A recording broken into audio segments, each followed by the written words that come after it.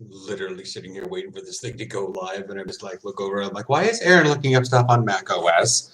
Because he's looking up general stuff about a program language. I'm looking at stuff about how to use Nginx on PHP on Heroku. Is that like the streaming software? No, none of it is. Oh, I thought that's what your parents had so long ago. That wasn't the little tiny box. Roku. Ah, okay, so Japanese streaming, gotcha. I don't know. There's only 26 letters in the alphabet. Their combinations tend to repeat after a while. Yeah. Especially the ones that sound cool and sound cute. Like there are tons of people that are probably like, that want to name something the FBI. And I'm just like, that's not an acronym you should be using. And no.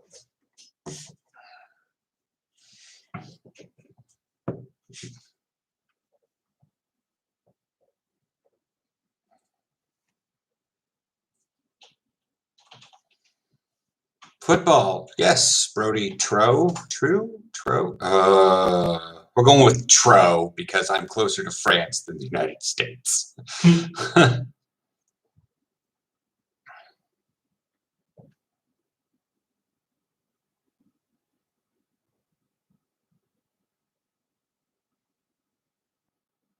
you want to talk about football? American football? I know crap about soccer.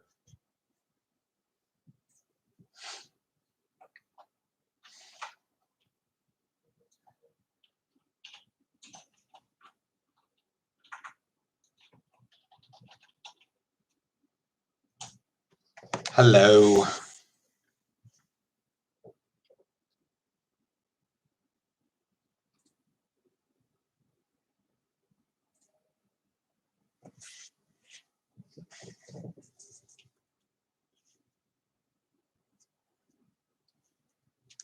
Ooh, so what do you want to talk about?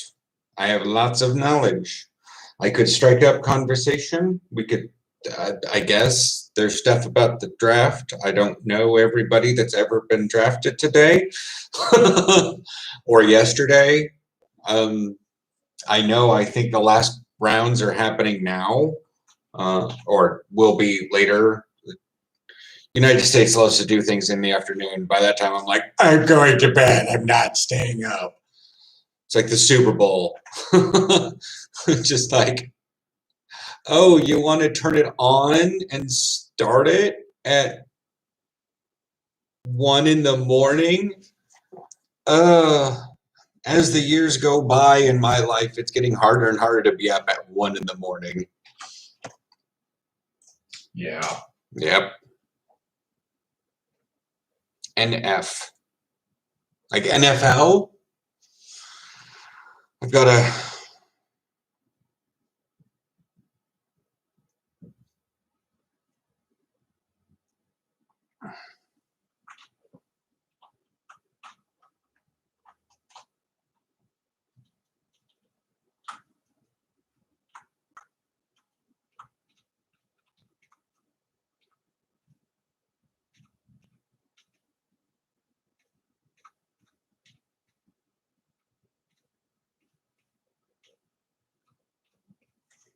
I mean, like I said, because the draft is quasi going on.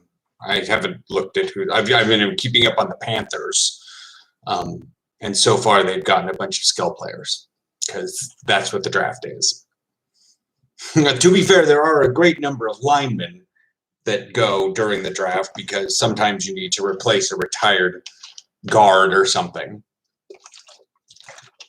But some things aren't necessarily, and technically, I think no.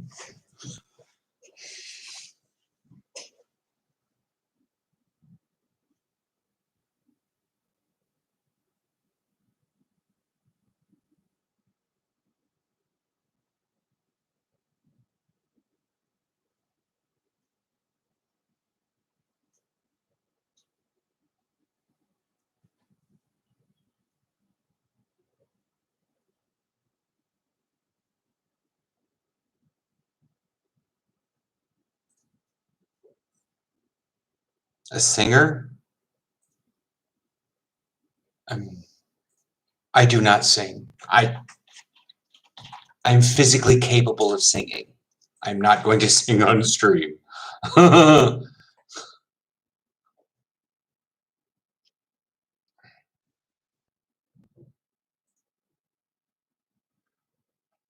Like I said, I'm physically capable of it. I'm just not going to because I have enough negativity in my life. I don't need a stream getting all negative to me about my singing.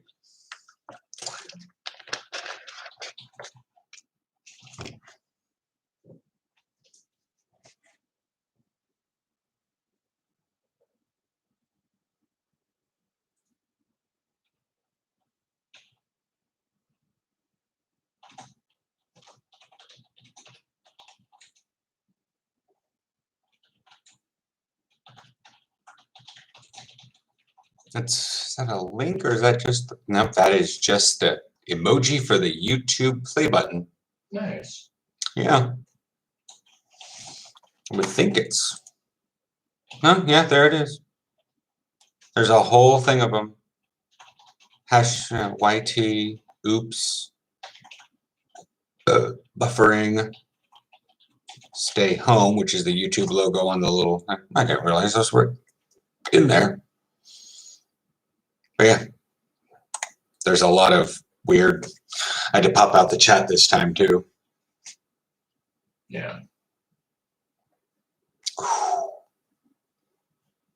Your thing just came through. There's Asimo Thomas.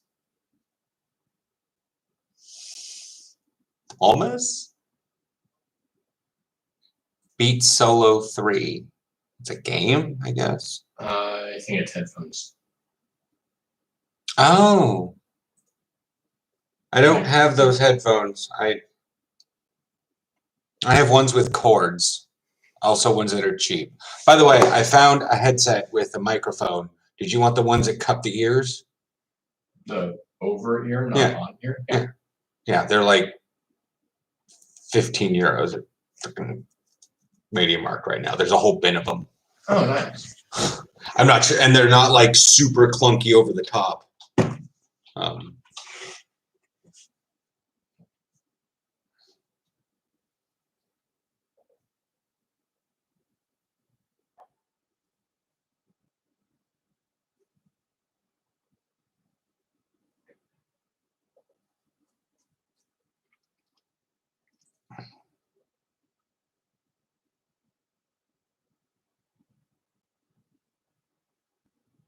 Thomas said he'll be here.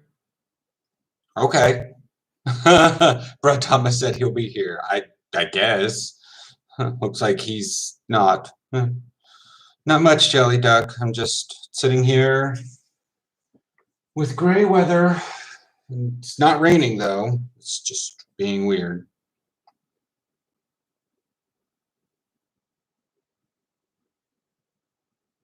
Were they wired or not? USB. Okay.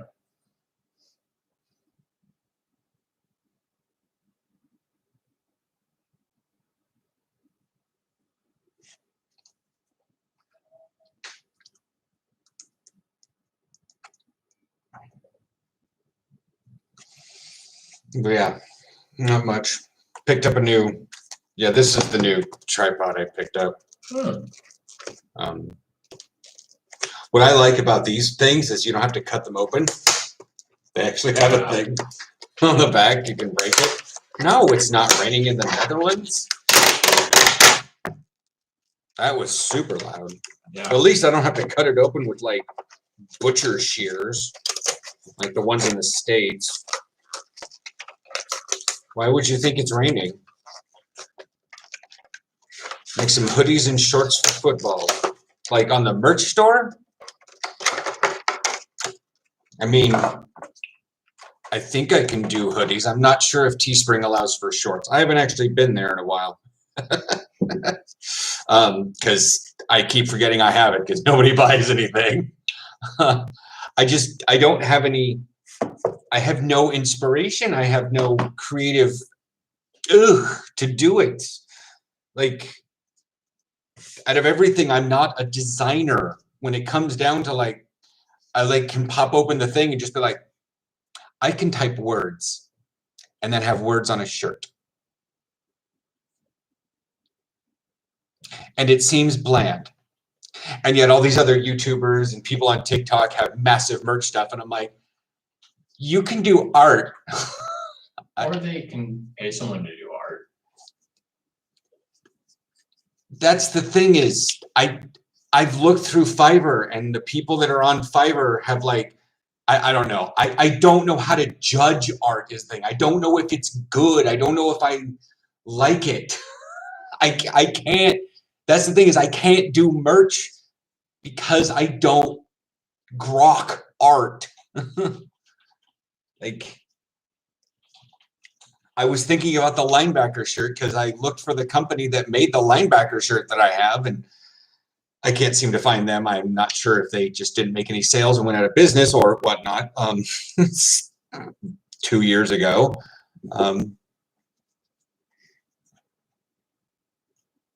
That shirt should be named Moron. Kidding.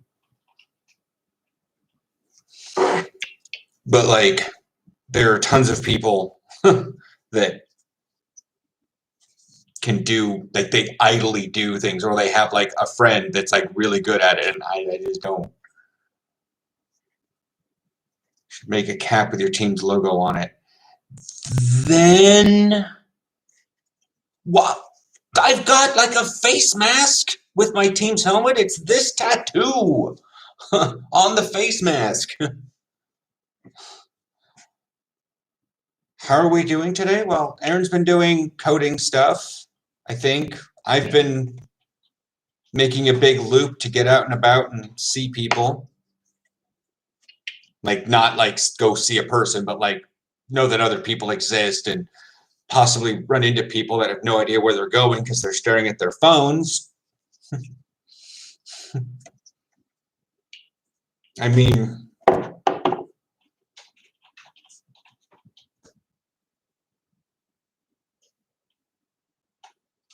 yeah, right there. I'll try to see if I can get through on one of my videos to the merch page, and I'll show you guys some of this stuff. Your channel. Right there. That is, yeah, like, I mean, what are you doing? Oh, because you have an ad going. You're not actually doing anything. Pause. Yeah, see, there's a face mask with my tattoo on it, and it says at the bottom, linebackers are just different. And then there's a cup with it on there. It's so bright and gets out of focus, but it's all listed at the bottom of my videos. There's a tank top that says, if you don't body slam a running back, are you even a linebacker?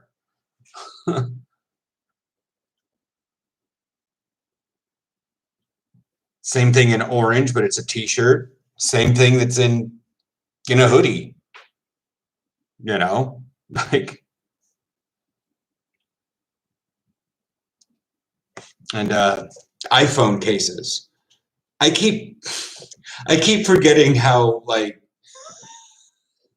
I'm going to be a little bit harsh here. I keep forgetting that iPhone cases are a market, considering how fucking broken iPhones are all the time. Nobody puts their phones in cases because their phones are constantly broken. So it's like, why? It doesn't seem like it, but that's the thing. Like, right. So, but yeah, like, I've got merch and I've put other stuff into on there. I've had a couple things on there that just never sold. I've literally never sold anything on there. I'm not sure if I'm not doing right or if I'm not making it cheap enough. I think the face mask I don't actually make any profit on. on the side. I've made it so ridiculously cheap. Just so I'm like, that seems expensive. But, you know.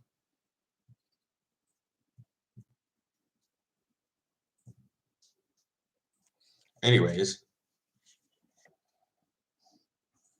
But it's like, I mean, I could probably go through and take the same graphic. But that's the thing is like, do I just like put the word linebacker on the back of a phone case? My brain doesn't have an idea of what people want.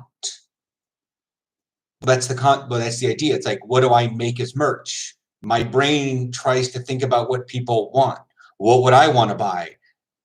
And I did put things up there that I wanted to buy. We will figure out what happens when that happens, because that hoodie's been up there for 6 months.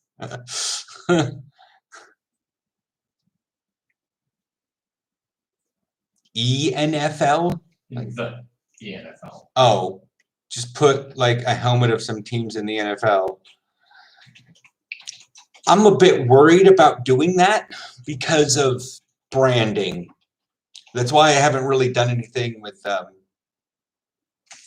bye-bye. That's why I haven't done anything with like much of my team's helmet. That is my tattoo design. And so it's a bit mine, and I know the team really kind of doesn't care. And if they actually complained about something, I'd take those merch things off there. But like that's the thing is I don't know what people want. Like you want football stuff. Okay, I can get clip art of a football and put it on a shirt. There's like a jabillion of those. It's like there's nothing special about it. It's just mine. It has no branding for me. Yeah, NFL team merch, like Aaron said, is not a great idea considering like I'm lucky to show off my PopCap figure.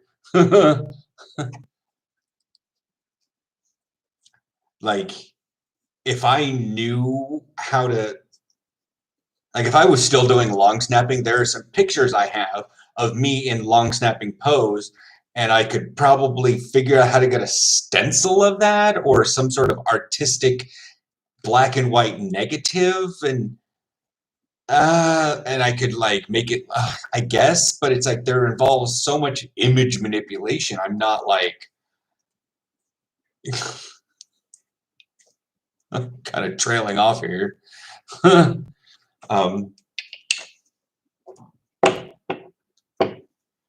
But yeah, for the hoodie thing, I'm not sure how this works.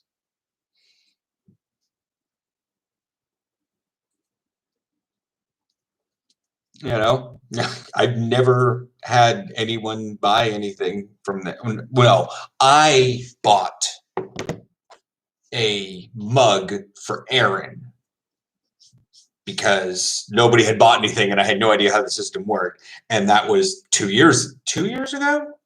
While ago. That was a while ago, and I've already forgotten how it worked. Is your mug here? No, No, you're it's in using the the Mykonos. It's in the dishwasher. But like the thing is, I bought it, showed it off on the channel. It was for the Cobras because I didn't have any. I was trying to create merch because I moved to Europe and things were awkward. Patreon was not really a thing, anyways. And so I made a coffee mug because I like coffee. But I realized that most people don't actually drink coffee out of a mug anymore. The Brits drink tea, but they're also not really into American football. But yeah, for like 2 years, I've been racking my brain about merch. It just, nothing comes up to it because in all the things my brain can do, artistic creativity in a static medium is just not a thing. Like I can weave sounds and football things together and get videos and playing in little AMV movies and stuff, but to make something that looks good is like standalone art is weird.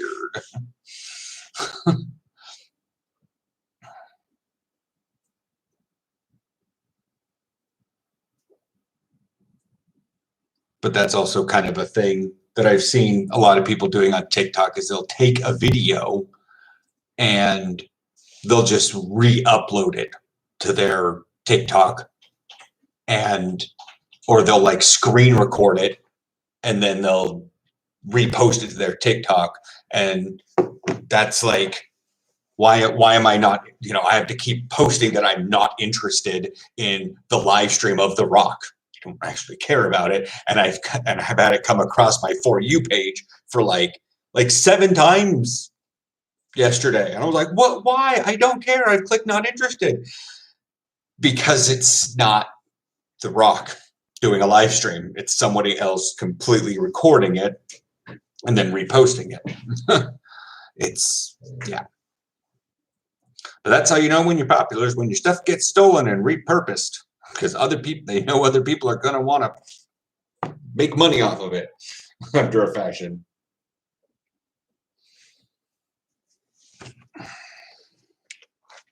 Dom Creations. Exclamation mark, heart.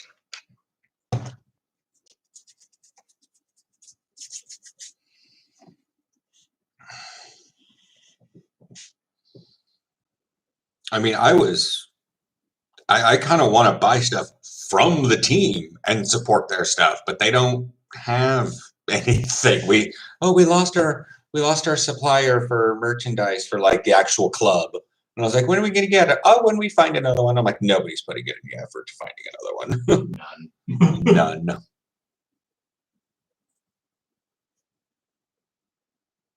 That's fine. I'd go and join in like an hour. It'll be fine. It'll still be daylight. It's going to be daylight till like 9:30.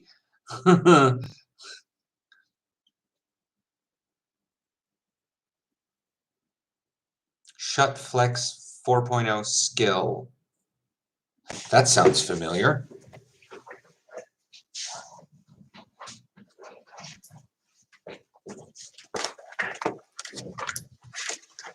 These? Are those the 4.0?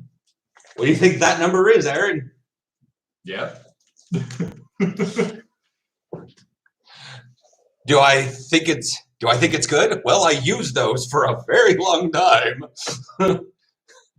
What is it? Let's see. I had some Franklin ones. Yeah, these are also small, but I got those in 2017, I think. Yeah, and then I used them on the Cobras for 2 seasons, something like that. And yeah, because that's when I also had the Zenith at the beginning of that season. So I used that for 2 Cobra seasons and then a half, because that was like the linebacker one. And then we moved here, and then I had the other one with the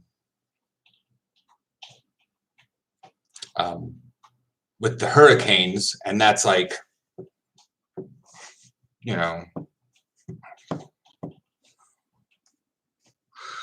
20 October. Like, everyone's knows most of my profile pictures from that time. Like, I had that picture in front of the Hurricanes logo, and as you can see, I'm wearing the shoulder pads right there with the practice jersey I got. And then I wore them in France. I wore them in Belgium. I wore them all the way up until this last summer when I got my Zenith ones. I had them for so long. They're going to work for you. These are still good as shoulder pads. It's just that when you're using skill pads as a linebacker, this thing breaks because the lineman likes to get in here and do this. I'm like, thanks for the chest massage, Martine, but Jesus Christ, you're going to break my pads. And he did. So if you're a skill player, they're going to work really well because DBs don't like touching shit.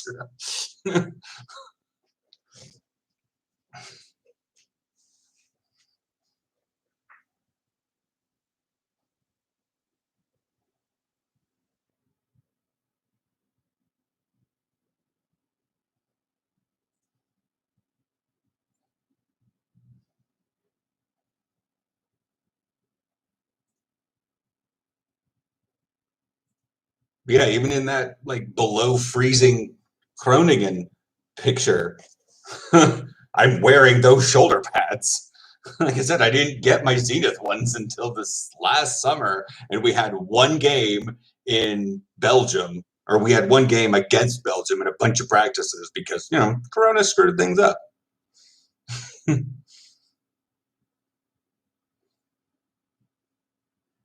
So if you caught any football videos since last August, those are my Zenith pads. Anything before that is those pads. Unless you're looking for the suit up video, and then I think those are the previous shoulder pads I bought from the club, from the pit bulls. Yeah, you're a safety. You'll be fine. You'll be fine. They are so great. I mean, here. My linebacker butt, I'll show you the reach you have with these. They just don't have full great protection necessary to deal with linemen.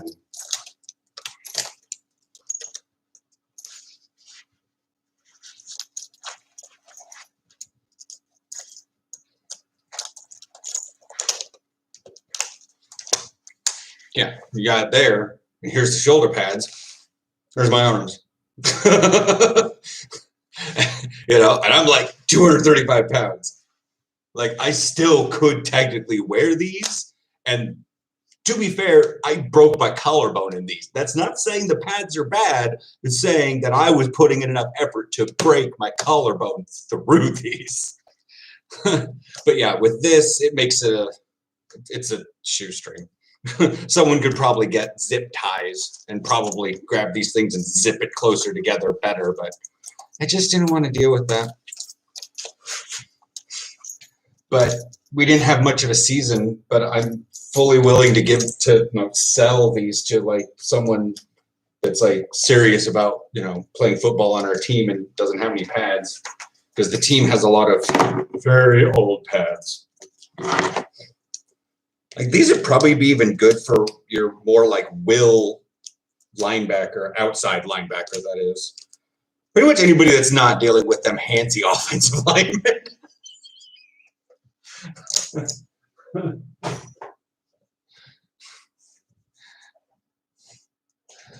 On a regular basis. I mean, strong safety blitz, you're probably going to have to deal with a tackle every once in a while, but one, you're faster than them.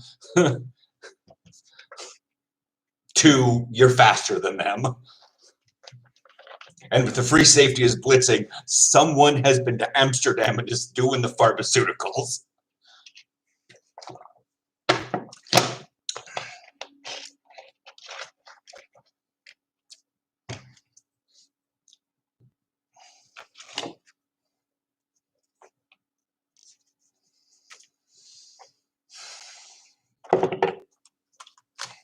So the only issue I have about this new tripod is the fact that it's not necessarily detachable from the tripod like this one is. But it's also much smaller. It's also much smaller. You're looking for like a key. My keys, which are still in my pocket.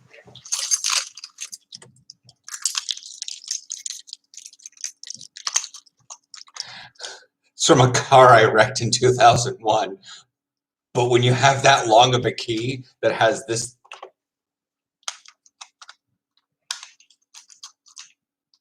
it's a utility key at this point.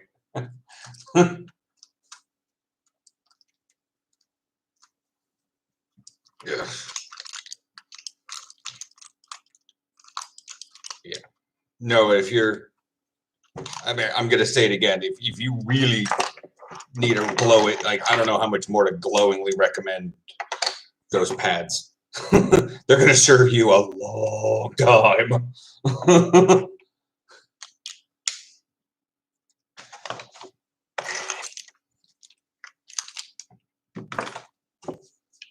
And I even have the compression jersey that I had from the Cobras if you go back to when I did the compare contrast between those two shoulder pads, I used the exact same jersey, blue or black and white. They're the exact same size. They both fit the same. So you can see the difference. You can see how it's happy that I did 10,000 steps, but I'm not. I'm gesturing like an Italian. You can see how a compression jersey will fit with those pads and how useful it is with my arms. It's in the football gear thing. The image is definitively side by side me. Actually had some weird editing on that one. I kind of like the action of what I did with that. Utilizing a opacity with the video things to show how much bigger the shoulder pads were than the other ones in the exact same like shot, and then like moving them over top of each other and like centering my eyes on top of my own eyes. It was really weird.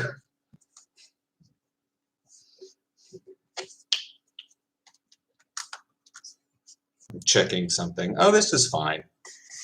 I wanted to make sure that I had a decent distance away from me, but the thing is, I was too busy using or trying to get a bigger tripod for this camera when this one actually views me from farther away, natural, because it's got a bit of a concave, convex, all that matters on your persona. To us, a sphere is convex. To anyone inside the circle, everything is concave. It's a matter of perspective.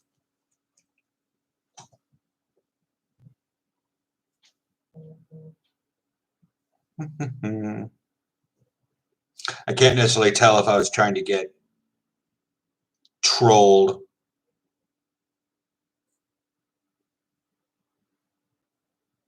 Yeah.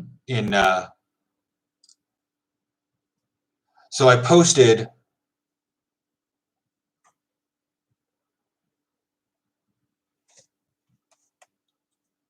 I just got the notification, Asimo. I'm figuring things out. I may have to go into Facebook on my computer. I got the notification, but I don't know how to get it back. It's on Facebook Manager. I'll log in here in just a second. So a guy, I posted some LGBT visibility for American football thing that I posted to TikTok, and someone came on 4 minutes ago, commented, a middle linebacker named the Water Boy, me. Well, I can take this one of two ways. I can say, well, you mean like Adam Sandler, the Water Boy, who was a wrecking ball of a tackler and a middle linebacker? Or are you trying to diminish me by saying that all I do is stand around in pads and give water to players? I don't do either of those. However, at the end of that video, it's Dashric. Just look for Dashric, the channel name. I've done a real good job at branding myself with that name on lots of social media, except for TikTok, or except for Twitter, tease. But you usually can find me on that one. Anyways, I think you can still search for Dashric.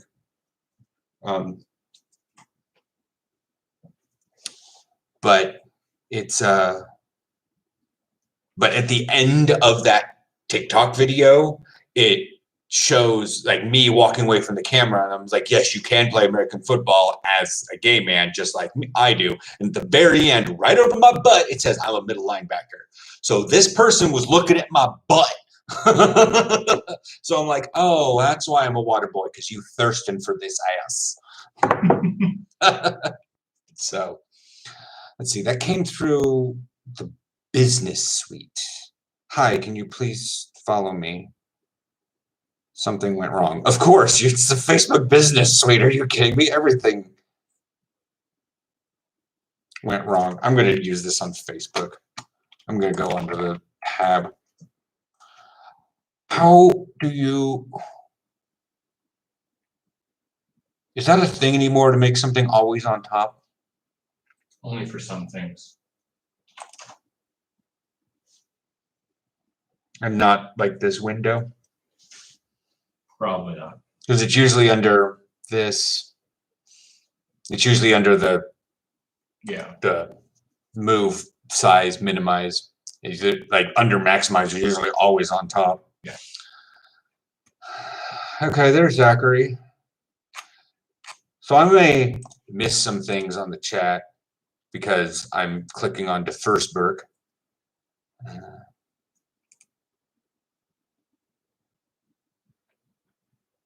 There it is. Chris, because I have the thing open. I think I'm on the wrong website.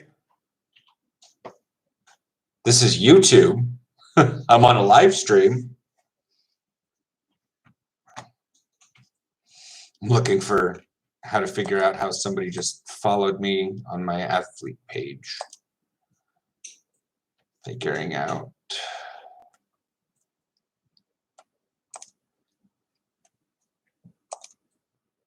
View profile.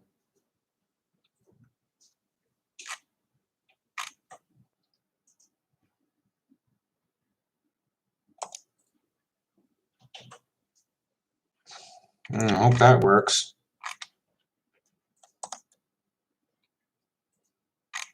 Oh, Activision Blizzard CEO Bobby Kotick cuts salary and bonus by 50%. My comment, he is a gentle dictator.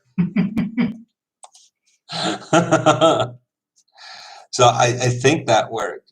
Let me go back to my athlete page. Chat, what's the chat doing? Chase is here. Hi. Matt Riley. Kathy added a new photo. She put a screw in a cork. Oh, never mind. She's doing business stuff and doing drunky drunk stuff. All right, let's go back to the actual thing. I'm not really much on Facebook anymore. I have to log into it on my phone. So that's cool. A couple dates already? I mean, not saying that's necessarily a bad thing, but it feels awkward.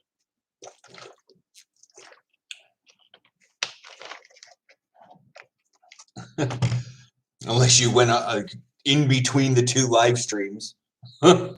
You went on 2 dates.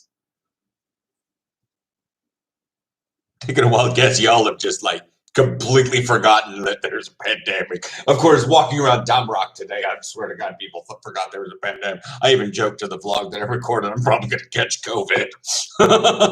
But then the wind came from behind me and went down. I'm like, oh, okay. That's pretty cool.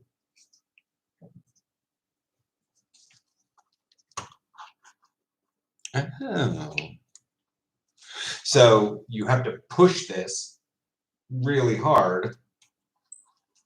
Oh. And then it pulls back out and you can do tip to the side or Nice. Yeah. But the good part is this is easier. Yes.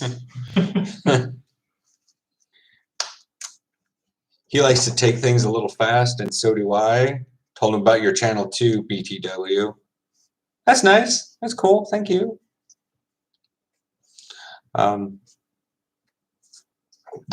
thing with some swallowed air with my water. Order burritos. I know you're focusing on being a little art thing, but order burritos. I demand feta. Fetacas. I'm still trying to figure out why there's graffiti around here that says the word feta. I'm not necessarily against it, but it is literally everywhere. Because I don't know what the 26 was doing on my way home, but it was going through the thing really slowly to the point where I could like read the graffiti on the side, and I read the word feta like 10 times in the middle of the tunnel. I was like, why? I see it a lot when I'm going on the bike over Amsterdamse Brug because there's a little like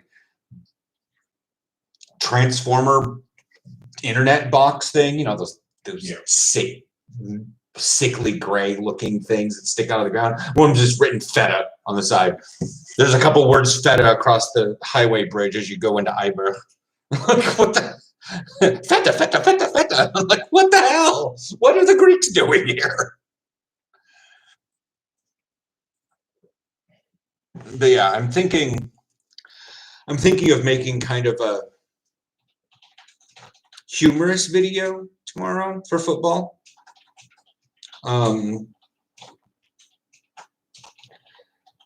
In the spirit of the football uniform suit up. Going to be answering comments, talking about news that I've read about the ELF, and talk about some stuff and some current seasons that are going on. But it may make it also a second video, so maybe 2 videos tomorrow for football about suiting up.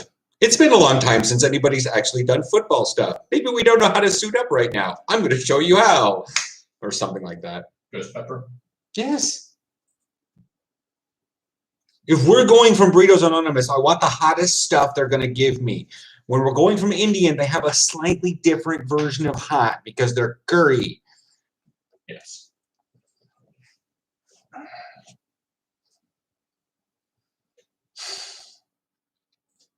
I'm going to say this, Zachary. It's a better mood. How do I put this? I want to say it's a transitory thing. The concerns I expressed in that video are still in existence. Sort of like venting, like the heat for the pressure cooker. The pressure cooker got vented, so it's no longer rattling on the counter, but the heat is still turned on.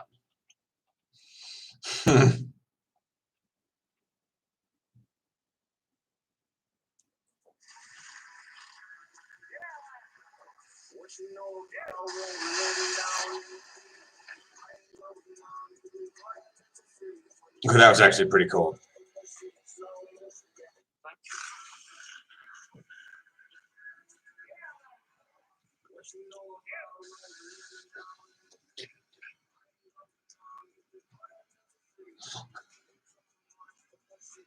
It's pretty impressive. Yeah.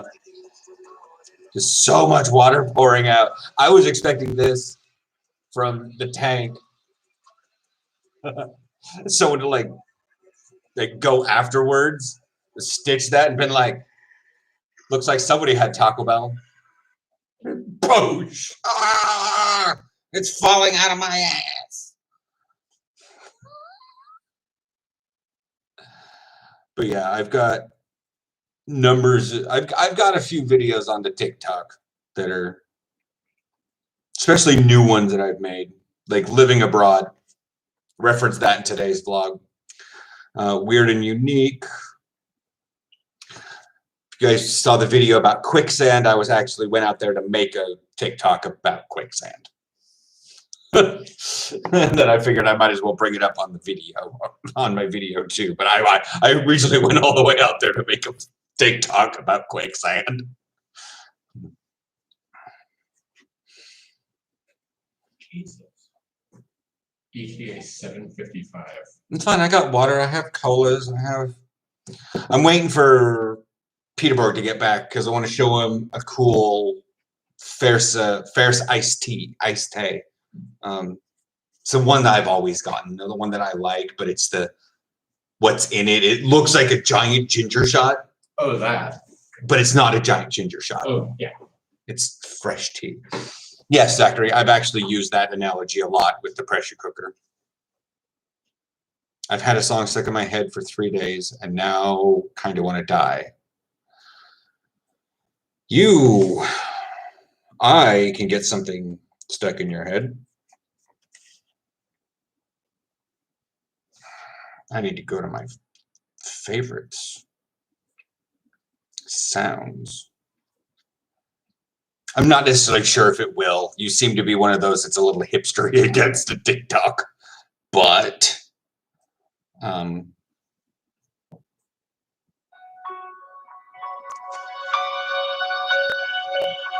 You may also be too young for this.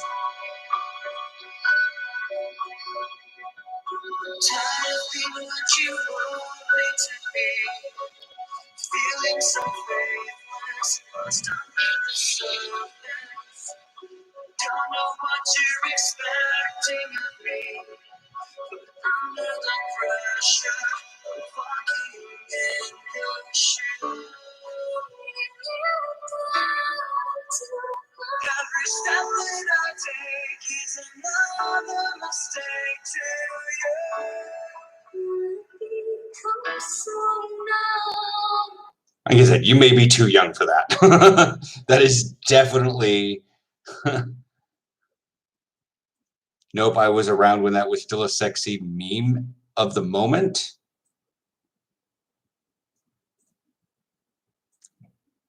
I feel like you used the wrong words there. Those were songs on the radio, and they mashed those up.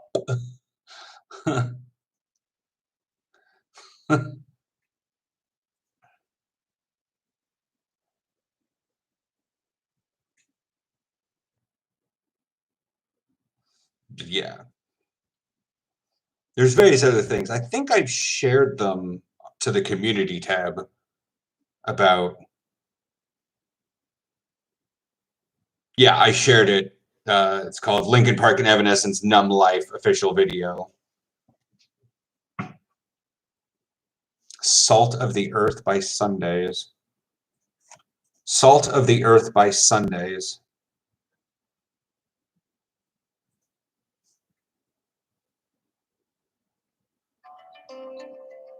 To the shore, the last in the sea.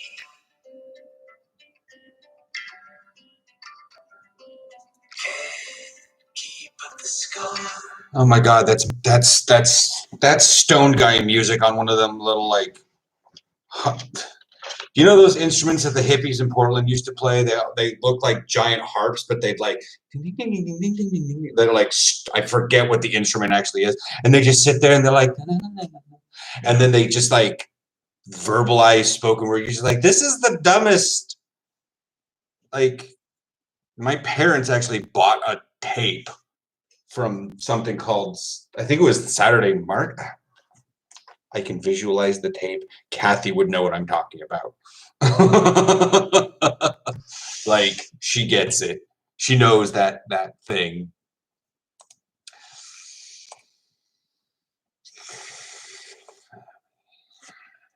I mean, there are numerous songs I could get stuck in people's head. Not SoundCloud. SoundHound has a playlist of things I've searched. Oh, that's cool. Yeah, it's quite weird. I like it, but it keeps telling me, you want to sign up for Pro, right? No, I do not. No, I do not. That's just me tweeting the stream. I forgot to do it. Oh yeah, your mom liked the biggest lies I was told in the USA. That's awkward. I also have the song Drifter in my head too. It's like two warring factions in musical form.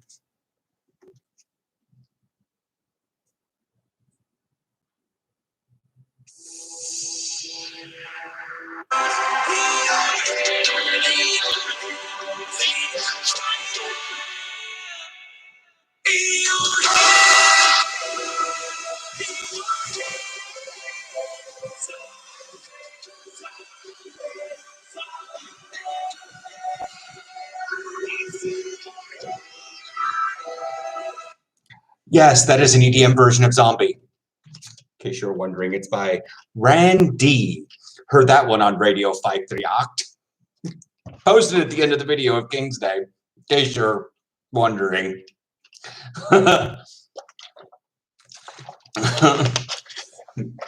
King's Day is always weird because you hear music you've never heard before, and you're like, I love it, and it's all EDM because the Netherlands.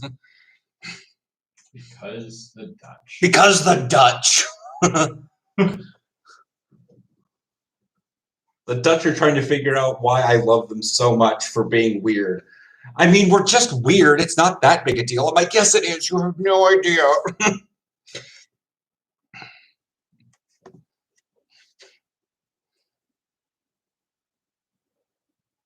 Then there's the one that I was trying to figure out, the face tent. You know this song.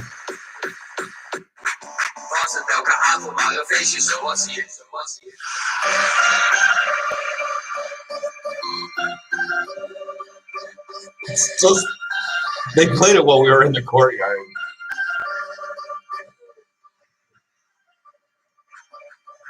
What is the words? Oh,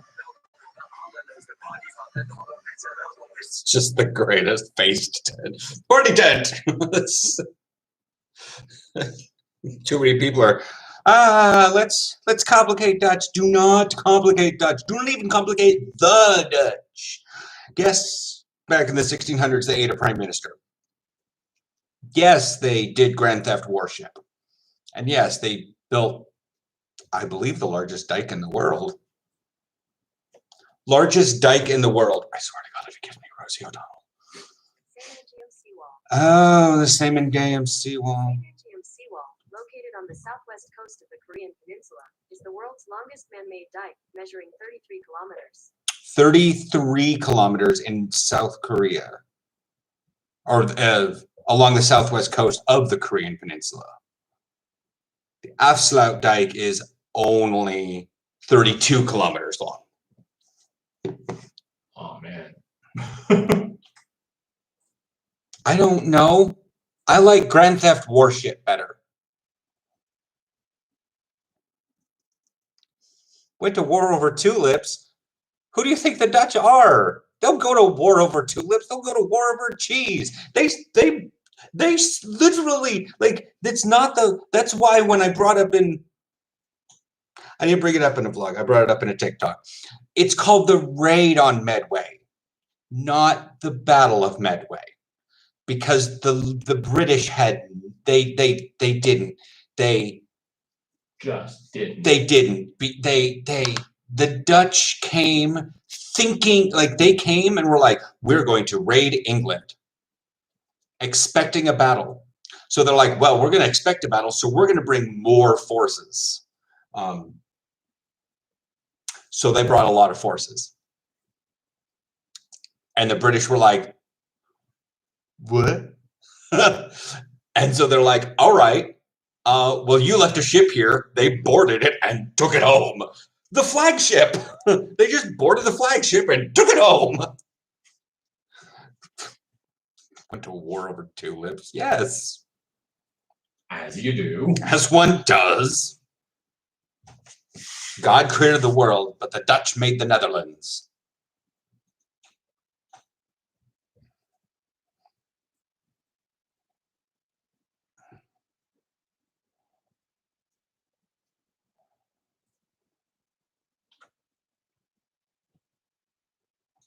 You can see that story working real well as a comedy. Yeah. I mean, if you're into history stuff, like, I know you love basically sleeping with murder mysteries, but if you like history stuff, just look up the raid on Medway. Medway. Not Midway, you'll get the thing over in the Pacific Ocean, and that's the Battle of Midway, not the raid on Medway.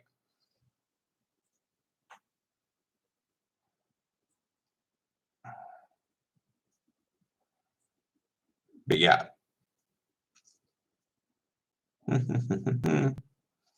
Like, it's actually, it was the HMS Royal Charles. It's an 80-gun first-rate three-decker ship of the line in the English Navy. She was built by Peter Pett and launched at Woolwich Dockyards in 1655.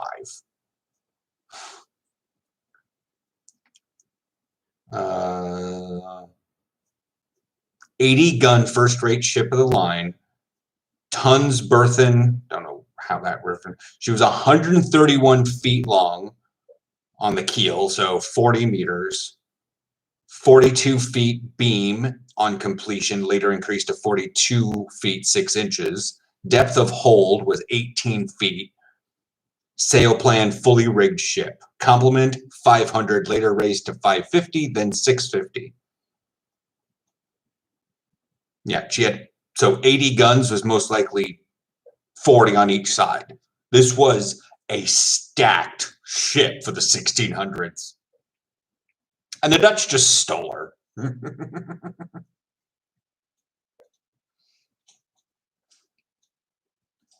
Story as old as time. The painting. Appreciator. The painting Dutch Attack on Medway, June 1667, by Peter Cornelius van Soest, painting circa 1667, shows the captured Royal Charles right in the center. The problem is most of the boat has been like deconstructed and put into museums or has been whatnot, but the stern piece is preserved in Amsterdam currently and hasn't left Amsterdam except to go flaunt it at the Queen's Diamond Jubilee? Diamond Jubilee. And you're like, how petty are you? All the petty. How petty are you when you go as a honoree of the Queen's Diamond Jubilee, which is her 50th? I think it was 90th because it was pretty recent. I thought it was her year of reign, not her whatever. Her Diamond Jubilee, which we saw on television because it was great, massive procession, all that stuff. It was great. 60th anniversary of the Ascension. 60th anniversary of her being the Queen. And the Dutch brought the stern piece, that thing, to the Diamond Jubilee. Like, yeah, we took your flagship. We still have this. We still have this. See, we still have it. Oh, what a Party's over. gift. Bye. Oh, it's not a gift. It is now on display at Rijksmuseum in Amsterdam, which is now a reason I want to go to the Rijksmuseum.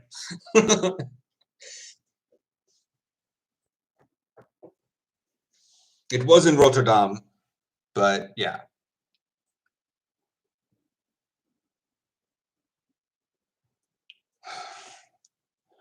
Oh, I just got the notification at 7 o'clock that the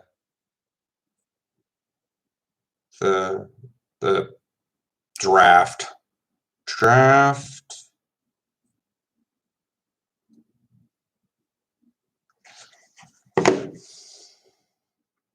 I'm going to do the quick math here.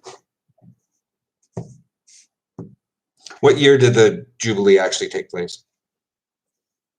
Was it like 2017? 2018? 2012. Holy crap! Time's just gone weird with me. So 20.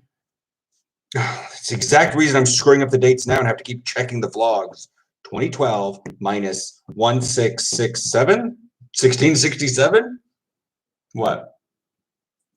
The only other Diamond Jubilee celebration was in 1897 for the anniversary of the 1837 Ascension of Queen Victoria. 345 years. They kept something preserved. They still have it. So 2012 to 2021, negligible years considering its whole life. 345 years later, they bring back the bust, the ass piece. Like, if you went, like currently,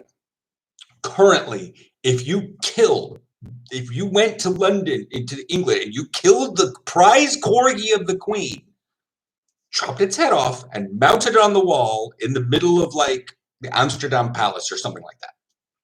And then 2021 plus 345.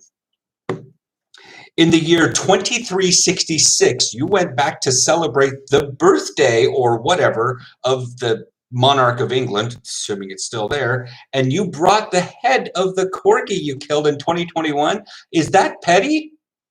Yeah. Manchester, UK, and I'm here talking about being petty against the United Kingdom. Oh boy. The Dutch being hella petty against the UK. That was, yep. No, I don't know petty because there's no gay guys that live in downtown Indianapolis, anything close to the Dutch at this point. Like, these epic levels of petty. It's Michael John Dennis from Manchester. Also, IE with an Ireland. IE, yeah, Ireland. Ireland. Like, that's the only country that the Dutch don't like completely butcher, but because they basically have diphthongs for it. Proud Irish Catholic patriot, 50-year-old Irish gay man here, i.e. Shamrock, i.e. Hart. Yep. But you're in Manchester, UK. And every time I see the word Manchester, I think of the Manchester Titans, which is a supremely popular American football club there.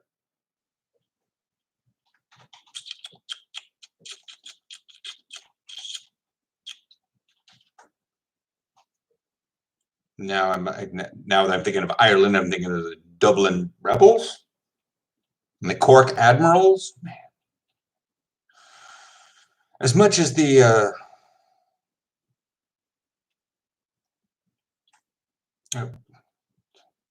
as much as my entire video about reacting to hurling and Gaelic football has gotten popular and a lot of hate from the Irish community. Just like, you guys actually do have football over there. And sometimes I go and comment on those videos just to stir up a little bit of trouble. But they're like, you're saying nothing like football. I was like, how about this? You go to one of your nearby American football teams and you really try it and think that Gaelic football is the supreme sport. No sport is technically supreme, but everything's better than korfball.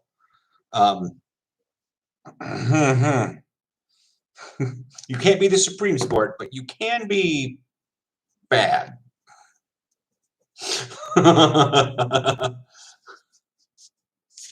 Like, yeah.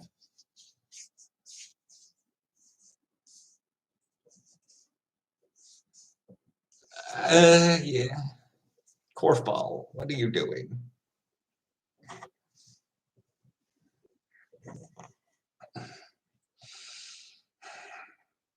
How is Manchester right now? We've been having a lot of, I heard something about a massive weekend storm, or was that last one?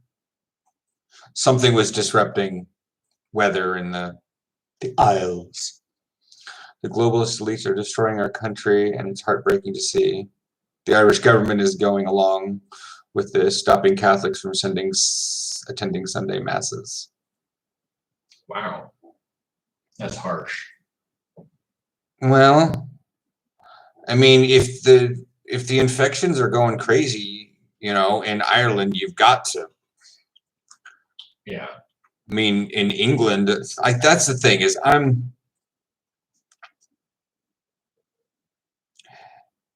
every country seems to be doing their own weird thing, and a lot of countries are allowing people to practice or play American football. And to be fair, like I said, I could go to practice, but we're not really having games right now. My curfew got lifted, so I can go on Thursdays. I'm thinking sometime in May I'll probably start heading back, but there's no schedule going. But I know a lot of Irish teams and stuff are practicing. Are they? I know a lot of British teams are. I don't know if the Irish teams are.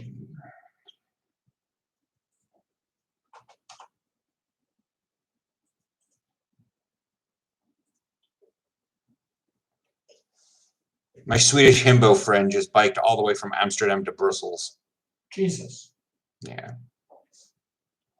3 flat tires, so good on him. 7,389 calories, 224 kilometers. But he also has an electric bike with like a billion speeds. So, like, I could probably, maybe. All right, Cork Admirals, where are you?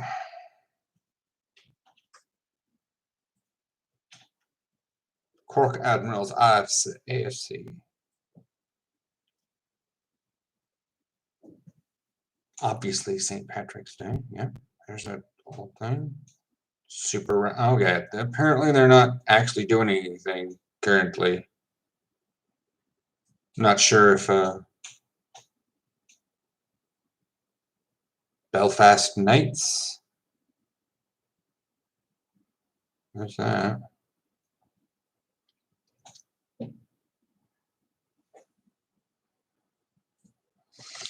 Our police force on Garda Síochána, butcher a lot of these names, along with our disgraceful Dale, Aaron, and our touchdowns, TDs, temporary diversions. All right. From our, that's a word.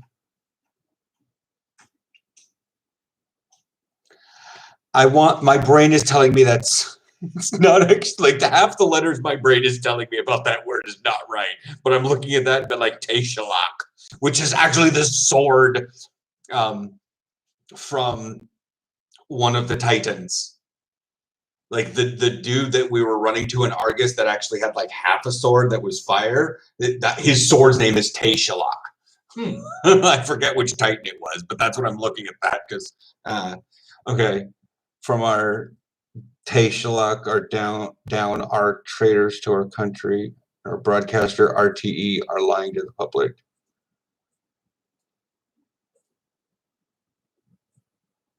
Taoiseach. Okay. Apparently it's pronounced Taoiseach. Interesting. I mean, I'm not sort of shocked that, Ireland has globalist elites. I'm not sure where those fall in y'all's political parties. Is that like your conservatives, your Tories? Taoiseach is our prime minister. Dáil Éireann is our parliament. Oh, okay. So, prime minister and the Eerste Kamer, Tweede Kamer. Keep forgetting, because I know that like the UK and the Dutch have very similar systems. They have a prime minister, and the Dutch have the Eerste Kamer, which is equivalent to the United States Senate, which is which is also equivalent to the British House of Lords, although the House of Lords gets put in weirdly. But the more thing that's representative of the people is, in Dutch, it's Tweede Kamer, and it's the second house. In the United States, it's the House of Representatives, and it's the Commons, or is that just what the room is? I think it's the House of Commons. It's the House of Commons is the thing that's representative of the people. I'm involved in the resistance to this madness from both my home country and for humanity globally.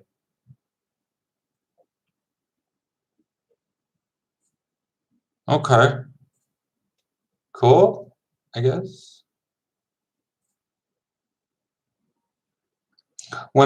If I were to fight for humanity on a global scale, I would start trying to, personally, I would start trying to get us to the stars. That's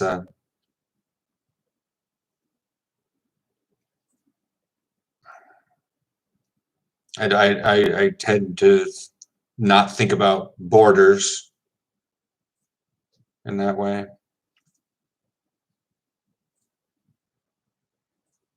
Only parliament anything I've ever seen is watches Glenda Jackson yell at people about Thatcher.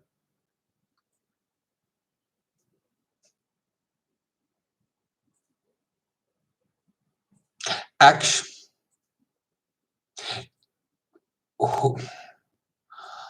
your shirt merch Aaron is about from who? Can't remember. I know the company it comes from, but who said it? What? Your shirt. The one I'm wearing? Oh. Didn't even know. Speaker of the House of Commons. Burko. Zachary, you need to look up.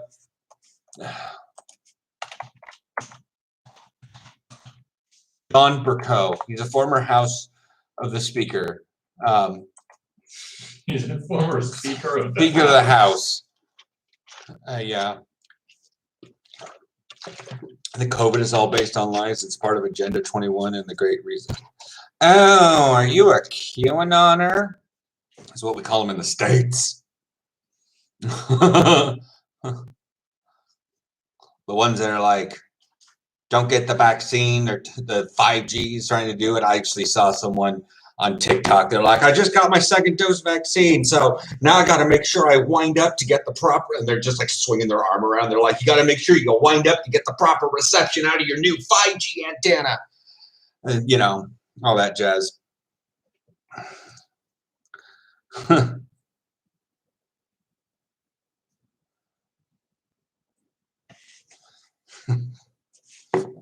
Folks out there be like, it's got a microchip to track everywhere you're going. I'm like, oh, How's dude, your iPhone doing? you should really look at what I'm doing. Do tell about the microchip floating around in your system that your immune system's going to eat up.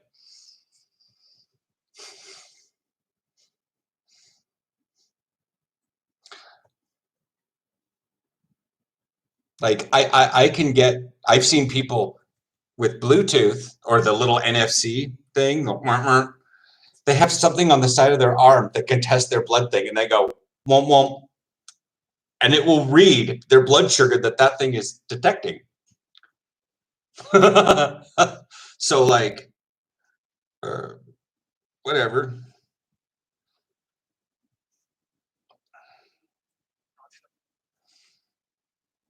COVID's based on lies. These people. Sometimes I feel like maybe we're not ready for space flight.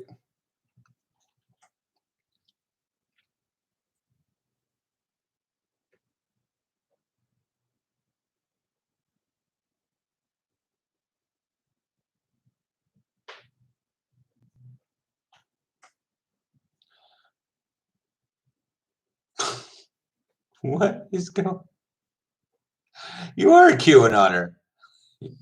You're one of those that's absolutely whipped up about like just the craziest things. Fox News has your number, and they are just everything about you. It's just they got your number, and they are dragging you for everything.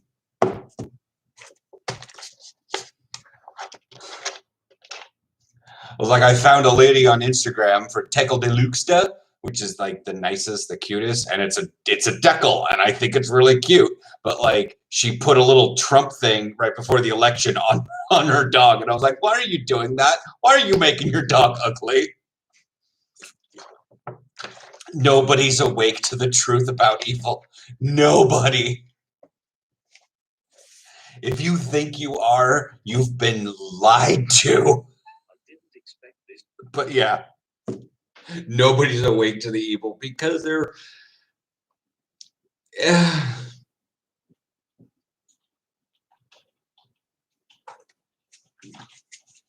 Yeah, I can't.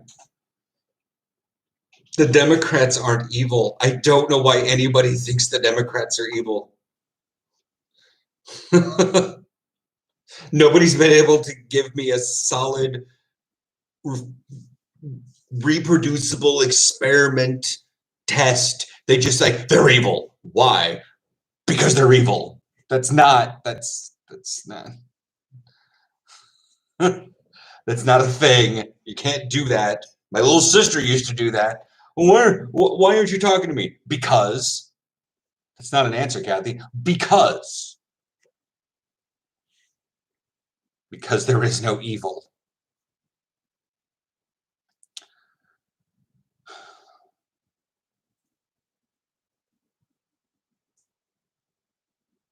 Yes, I'm on Gab. I don't even know.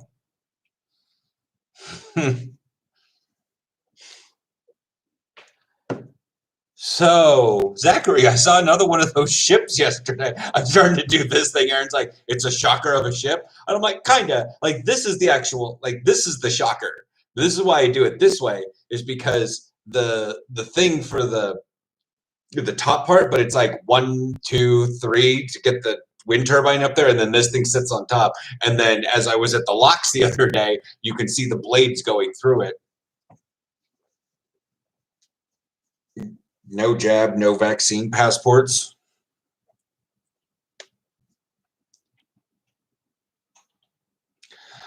Oh, the things people believe these days. The outright ick they have against humanity because they're told that they're easily jerked around and controlled and grabbed by the back of the head and manipulated. It's so bad. How easily people are swayed by emotions.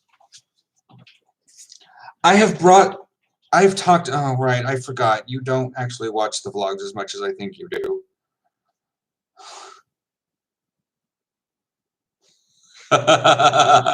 It's fine.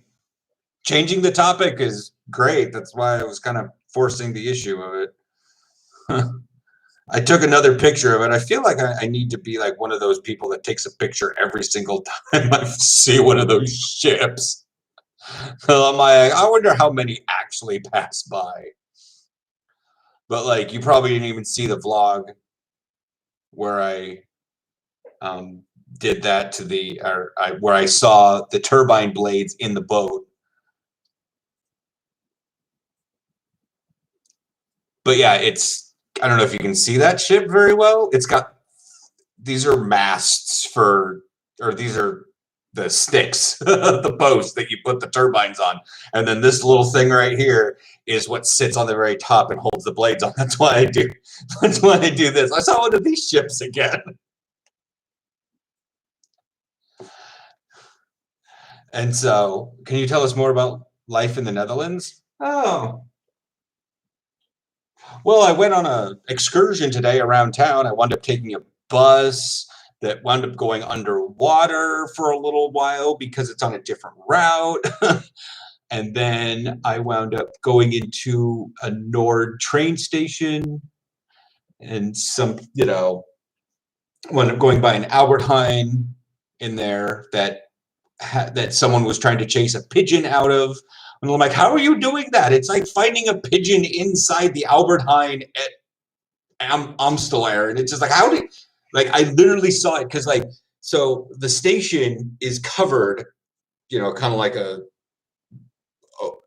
she's covered. So the pigeon had to come in, fly, go down the escalator, and kept flying, swooped under, and then landed. I saw it land right in front of the Albert Heijn, and then it walked in the grocery store. I was like, what you gonna buy in there, little dude? You got no money. And he just wandered around, and they're like chasing him around with like chip bags and everything. And he's like, not pros and cons. I don't get to deal with the United States on a daily basis. Is that a pro or a con? It's kind of a pro. A con is the fact that most of the people that I knew when I lived back there do not really talk to me very much because by the time I'm going to bed, they're waking up and like, there's only so much conversation people want to have out of one bloodshot eye. And by the time they fully wake up and get about their day, I'm already in bed. And by the time I wake up, so I don't really have contact unless it's in a pen pal state, and people don't know how to do that on the internet. Sometimes, like the one person I talk to the most gets back to me once every 3 months. Pro is trains. A lot of trains everywhere. Con.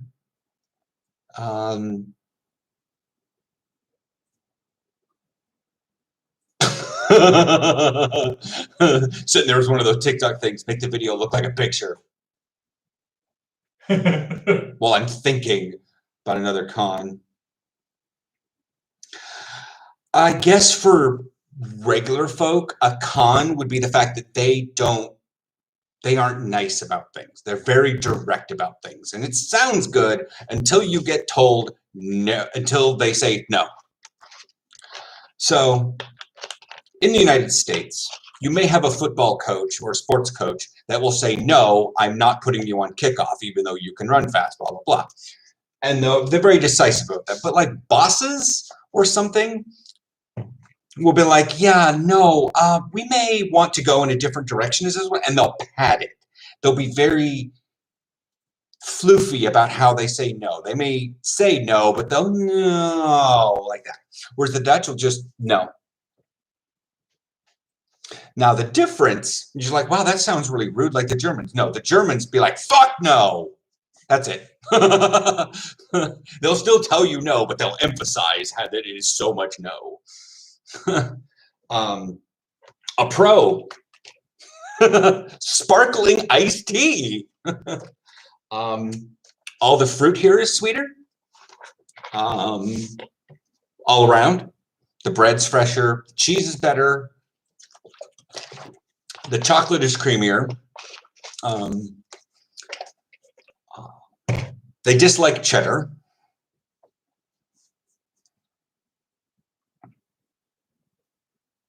And yeah. Trying to think of another con. Apparently, a lot of people don't like the concept of taxes moving here. And so let's move to the Netherlands. And then all of a sudden they get smacked with like Belastingdings is what it's called here. It's just taxes, taxes, taxes, taxes, taxes. And I'm like, well, yes, but there is a lot of stuff. Like I pay a city tax for where I live, basically a property tax. But every day at this skate park, I see a city vehicle going around emptying and replacing the bag in all the trash cans, all like 20 trash cans around the skate park. And I'm just like, it's so good. Food? What do you want? You're not going to get good nachos. You're really not. You're not going to get good nachos. Their KFC doesn't have mashed potatoes. They have French fries instead.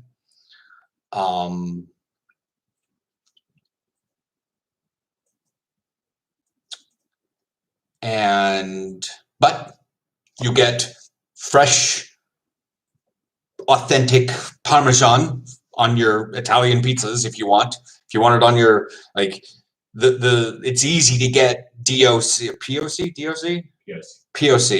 point of creation, I guess, whatever.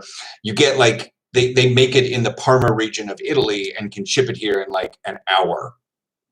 Usually takes a little more than that, but like you can get it the next day pretty easily.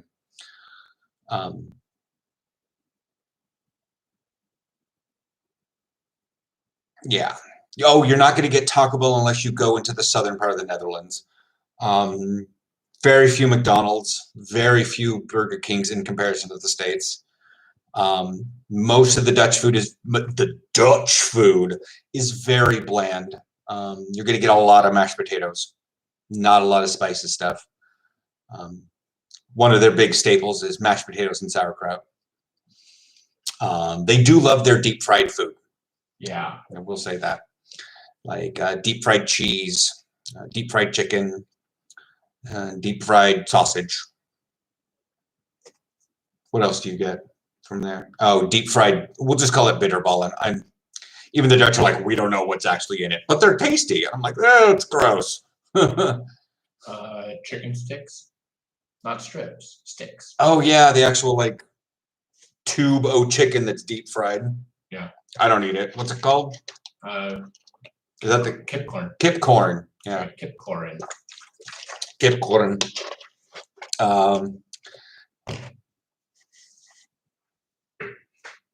No, it's Hungarian. Like literally, I can buy the soup Hungarische goulash. Is there any food you can get in the United States that you can't get in the Netherlands?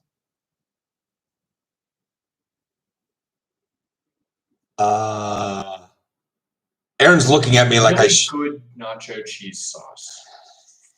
No, actually, you can get that. The stuff that we get in the can. True. That is technically, like, that's what I'm thinking. Like, can you get it at all?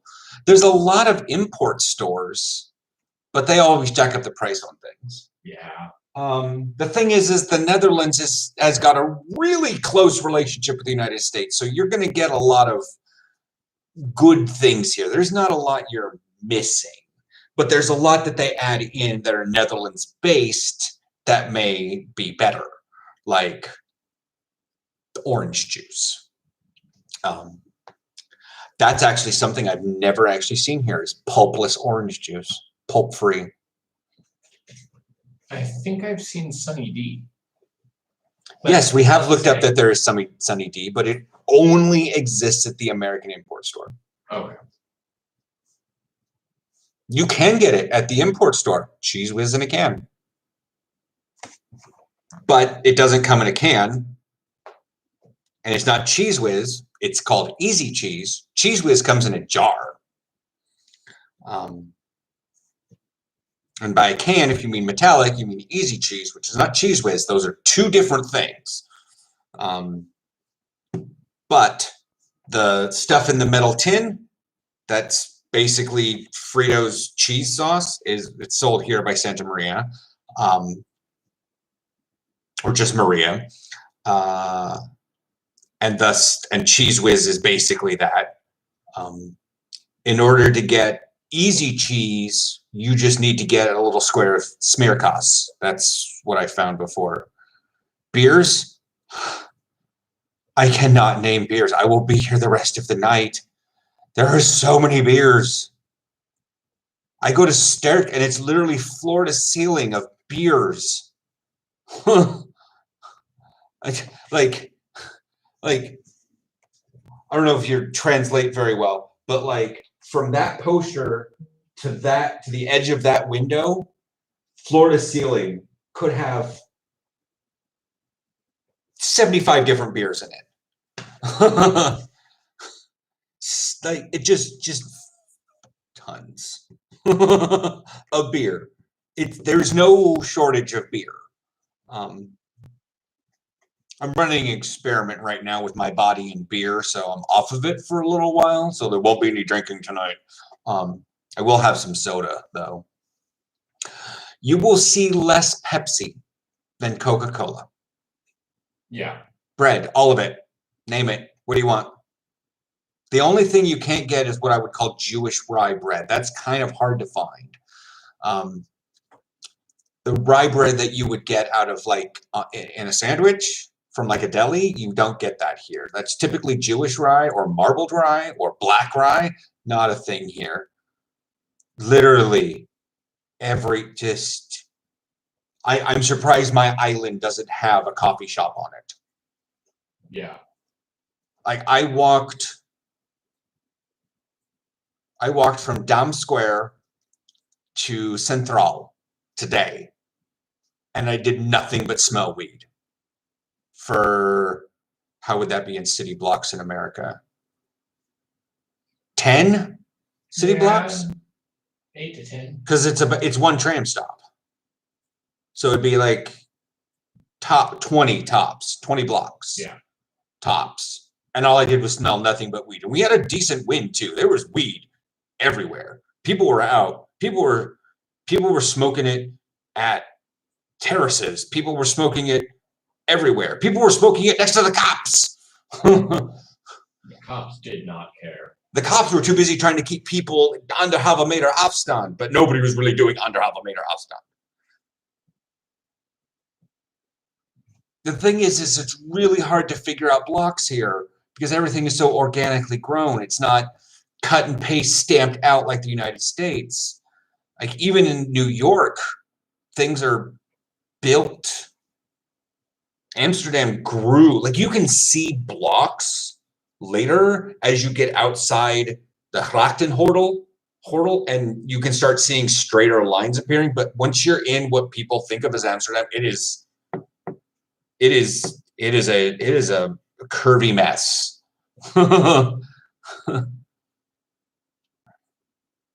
But yes, there is tons of it. There is no shortage of it. And yeah, if that's your jazz, that's your jazz. You will be able to get it. It is even considered an essential service, so they didn't close during lockdown.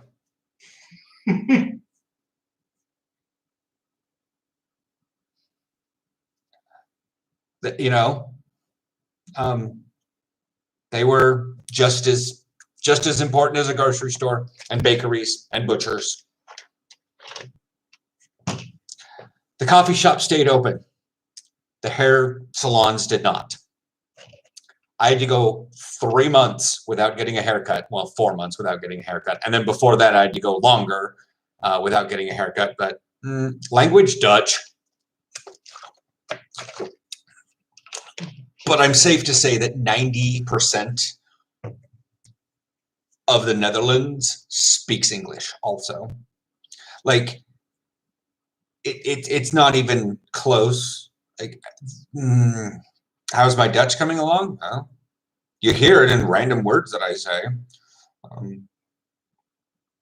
I do not really speak it here. I'm not fast enough in my thought. I can construct an entire sentence and then say it, but I'm not at that fluent conversational level. However, I see stuff like this and I'm like, oh, okay. I don't know. Vanaf 25 juni, Piet Hein Tunnel, Amsterdam, 15 maanden, dicht voor al het verkeer. Tram 26 blijft rijden.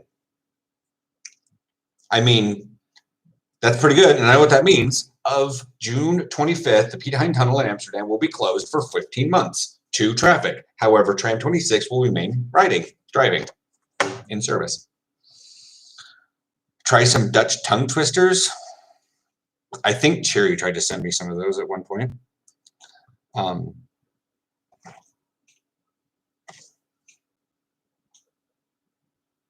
So you're going to kind of maybe ignore some of the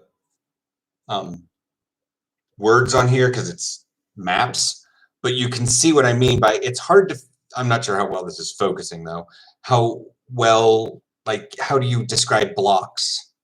Once you get out to like, and then obviously the Grachtengordel, which Grachten is canals and Gordel is belt. You can see the Grachtengordel. It's a canal belt. Anyways, but once you get outside that, especially over into like Jordan and West, you start getting way straighter lines. Yay, burritos are here. The people, Dutch, about as honest as they will come. They do sarcasm pretty well. They understand English sarcasm. They understand English flat out all the time. Yeah. But that's what I was going to say about the language is they will, very few people have to think about switching over.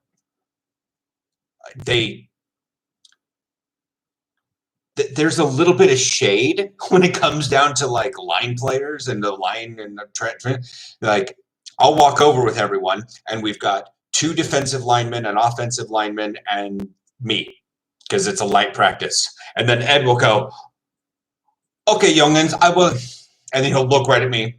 I will do this in English. No, they're not. Oh my God. No, Mark, they're not. Oh my God. The Dutch don't. That's also the reason why it's relatively decriminalized is because one, it churns up a little bit of tourists because people come there and they're not usually getting in trouble for it because it's not one of those drugs you get in trouble with. But the Dutch don't make bad things of it. Usually the people that are standing around horribly stoned all the time are tourists and people from the islands. But that's the Caribbean. That's the Caribbean for you.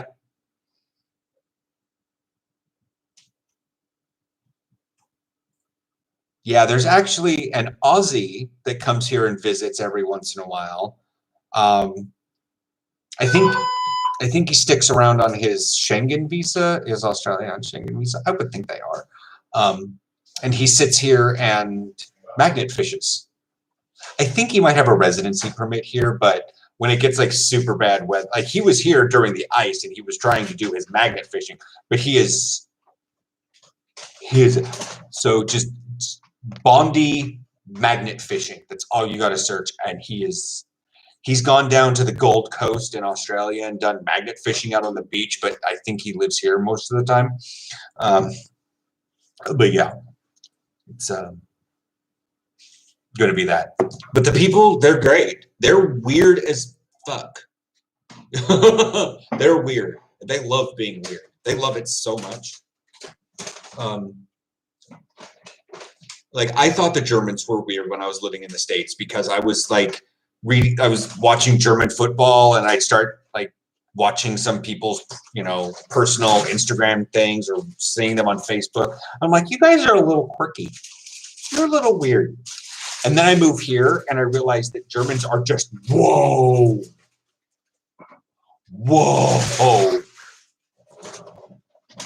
I will be quiet for a second. It's very noisy. I'm still going to be quiet because he's going to have to open his up.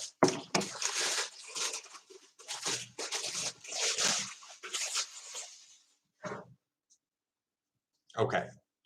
I'm actually going to go get something to drink real fast because if this is as hot as it's going to be, I'm still going to need to get something to drink. So, going to get my Pepsi Maxes. You found Pepsi? Wow.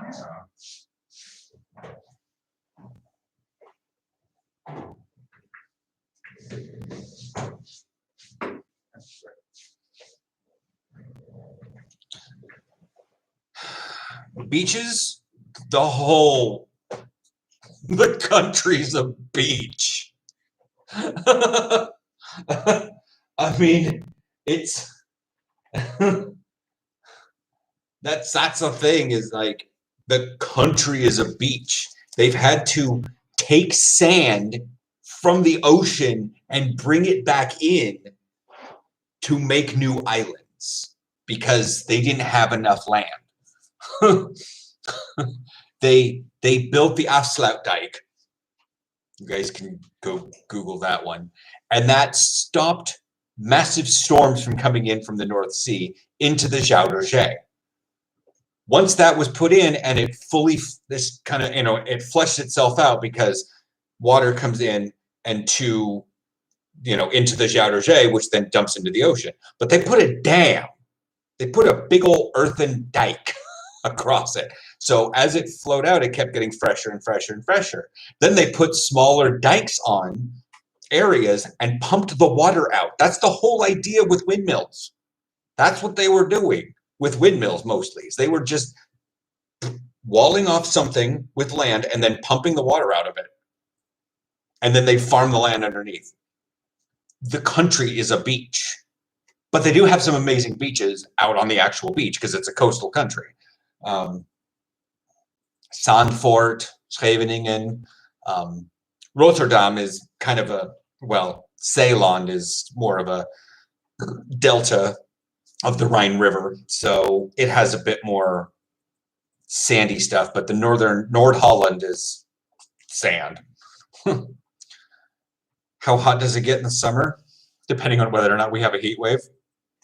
It's mid 70s, low 80s in like the dead middle of summer.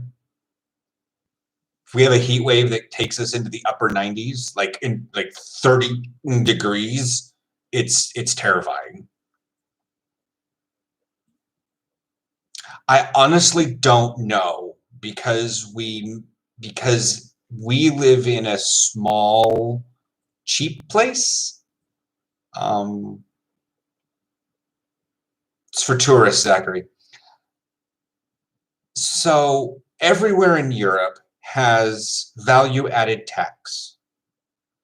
So everything is a bit more expensive because of that than it would be in the States. Kind of. Some things seem more expensive than they should be. As I've looked back at like Kroger, Fred Meyer, don't know where you're from in the States. I used to shop there a lot, so I check their prices still. And but like this half liter of Pepsi Max, I think is €2. It's effectively a 20 ounce, right? I don't know. I don't know my ounces anymore. If it's half liter, Yeah. 16.9.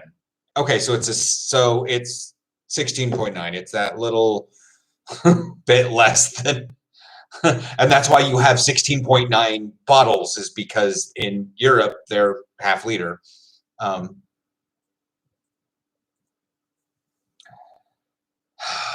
The cost of living depends on where you live in the Netherlands. It's crazy here in Amsterdam, but it's not that big a deal if we were to move out to Driemond, for Christ's sake, or Weesp, which is not that far out. Like I could go into Centraal, grab a Sprinter, and ride it 3 stops to Weesp. Take me about 15 minutes.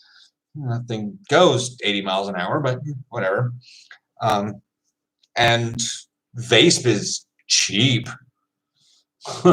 People are looking at me at paying what, over $1,500 for rent here, and it's a 2-bedroom apartment. And they're like, wow, that sounds so expensive. I was like, what is it where you're at? Well, I live in Amersfoort, and it's like $700 a month for a 3-bedroom house. I'm like, if I wanted to live in bumfuck Amersfoort. I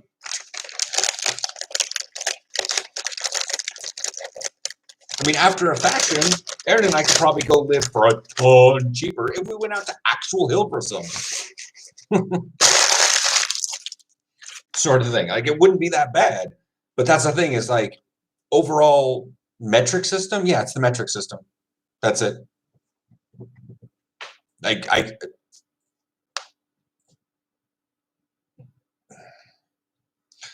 it's like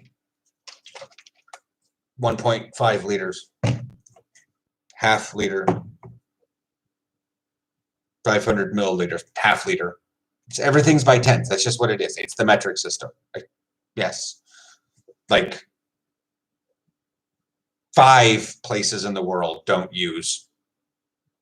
It's like the UK uses a combi system.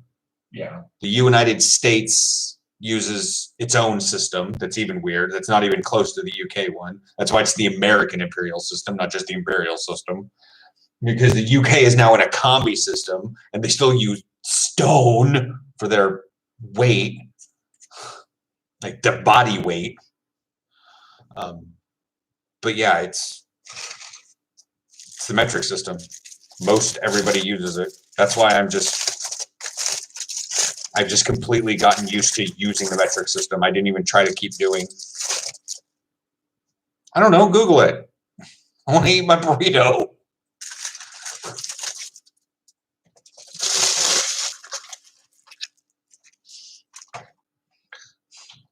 I'm gonna always ask Google, but I think they would use, like, as big of a country it is, they would use the metric system.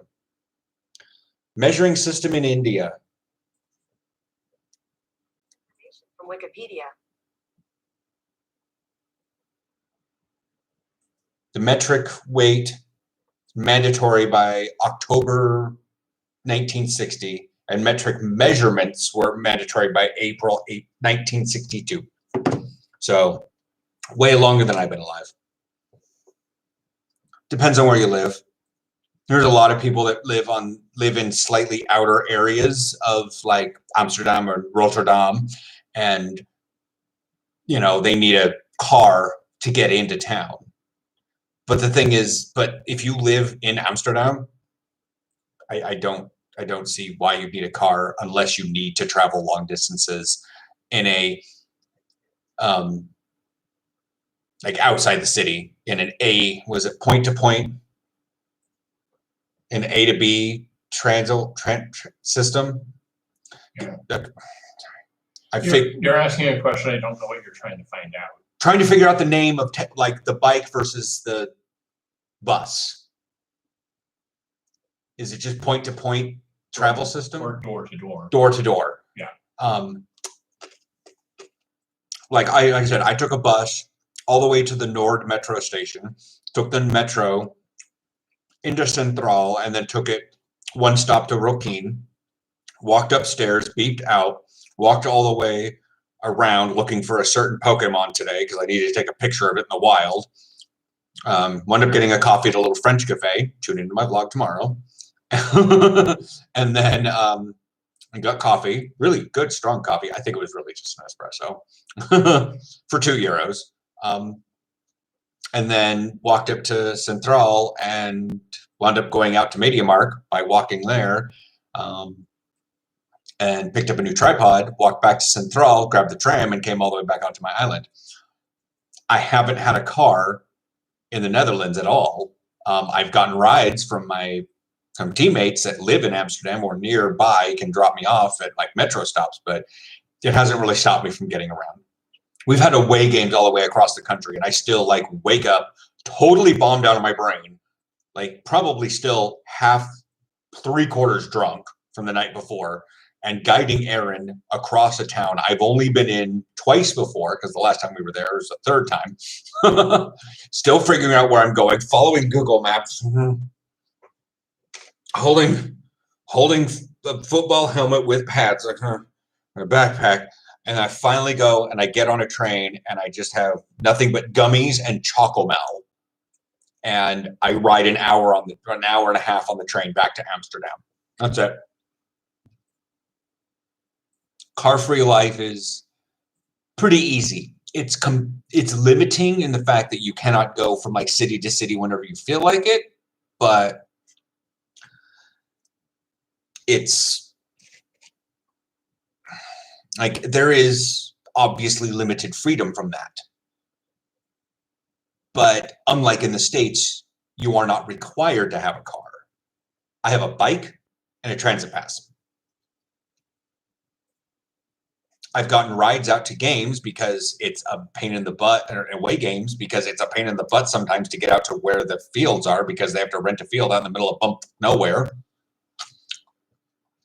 But, you know, even when we went out to Utrecht, I was like, no, I'm going to do this on my own because hyper independence. And we wound up taking the we wound up taking the bus from our apartment to Amstel Station, grabbing a train all the way to Utrecht Central, and then wound up figuring out with massive construction around there where the bus actually was, downstairs, not outside. We wound up getting on the bus, going through a place I've never been in this city before, and still rode the bus out to the necessary, to 2 stops away from the necessary stop because I didn't realize when to ring the bell, whatever. And then we literally just walked all the way to the field. That's it. Like, I'd never done what I did, and I still made it there. I'm pretty good at mapping, but yeah. Bike life, that's bike life. When you have whole lanes separated from traffic that are nice and smooth, pavement, asphalt? What are they? It's asphalt. Yeah, it's great.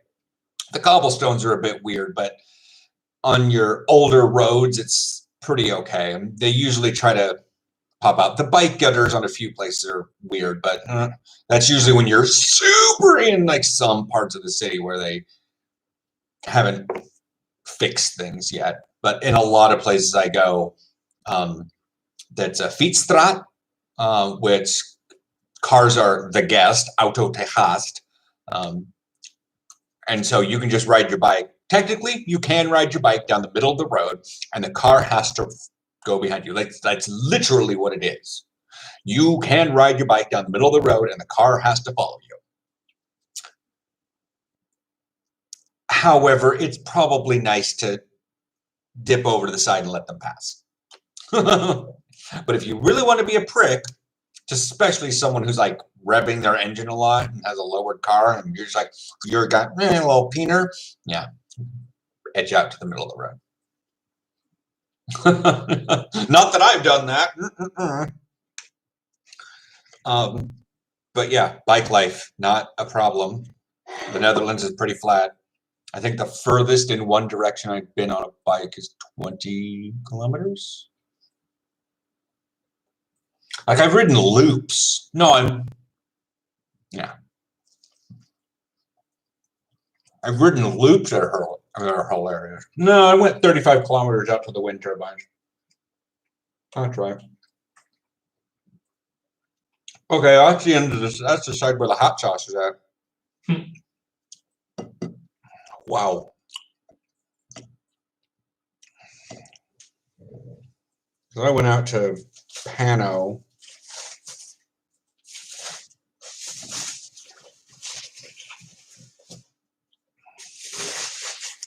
Oh.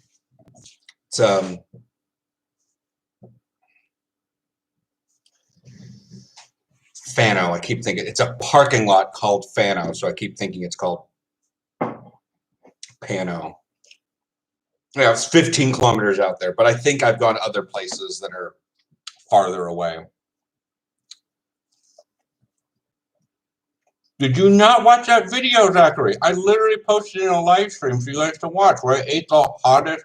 It was literally like they were bringing it out with rubber gloves on because it was so hot. Fresh produce everywhere. Like there's fresh produce in the Albert Heijn downstairs. Over there on the other building, I can see that building at the bottom, there's a vegetable market, Groentemarkt. Vegetable market. They have a larger section of fresh produce. They also sell sodas, but that one is much more. And like at our old apartment, like 4 doors down, every morning, like 8 o'clock, they'd be wheeling out large carts of fresh produce. Like I could bing flip a euro coin to the guy for like an apple, literally pick up the apple and just eat it right there. They love fresh produce around here. And I like it too. I just don't feel like cutting things. So I wound up buying it pre-sliced. But it's so fresh that it'll go bad in a couple days.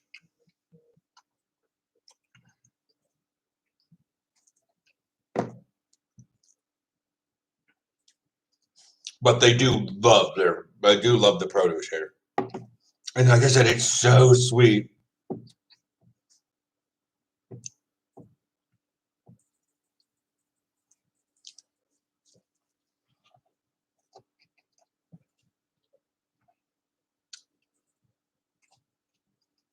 Oh my God, the Dutch are going crazy over that video and I love it.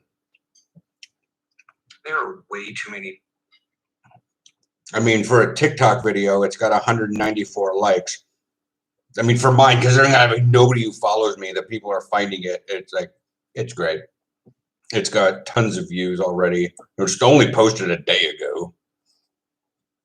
But it was literally like the hottest sauce that Burritos Anonymous will give me. Like, I can't really find on Google Maps Burritos Anonymous. I know exactly where it is, but it's not labeled as the business of Burritos Anonymous. It's labeled as like we also sell burritos, but here is what's religious institution. No, well, Burritos Anonymous is the religious institution, but the actual Google Maps thing is their spice dealer.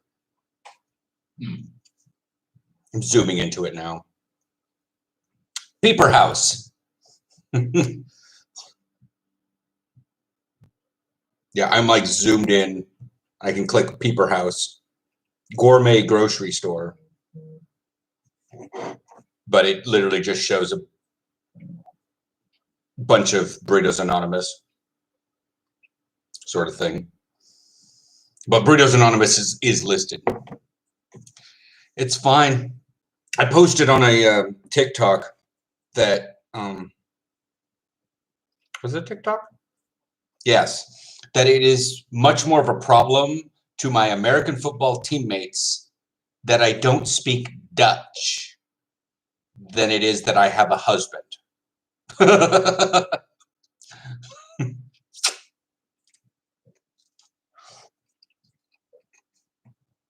I'm like, there may be some people out there that probably think it's against thing, but considering that like 56% of the Netherlands is just like to religion, they don't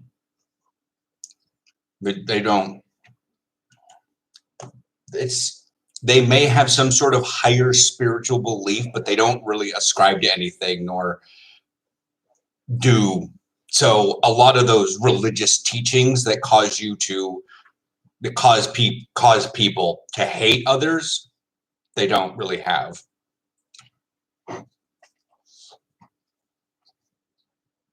When's the last thing you said? I'll be back in a little bit. Listen to you at work.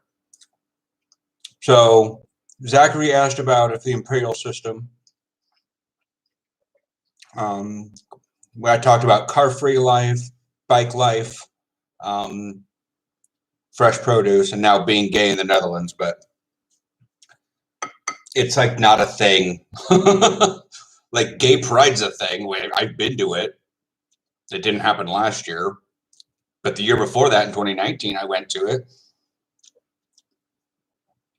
The police had a boat. It's a boat. It's a when they have gay pride floats, they're literally floating on canals. So, but yeah, it's the police, the handhaving had a boat, the firemen had a boat. And if you were anything below 15% body fat, you on any of those forces, most likely firefighters. Well, firefighters usually wore the getup of firefighters that people think of as Americans. So the red cap with the like black or yellow suspenders with the big like tradie. I don't know why I'm using that Australian term, but those Carhartt pants, I guess we'll call them.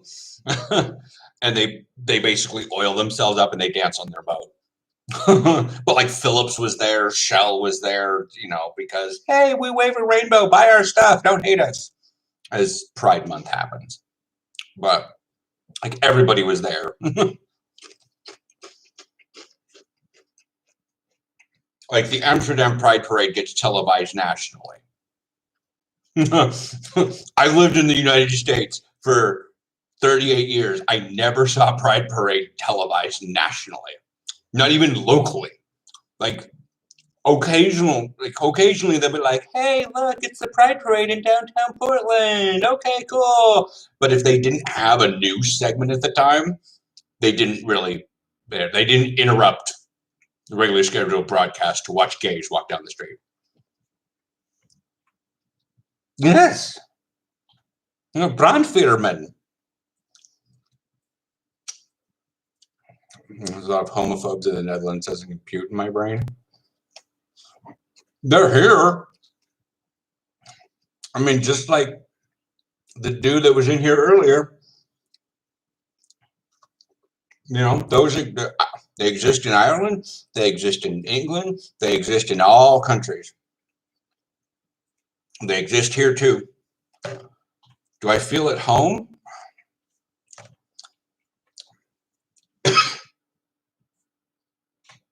I've got a little bit of chili in my tonsil hole. Hang on. Gotta wash it out of there. Do I feel at home? I have to say yes, because after a while, home for me is a place that I've dug enough ruts. So it's sort of like every time you move, you feel out of place. You don't know the roads, you don't know the things, but like I know how to get places in Amsterdam. I know how to get places around this country. I see Hilversum Station, and I'm just like, oh, it's Hilversum Station.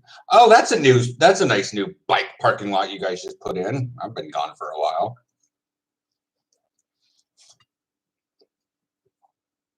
But like, there's always something new to find because it is Amsterdam. It's a very busy place. But do I feel at home? A lot of things have become meh. Look at that. Like, it's not a big deal. Like, Aaron's folks will probably come here and be amazed by Central Station and a wonderful architecture and work, and the gold and the trimmings. And I'm like, yep, cool. Do you see the weather vane over there? It's going crazy. When people see this skate park out here and they're absolutely amazed. I'm like, I see it every day. Largest skate park in the Netherlands.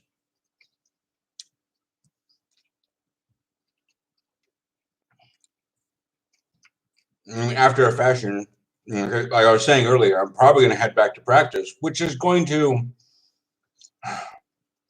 as one does in life, and that's probably, it's probably the biggest advice I would give to a kid of my own. Life, you never solve problems in life. You come up with solutions that present other problems. So right now, I feel lonely. I'm not going to practice. I'm not being as physically as I could be as a linebacker. Okay, go to practice. Okay, so I go to practice. You know, I start pushing on the sled. Once the regulations go away, I start impacting someone again. But then, like, I go one rep too extra and I slip and I fall down and I don't hit someone that hard and I feel like a failure. So those things come in.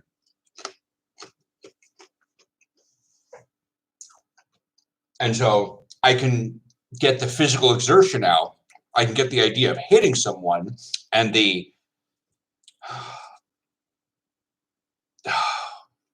spiciness is kicking in. What's the thing that people are getting touch starved with the thing? They're not able to like shake hands or hug people or give people little elbows and stuff much. And so that's going to solve a lot of that problem. And I'll be able to joke with people, especially about football and various other things that they've done stupid during the pandemic, and watch people that have maybe gotten fat. But, you know, it's going to present new problems, such as like, I'm probably more out of shape than I think. I'm probably less out of shape than I think, and all that jazz. So you kind of just shift your problems are, and eventually you'll settle into a place where you're comfortable where your problems are.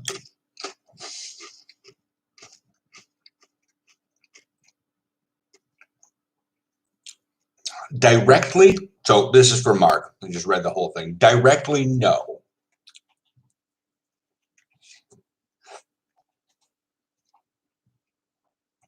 The Hilversum Hurricanes do not give me any money to play on the team. I do pay my club contribution towards them. But because I do football and I put it on YouTube,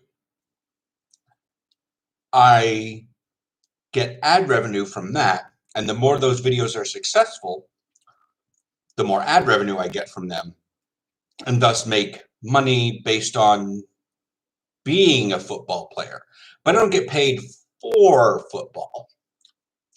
So it's awkward. But overall, there's enough money made from the ad revenue on YouTube from the football videos, specifically one of them, that pays my club contribution. Obviously, the money isn't saved directly to pay the club contribution, much like the trams here in Amsterdam are like, this tram right op Groene Stroom. And I'm like, technically, we can't necessarily validate that the tram is riding specifically off green energy, because there are still great numbers of. However, the energy usage of electric train transit in the Netherlands is about the same number as the green energy generated by the government through other means like wind and solar and various other things. So technically, so that's what I mean. Do I get paid for it? Not directly from the club, but because of it going somewhere else and then I get stuff back from it? Yes.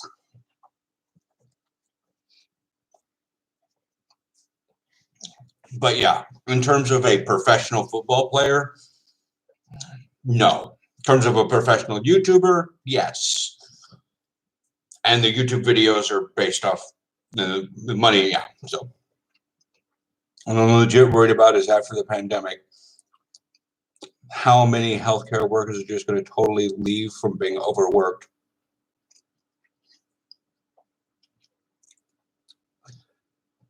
I think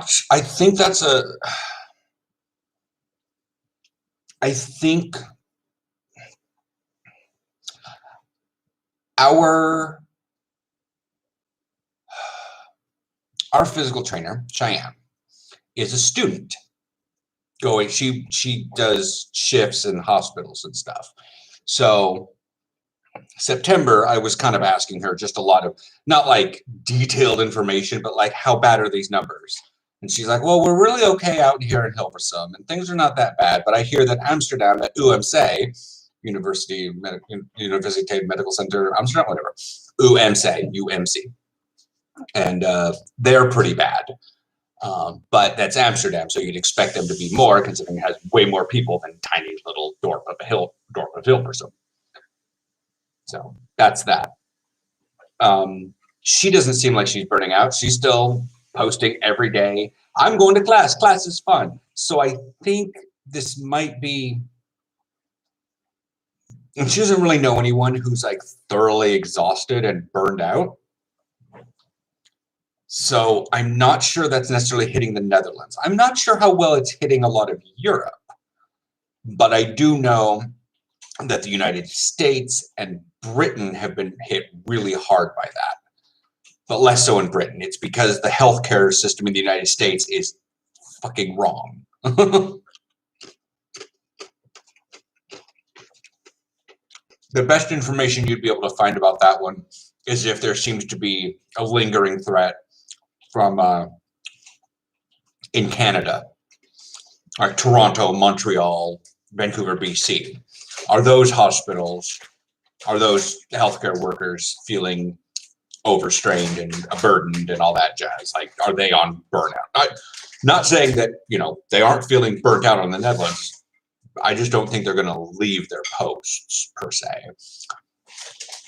because there's probably going to be, after this is all done, a significant amount of stuff passed for, I would say, extended vacation. But like a special dispensation for ICU workers and healthcare workers that say, hey, we're going to give you emergency vacation, unlike hazard pay. And they may even give them a 14th month, just a little bit extra. Like, here, take a vacation. Here's extra 4 weeks. Here's an extra month of pay. Just chill. Just chill for a month. I can see the Netherlands doing that, but I don't think the United States would do that, because these people are going to have to go back and have like no vacation days and no all that unemployment bullshit. Do we feel safe as a gay couple, Aaron? He's nodding his head in full agreement. I was about to type yes. Oh, it's not even. We come from Portland, Oregon, and I felt less safe there than I do here. And Portland is gay as fuck. Portland is gay as fuck. I felt, yeah.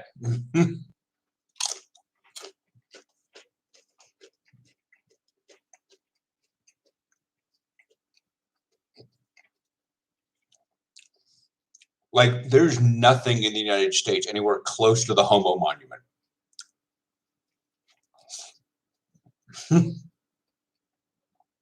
And there is the Homo Monument is a whole square, town square, devoted to the remembrance and the atonement of the atrocities against the gay community. The whole square is designed as a giant triangle I will type that in so you can Google it.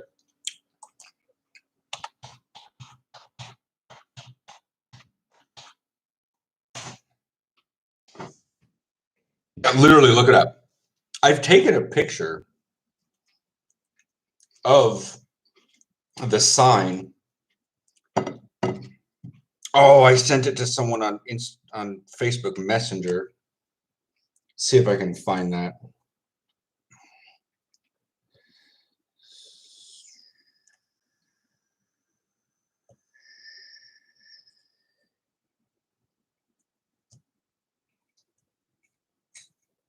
More save. I'm going to send this to you, Zachary, on Facebook Messenger, so you can get this picture. I've zoomed in on the English, but it's in.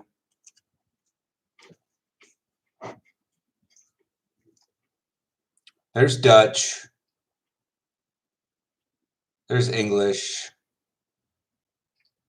And there's French. Okay, so it's in Dutch, English, and French. But I zoomed in physically to the English section so you can read what it says. It's not a great picture, but here, maybe you can bring it up on this and read it. I can hear the sounds you mentioned when you type. Okay. But I really wasn't even typing that. I was typing one-fingered. But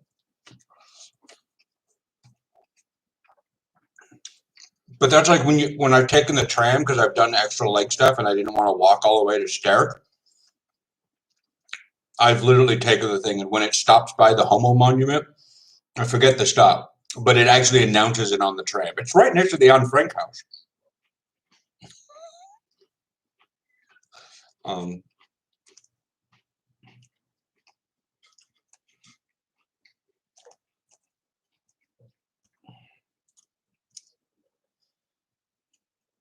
So that's fun, I guess.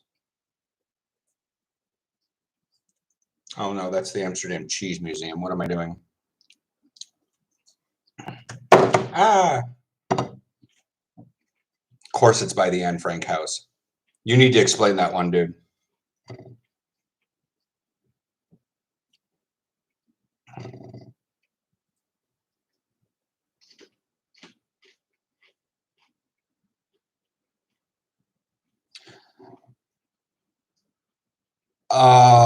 For adult, 18 plus.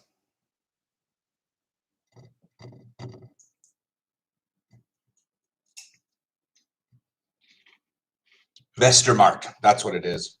Westermark, Homo Monument, Anne Frank house.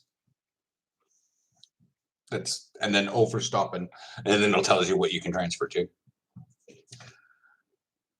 We have youth teams, and they're usually broken down in sets of 2. So like the U19, it's U19, U17, U15, just because mostly what we have is boys. Wow. I'm always just blown away by ships that are going by there. Mm-hmm. That is a yacht. Mm-hmm. Anyways, sorry, I can't really pick this thing up. It won't reach that far. But anyways, anyways. And so we don't have many youth players, so they usually all practice together. But our guys were U17. And I know the Groningen team was U19. Most of our guys were 16. We had a 15-year-old. And one of the Groningen kids came down to play with our guys because everyone else at the Groningen team was in the older crowd. They were like 17, 18. They were like 17-year-olds. So they played in the older group, and he was like 15. That's where I came across the name Timon. And I love it so much. He had actually found he like stood there in the locker room and just like, he was the perfect little, like, that blonde kid from The Simpsons who like pukes up. He's basically an albino. He looked just like him, except, super skinny and tall and Dutch and just how they are. But YouTube? And as I'm like pulling the camera out, yes, I love your videos. Like when he was stopped, he was awestruck because he's like 15 years old, and here's this dude. Audra, how would you rate life in the Netherlands on a scale of 1 to 10? 8.5. I'd almost say 9. I didn't want to give it that much. There's still some issues. Yeah. Like I shouldn't comically be sort of like, oh, we're having that thing again come November, but not going to bring that one up on the chat. But we always know what happens in November. I'm going to do something. You guys may not get this. Oh, that. Oh, that, yeah. I mean, I shouldn't be, and I don't like that it happens, but yeah, I have to say 8.5 but that's also coming from the United States. The Dutch are probably like 4, 5, but they're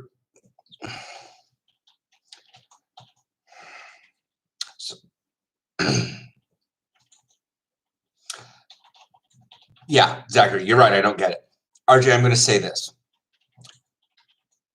There is a massive protest against Corona lockdowns at Museumplein, right outside the Rijksmuseum. Big old place, right next to the Van Gogh Museum. It is a major place. They were 2 blocks away from the U.S. consulate. There was a major protest at Museumplein. The Dutch cops, brought out wicker shields covered in sheets to protect themselves. And the Dutch were talking about police brutality because they were using slightly wiggly rubber sticks to kind of back up. They used no tear gas, no guns, no tasers, no bullets, nothing. And the Dutch were calling that police brutality. The shield was wicker.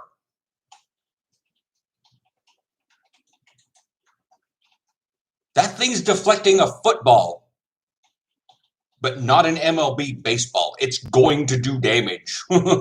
This is patio furniture.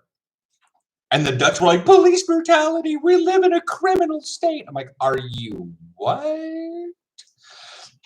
So their idea of bad is not United States bad. Not by a long shot. So they've had a great number of prosperity, and the quality of life here is super good.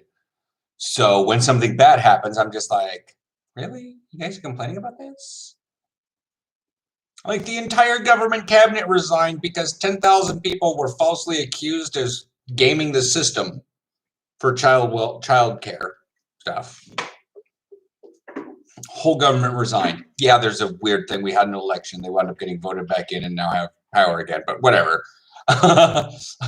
It's so frustrating to me. Yes, it is frustrating to Aaron for that one, but they had announced their resignation because they basically, like, there was a small scandal. And I'm like, okay. Slightly wiggly rubber sticks, kind of. Like,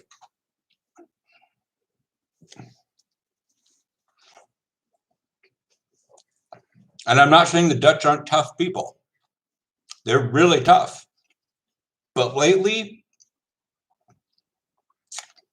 it's not. Like, if a Dutch police, what was it Sherry told me? If a Dutch police officer unholsters his gun, he has to file massive amounts of paperwork. And there is at least a 3-week investigation as to why the situation warranted that. If he unholsters it, that's not at the station for, getting done with work for the day. I literally walked down from my apartment one day to go get lunch at the bakery because I really wanted a honey walnut feta cheese brocha and a Greek Heitenkast. Sorry, it was goat cheese. wasn't actually feta.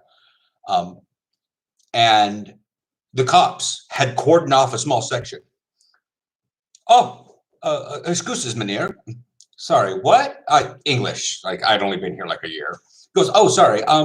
So there was a mugging down here. Did you hear anything? No, I was upstairs, the top floor. I was listening to music and editing a YouTube video. Oh, okay. Well, if you hear anything, call our number. And I just walked off. And I turned back. I'm like, you guys have this taped off. Can I get back in like 10 minutes? I'm like, oh, yeah, we'll be gone. And I just walked off. That's it. 5 police officers outside my apartment. Middle of the day. I'm not saying, and they were massively investigating. They cordoned off the street. There was a stabbing, a mugging, of blood, and a knife. But like the USA police officers, I am white as fuck. I do not look menacing in the slightest. But USA cops, like, I'm walking down the street at night, they'll like slow down just a little bit if I'm leaving like a 7-Eleven at like 11 o'clock at night. Did you steal something? I'm like, bro, do you see this? I'm white. Whereas like the Dutch cops are like, oh, hi. In fact, wasn't it the Dutch cops went on like a strike for like a year? Yeah. And they showed up to work to strike, but they didn't do anything. So they charged the government money by paying them. Yeah. The first we really realized anything about this was when the cops in, what park was that? Oyster Park? Were driving around while Pokemon Community Day was going on. Our very first Pokemon Community Day in Amsterdam. And they were driving around, saw people out and about, turned back around and played the Pokemon theme song over their PA. Yeah.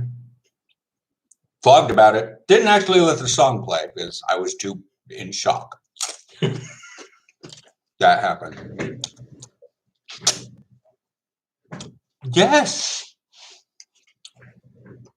That's John Bricoe. That I don't give a flying flamingo. That is John Bricoe that I told you to look up. You want to deal with Parliament shit? You deal with him dealing with a bunch of stuffy Brits. And yes, he is a stuffy Brit, but he's a lot less stuffy than most. Matt, you missed a lot. Sorry. Yeah. I just see your. Yeah, you missed a lot. Apparently, I'm writing a term paper. I'm answering questions for RJ because I'm writing his term paper. Do you know anybody who lives in the Netherlands? Oh, no, I need to write a report on the Netherlands. So they found my live stream and literally just asked me, like, what is that book? Fodor's, the travel guide? Oh, that. Oh. I think it's Fodor. Might be. It's not Hodor. It's not Hodor, but it's that travel guide. I was just like, I was basically just being that, but I actually live here, so.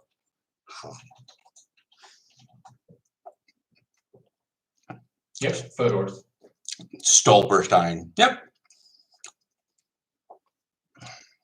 I don't see them out here because this was not. This place didn't exist. It did exist. It was just an island. This island's always been here, Aaron. Okay. Iber was not. But this has always been here. That's why they put the locks there in like late 1800s.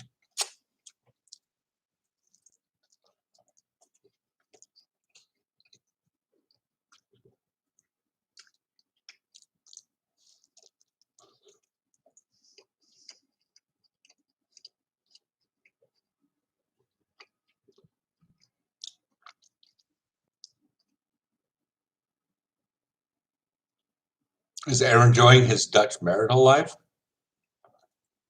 What? Yes. I guess. I need a little bit more clarification on that question. Because the way I'm reading that is that Aaron is American and married to a Dutchman. I'm not Dutch. He's not Dutch. We're here on a work visa.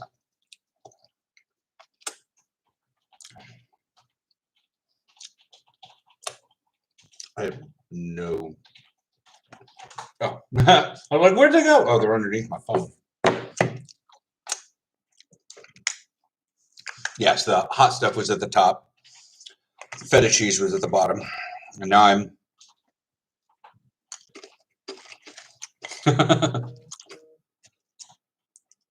Like, we freaking got married so that we could both live here.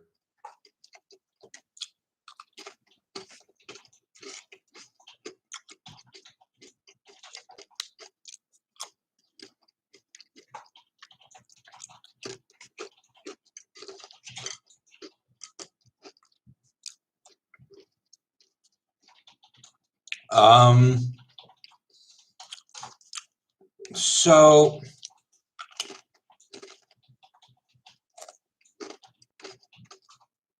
just to spam people in the emails, the regular mails, when they were just there. Yes, people have, but never usually anyone important. What I was going to say about the work visa is in the Netherlands, everyone has a work contract. The contract is similar in the States, but because it is considered a work contract rather than you just being hired and you accept the terms and service, you have the contract is labels your firing technique also. And usually you have to go through several things to do to get fired. Like it's and this is your pay and this is what you will get paid and this is the minimum number of hours you will work. And I found out from one of my teammates that he goes, oh, I haven't been working much recently. I'm like, oh, really? Why not? Oh, we got a new manager and they moved me back down to contract hours, but they'll realize they need me. I'm like, oh, wish someone needed me that much. And there are redliners, I think is what they're called, and they're under the table workers. They don't have a contract. They're like freelancers. However, mostly you can get a 3-month, 6-month, or 1 year. Yeah. And these are your work contracts. So, as it happened with Aaron, he was here for a little while. Then he got a 3-month, and then you got your year, right? Yes. They didn't go to 6 months, but other people are like, okay, well, this job, you can give a 3-month. You may be able to give another 3 months if it's like, oh, hey, we're having you here for a little while for this job. It's taking a little longer than usual. This is how a lot of construction workers do their stuff. So a work visa is tied to Aaron's contract. As long as he has a contract through a company, he has a work visa, kind of, because he's over here on a knowledge migrant. Yeah. Which is basically, he's a specialist.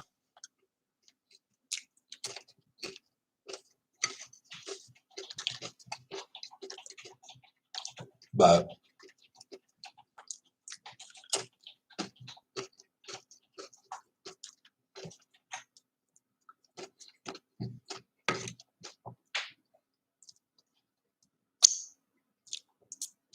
Oh, sorry, that's The Special that I'm thinking of, the Lego movie. didn't know that was a Lego movie. Hmm. But yeah, it's why is there an ambulance here? Whatever. Maybe they're just scoping out a new place to live.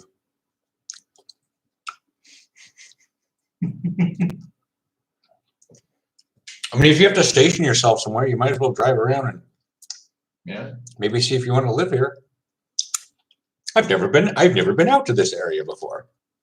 Let's drive around. I mean, technically they got to keep the car on anyways. Yeah.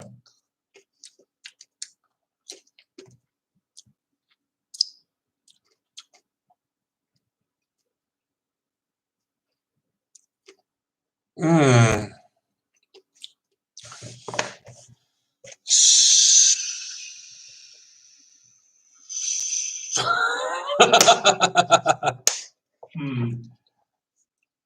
I don't want to say anything disparaging. I'm not saying anything disparaging. But Aaron's skills getting the job was not special.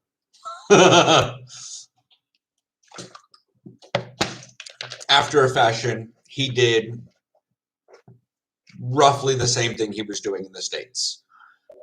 And then they expanded that, but his boss guy at the time, Yeah. saw potential in something Aaron could do beyond what his job in the States was. So they put together a business plan and a new job, technically, and pitched it to The client. the client. I was trying to figure out where this was going. I wasn't going to name anybody. Okay. Pitched it to the client. The client's like, yes, we like that. That's great. Because the idea was to do this, what he was doing, and be here. Because then if things were necessary, he could function, he could do things much more in time with the headquarters of that company. And like, oh gosh, we need this right now. It is 3 a.m. Can you guys wait 6 hours till I get into work? So that was the sort of the general idea. Then because of Aaron's special skills with what he was doing with that client, his company started pimping him out to other It companies. sounds so bad when you say that. But it's so true. And now he's completely on a different client doing still the same thing, or he has progressed in his job. Yeah. I'm gonna go ahead and talk. Okay, well, I'm gonna get some chips and stuff. Let me see. Zachary, well, still, just the opportunity to do work that necessitates you needing to emigrate is the thing.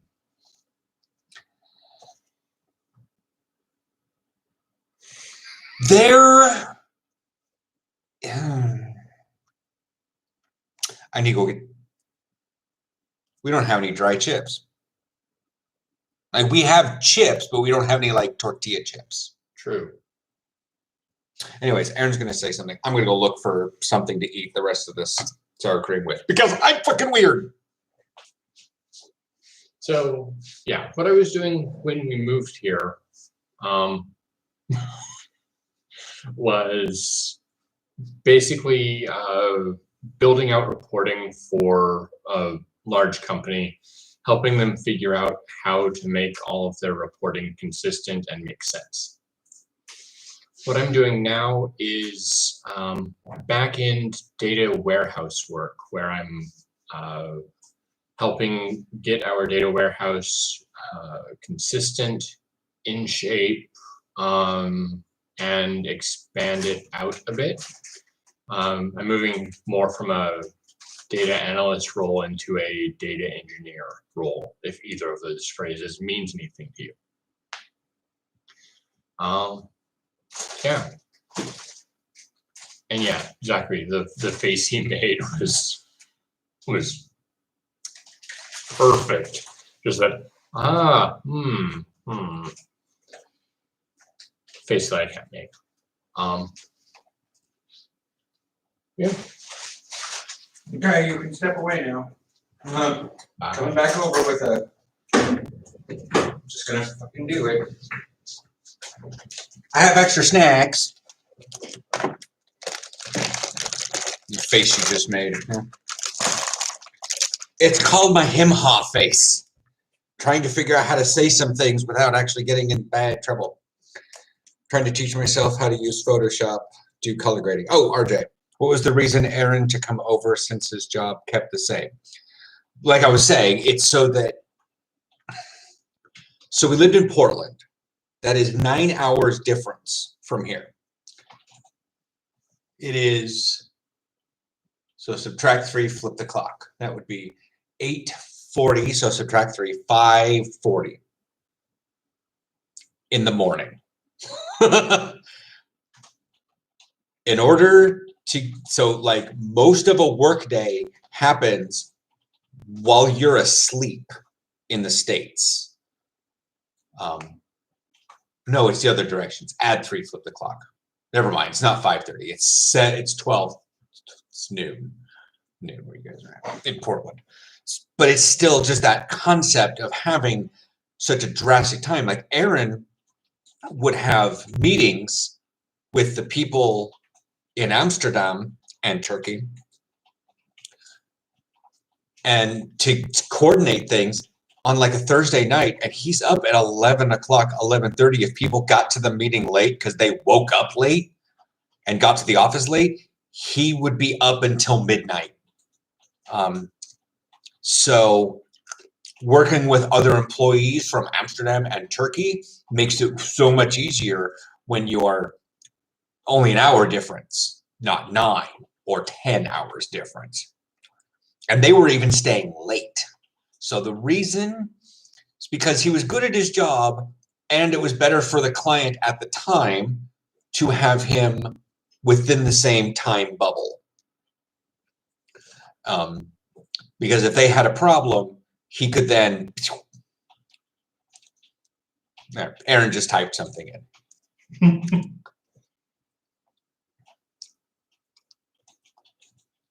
Okay. Zachary. Aaron's going to talk with RJ about this because that's actually an Aaron thing. So I'm going to talk to you about this.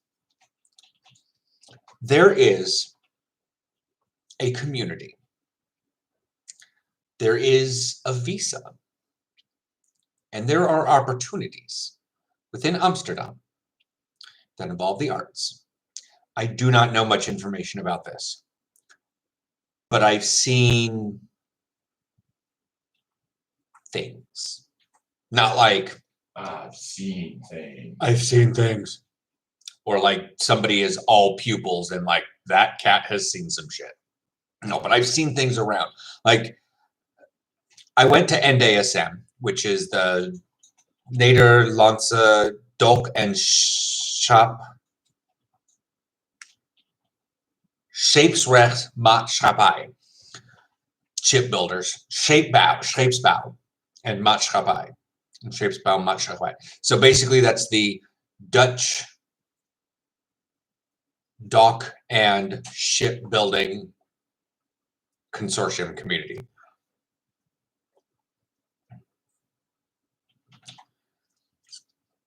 Directly, I have no evidence of ever being directly discriminated against in the United States. For me, certainly not for Aaron. However, there are numerous times I have suspected that there was not room for advancement and opportunity because of my sexuality. Most of it involves American football and stuff. But there is, and I've seen some people, like I didn't block the lady, but I said not interested on TikTok because, well, I'm just sitting here and I'm teaching people how to speak English because it's really cold outside right now. And I am a landscape photographer here in Amsterdam. And I'm just like, how do you live here? She goes, it's nothing like Southern California. Like she's just doing a normal vlog and complaining for a minute on TikTok, and I just was like, I'm not interested in this. Thanks for giving me other stuff in Amsterdam, but this bitch is a gun. It's like, is she married to someone? Is she, how did she stay here for long? And then I saw at NASM, there's this whole like shipping container village that you need, like you can,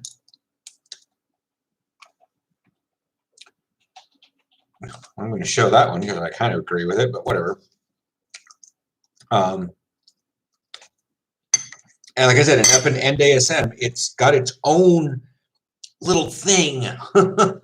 And you can propose your art project and you can live there for a year. And you basically live there and you have the ability to do your art free form as you need it. Your art can be anything. Anything. NASM Treehouse. Treehouse NASM. Apply for a studio. We welcome sculptors, painters, performers, designers, musicians, and more. The Treehouse is open to all disciplines, both traditional and experimental. It is a playground for serious artists who like to be fully engaged in their work and want to make money doing so. We've included several project spaces, music stages, and other facilities for you to use. If you have an ambitious project you want to bring to life in one of our 100 studios, sign up for your Treehouse. Let us know who you are and what you have to offer. Like, you can just live in a shipping container. Like, I walked by there and people have like bikes leaning up against next to a shipping container.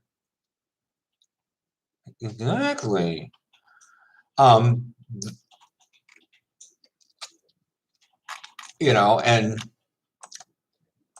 our playground, Treehouse Tunes, Find a Resident, Studio, Cabin Container, Studio Floor Plan, 55N5. What is this? More soon. Are you broken?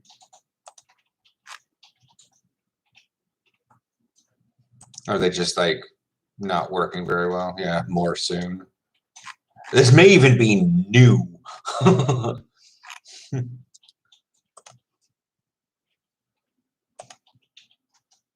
Yeah, but and I'm not sure if this is intended as like you can go there and work in your little studio, or you can go there and live, but there's like residents.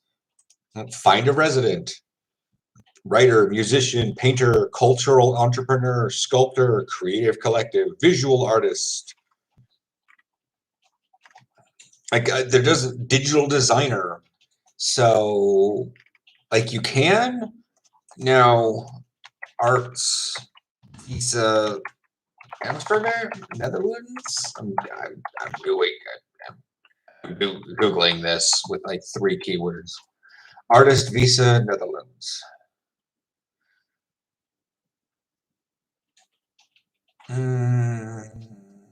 Dutch residence permit for artists and musicians. Oh, it's on I Am Expat. To be able for a Dutch resident permit for artists and musicians, immigration services will be referred to the Ministry of Education, Cultural and Sciences for assessment of cultural importance. But do not think that it is as hard as you think it is. It's all I can really say to the process without delving too deep into things. And meaning that I don't know off the top of my head and I don't want to continuously Google things. I want my cheese!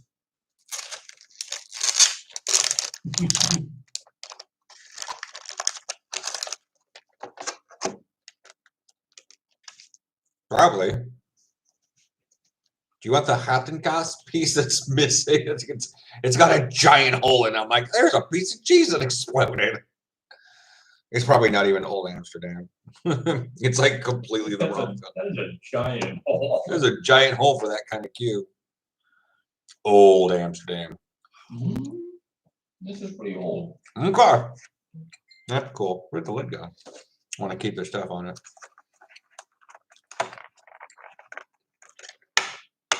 Well,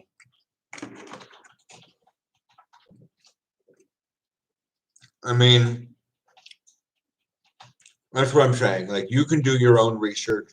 I wouldn't expect it to happen anytime soon. You just got onto your stuff, but now you're going to be able to have stable income of sorts and can start cultivating something from a launch pad.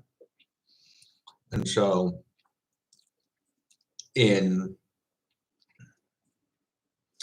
I could tell you the 5-year plan is bullshit. Yeah. The 5-year plan at this point is in terms of like the rooster weather vane, your 5-year plan is what direction you want that thing to point. That's your 5-year plan. If you're planning out 5 years, you're not making a 5-year plan. Because in 2016, I am curious right now. What was I doing? What was the vlog of this day, 2016, or at least nearby?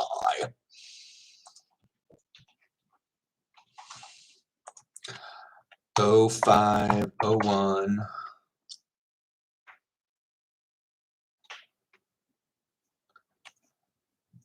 2020, 2019, show all.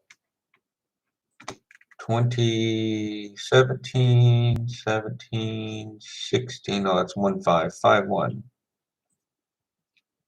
Oh, that's 2015. Oh, I was doing weekend vlogs at the time, so the first like this one fell on the oh my god, I was so fucking skinny in 2015. But like 2017 is labeled cold as fuck. Oh, that was January 5th because this thing doesn't know how to do that. Oh well, let's try 05, 02. Oh, back up. Dutch film industry, 05, 02. That's why I date things.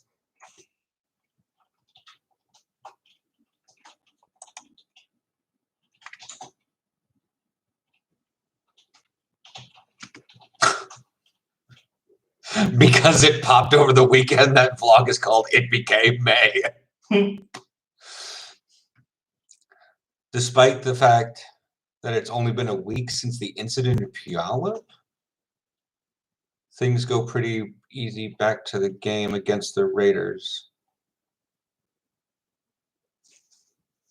Sunday is fun as we drop off our mail-in ballots. Man, we have a boring life.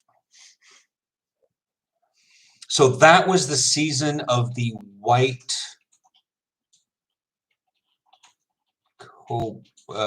pit bulls. That was when we had the white ones.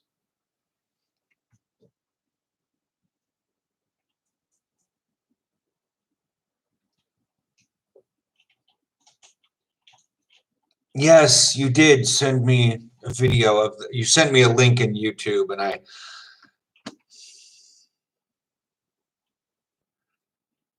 I smiled and I nodded when I looked at it and said, "This is great for a first attempt."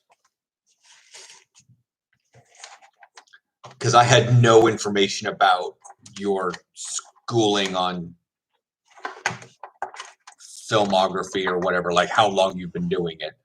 I know that I did not video that well on my first attempt.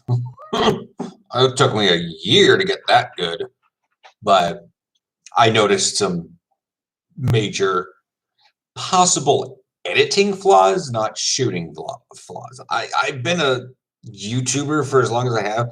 I know when I see camera problems, and I know when I see editing problems, and I've noticed when I've seen it's the thing in between each of those. It's like the camera problem could be you pointed at the light when you weren't supposed to. An editing problem would be like your cut was very weird. Then there's like the actual like cameraman thing where you like it's almost your producer director. So you you move the camera in on something. It's like I have to think in like 5 different jobs when I'm doing a vlog, and it's just like people don't understand. I mean, they do after a fashion, but sometimes you don't get it.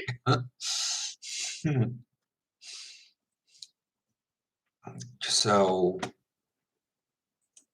what's in this video? Gotcha. The more Paul or whatever. Yeah, I think that's what I could have been useful. It's really impressive.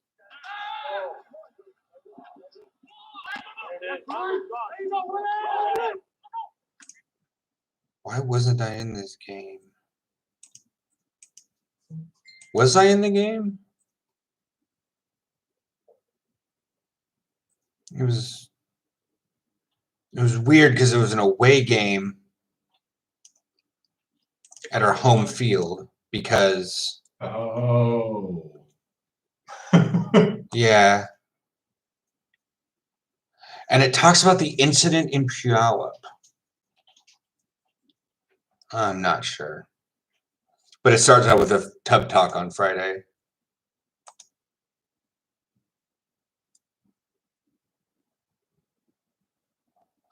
And then Fred Meyer shopping.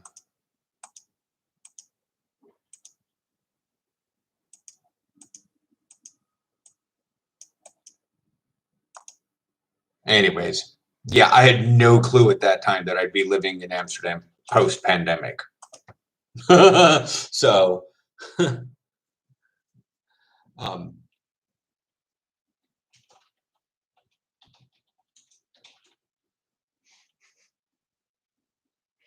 You had no clue you'd be living in Amsterdam. You had no clue you'd be living through a pandemic. Much Yeah. less the two of them together. yeah, moving to Amsterdam, I didn't know I'd be living through a pandemic. Nobody did. Nobody saw that shit coming. And along came Zeus. What?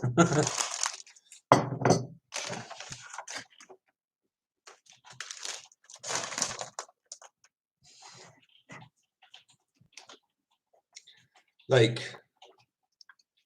if I remember it correctly, it's just a small little like music video. The link has been lost to whatever. Anyways, so now that Peterborg's here, I want to show him one of the lovely things that's not a ginger drink. It's not a ginger shot. It does have ginger in it. That's why you're noticing this relative color. But can you guys see that Ukum at the bottom?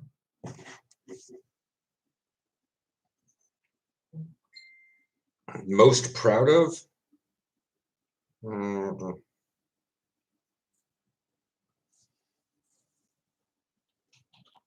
That doesn't help at all. I thought you guys, I could shine it through, but there's. Yeah, it's too bright. It's green tea, lemon, ginger, apple, and agave syrup. This and a not shareable pack of Kinder Mix is my post-practice thing. And I say not shareable because shareables are like this wide, whereas my other thing is like, I call it a sleeve of Kinder Mix because they're sold at the Albert Heijn and Helversum Station. So I pick one of these up and I pick up the Kinder Mix, and then while I'm like riding the bus or the train home, I'm like eating gummies and drinking iced tea at like 11 o'clock at night. Most proud of? Probably my 32-year-old breakdown and snap back from that.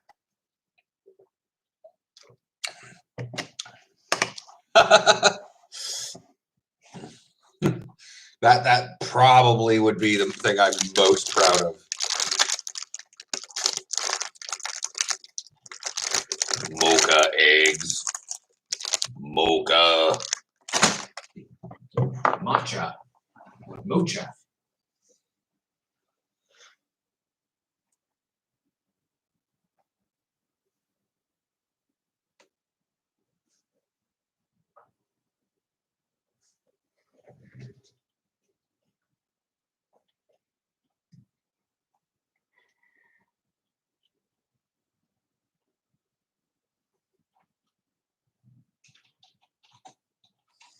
Oh yeah, it's great. It's the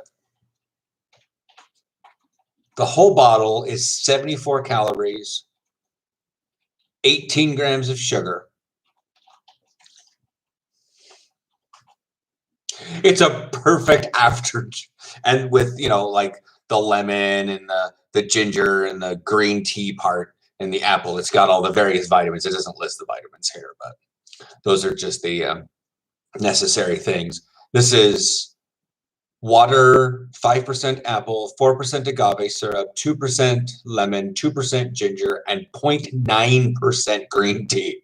This is mostly water with like 18 grams of sugar in it. And it's a great, refreshing drink after practice because it's sweet. It's got that little bit of green tea and ginger to it, but it's nothing like a ginger shot.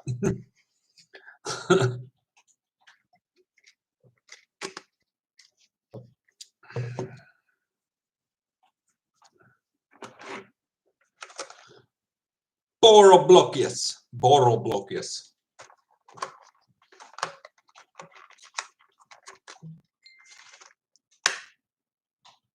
How long have you been aged?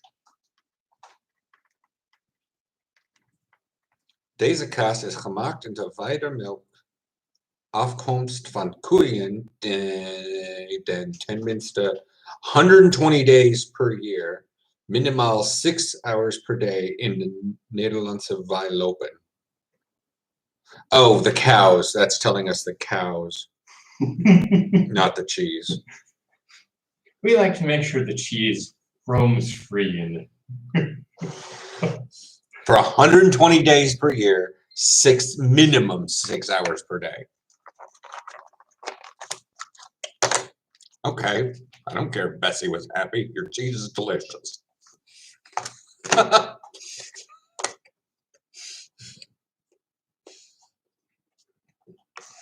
yeah, it's definitely aged enough. It's got crystals on it. It's so old, it's crystallizing.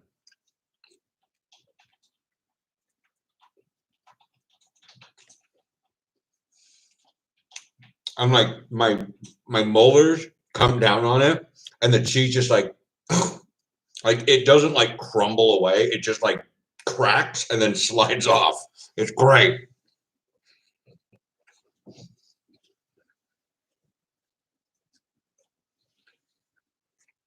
Yeah, that was a nice little like end piece, Aaron. Okay, it wasn't this old.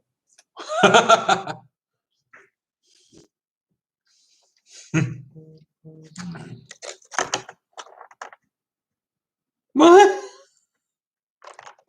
What in the fucking? So somebody on TikTok just liked my video.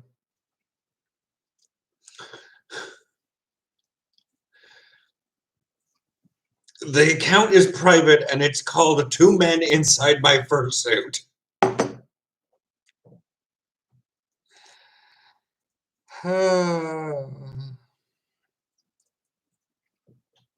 Oh, it's the video about quicksand.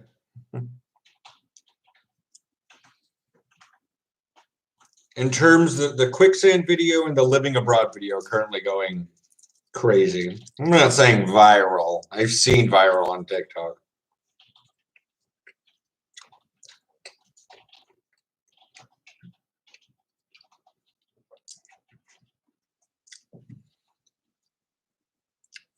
I have a couple.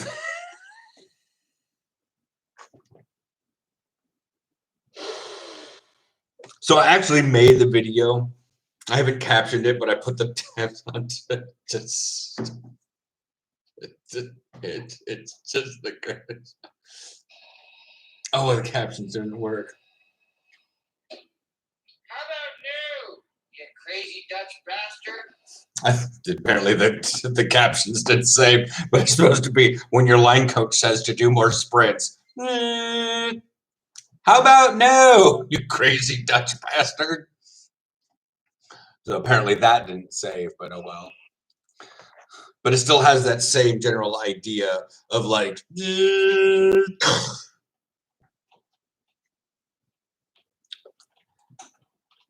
There's an app called TikTok. I make videos on TikTok as just sort of like nobody gives a flying about what I post on TikTok. I have currently 161 followers, which still isn't more than Twitter, where I rage at people constantly. Somebody liked a video of mine. The quicksand video and the living abroad video.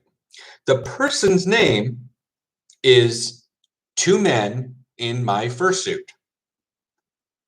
To be fair, their username is actually smaller, but it's still what?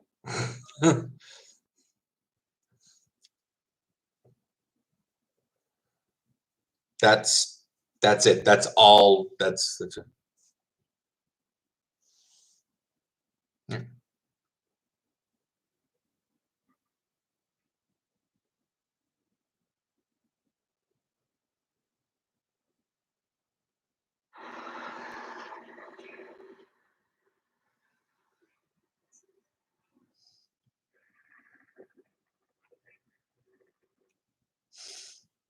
Yeah, that's it. That's just the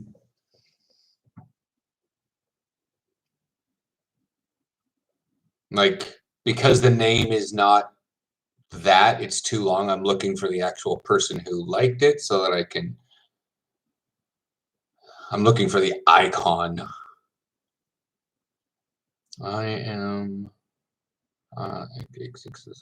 something like that. But yeah, that's what it just caught me off guard because I got the notification at the top of my phone that says 2 minutes of my fursuit liked your video. I'm like, what video did I post? What? And one of them is this one. There's a lot of things I was warned about when I was a kid, like DARE and the whole like free drugs on the corner every street. I'm like, okay, what? That didn't happen. But then they were obviously like in the cartoon, they're like, oh my god, quicksand. And then I'm 39 and I come out here to Iberg where the Netherlands is actively building new land to build on. I mean, this whole area is just beautiful. There's going to be land going out that way, left and right. It's all going to be built on in like 5 years. Except right now, careful, quicksand. I mean, look at that. That's the same. That's the right sign, right? There's a lot of things on that video. That one's kind of going crazy. And then the other one were like called the Dutch super weird, special weird, because the Germans are just weird. And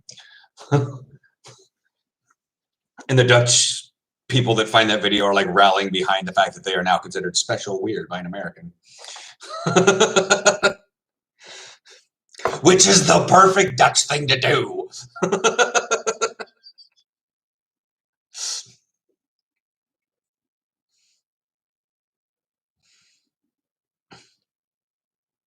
It was like reading up on history that the Dutch do. They were like, we're getting too many storms from the North Sea and it's constantly flooding our internal land. And we can't really keep anything built for a while. All right, let's just dam the fucking bay. I'm sorry, what? And we just build a dam across it. Well, I mean, that works. How would we do it? I don't know. We should do it. We did it down south. Let's make a big one up there. Okay. And they did. It took like 8 years to make. Asphalt day. It's sort of like it's a much narrower space, but it'd be like going back a little bit further from the Golden Gate Bridge and just making a dam. Like you still have that little bit, like where Starfleet headquarters, and you can get some ocean land on that, but like you can go out from a certain little point and just go straight up. And even if you utilized Alcatraz and then went over to the other side and you made a dam and say, I don't know, put the locks around over there, eventually the inside of San Francisco Bay would become fresh water because water goes into it. And then that water would be pushed out and it goes. So, and that's what they did. They just said, fuck you to the ocean. I'm like, because that's what the Dutch would do. Then I read up on the raid on Medway, which I was talking about earlier. I'm going to bring up to Matt Peterborg. He seems super interested in this one. You're still just like, I'm still blown away by it. Yeah, they were expecting resistance against the Brits. Or, yeah, they were expecting the British to resist. They did not realize how much they were catching them off guard. So they took, what was it, like 80 ships in the 1600s. The 1600s!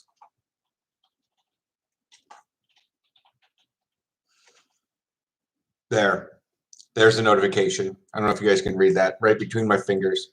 Right here. 2 men in my fursuit. Liked your video. Anyways, and they sailed up near the Thames, and they were like, "Hey, what's up, guys?" And they're like, "We don't really have a base left. Let's leave." And so, like, the Brits had no idea what was going on. The whole thing took like 5 days to happen. But like, they were sailing further up with their little boats because the big Dutch boats couldn't actually go in deep, so they used their smaller fireboats to get in through the little marshland area. But then they found the big flagship, the Royal Carista? It's on Wikipedia. Richard. Royal Charles. Charles. You can just look that thing up. Actually, I'm here on the page. I'll read it again because it's just great. In 1667, flagging English national morale was further depressed by the raid on Medway, in which the Dutch fleet invaded the Thames and Medway rivers on the 12th of June, captured the uncommissioned Royal Charles, removing her with great skill to Hellevoetsluis in the United Provinces. The Dutch did not take her into naval service because it was considered that she drew too much water for general use on the Dutch coast. Instead, the Royal Charles was permanently dry docked near Hellevoetsluis as a public attraction. You're too big to use on our coastline, so we're just going to park you here and be like, "Hey, kids, come look what we stole from England. Their flagship."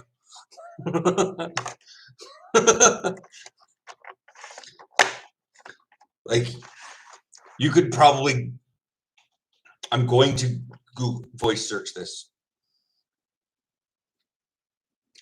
Not Grand Theft Warship. Not God. Not Grand Theft Warship.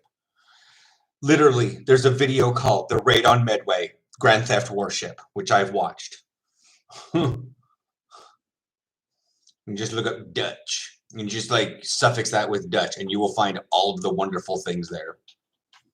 Like the raid on Medway. They expected it to be a battle, but it was a raid. And then you could look up the death of Johan de Witt. I'm not talking about that one on the stream. That's fun. JOHAN space DE space WITT. You can Google that at your pleasure, at your leisure. As I take a bite of Dutch cheese. Didn't think that one through.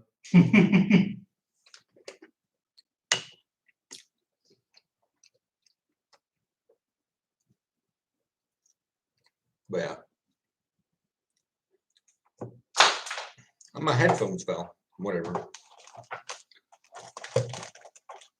But yeah, there are the things that happen here in the Netherlands, just the Dutch. There are things that I read and I'm like, oh yeah. Of course the Dutch. Of course the Dutch. What else would they do? The Dutch have made an entire culture celebrating the things America hates about high-functioning autistic people.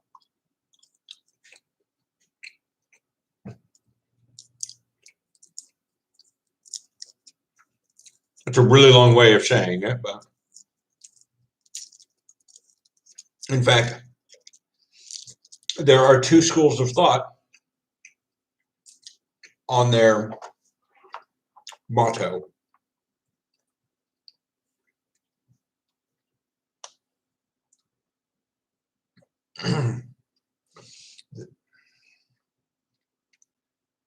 Do normal.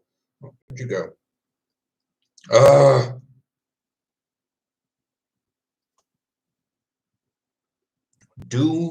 Doe maar gewoon, dat doe je al gek genoeg. Which, do but normal, then do you crazy enough. That's the literal translation. But the idea is, be normal, that's crazy enough.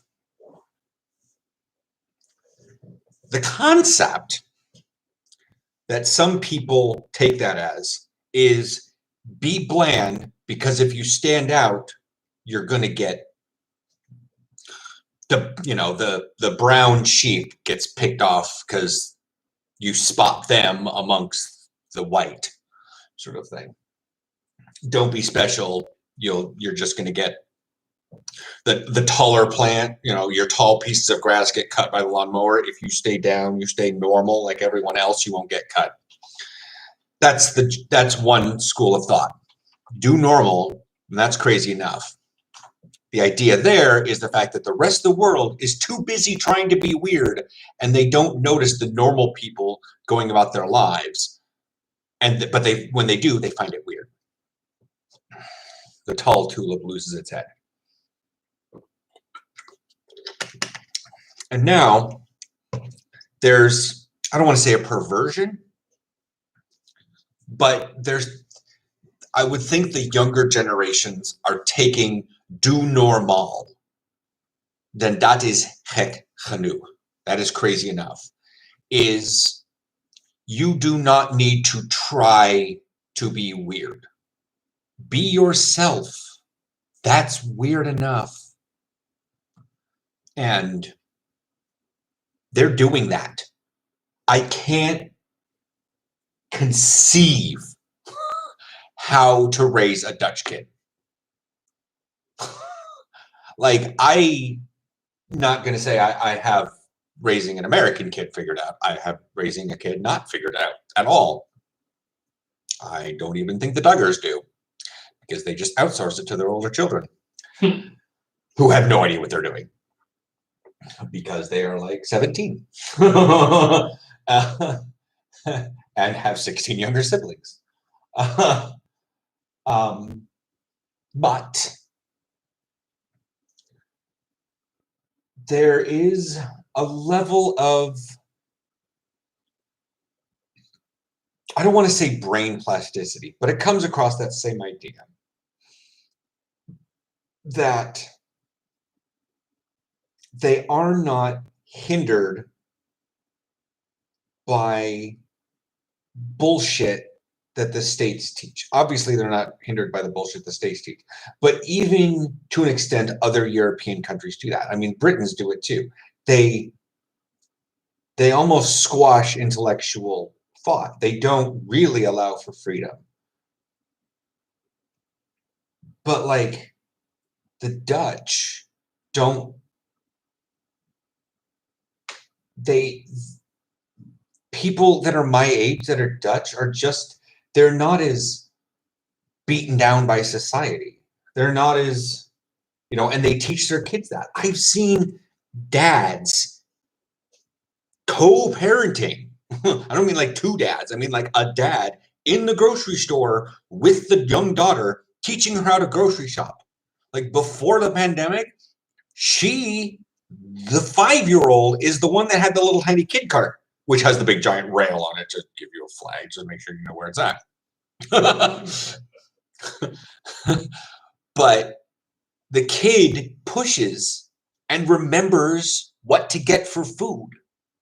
She does the grocery shopping. The kids come into the grocery store and they like have a list. And they look panicked because they don't want to disapprove of their parents. But like, people learn to cook. People learn to shop. They learn to do adult things, but not having to go to home ec. I know of 4 Montessori schools in the Portland metro area I know of 5 in Oost. I think the college on my island is a Montessori school. I had no idea what Montessori was. I thought it was this weird religious doctrine. But really what it is just, yeah, do what you want. Kind of. I mean, there's obviously curriculum, but it's a much more free-form way of learning. In the States, we call those alternative high schools. And anybody who's been through the United States system, when I say alternative high school, you know exactly who went there. You know why they went there. But like, in the morning, I will see like guys in their mid-30s out there just fucking up skateboarding. Like, not in the good way. Not like they are tearing that thing. They are fucking that skate park up. They are not. They are standing on a skateboard with like as many pads as I have on my inline blades. And they are clumsy as fuck. And they're just out there learning every day.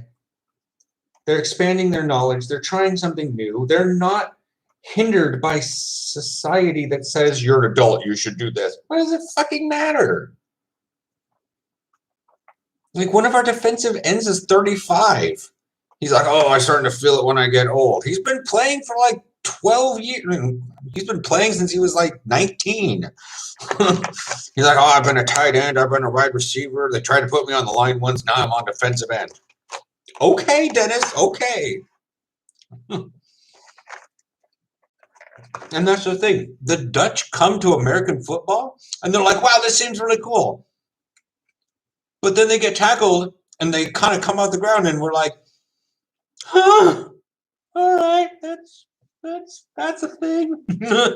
You know, and they don't come back because it was a tryout practice. It was a probe training, I guess is what it's called. Proberen is the infinitive form of to try. So it'll be a probe training. Just try it out. Okay. But they don't, you know, if the person doesn't come back, yeah, we say some stupid little snide stuff. Oh, they couldn't handle it. Whatever. But the fact that we've got one of our receivers who played volleyball for 15 years while he was growing up. He's like, I just didn't fit in with the soccer kids. They're so well groomed. What? He goes, soccer. I said that right? Football. I'm like, yeah, soccer. Oh, okay. I just didn't fit in with them. They're so well groomed. So I played volleyball for like 10 years. Now you're playing American football? Yeah. It's fun. Like, it went to that semi-rural bro. It's fun. What? You laughing at? The Facebook. I know, I see Doc Kim. Active voice. I loved your book. Passive voice. Your book was loved. Passive aggressive voice. I love how you felt the need to write a book.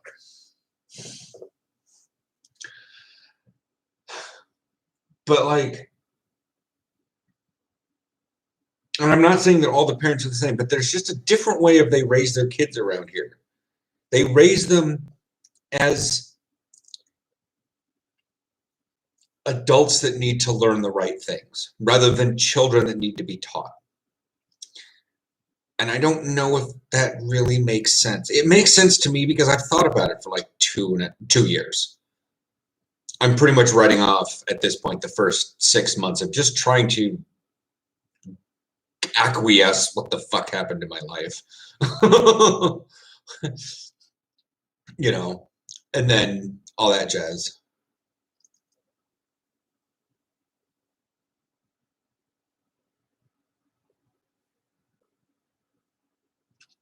Just learning to have no patience for what society expects of you unless it's something super vital. And I'm a lot happier with the result.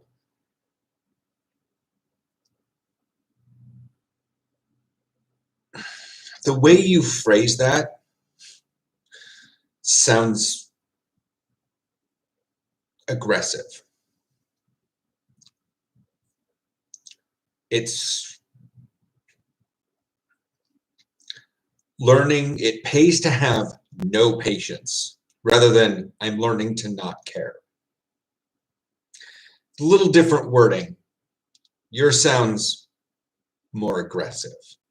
Like you are actively telling people, I have no patience for this. Versus, okay. And that's one of the things I'm learning from the Dutch is how to do that overall in my life. But back to like raising their kids, it's just,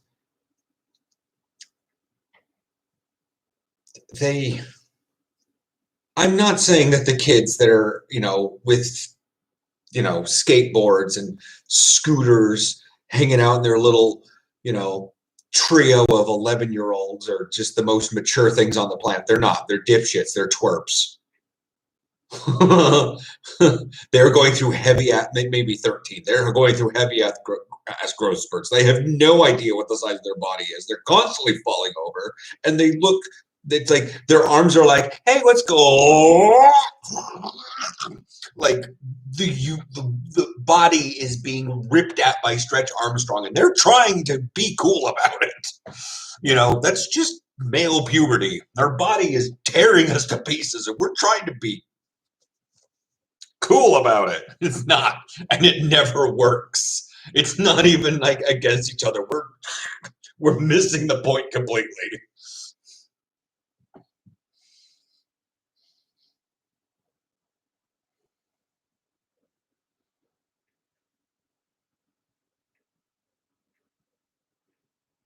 Well, that's just the United States. That last part, especially when you feel like you've been lied to for most of your life up to this point, that's the United States.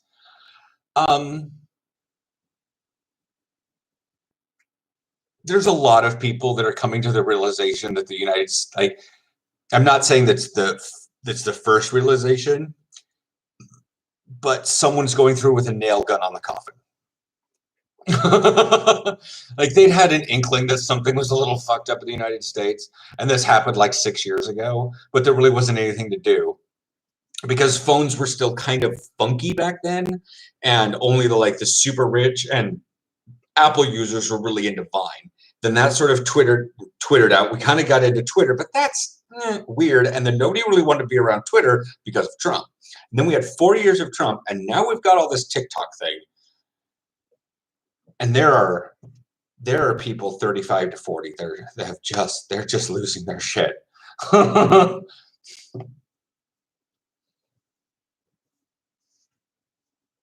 They're just losing their shit.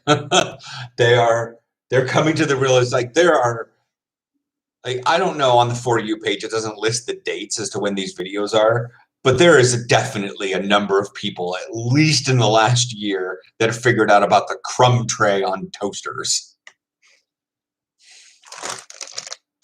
If Zachary says the what, I'm going to lose it. Are you going to lose your shit? No. The burritos don't go through me that fast.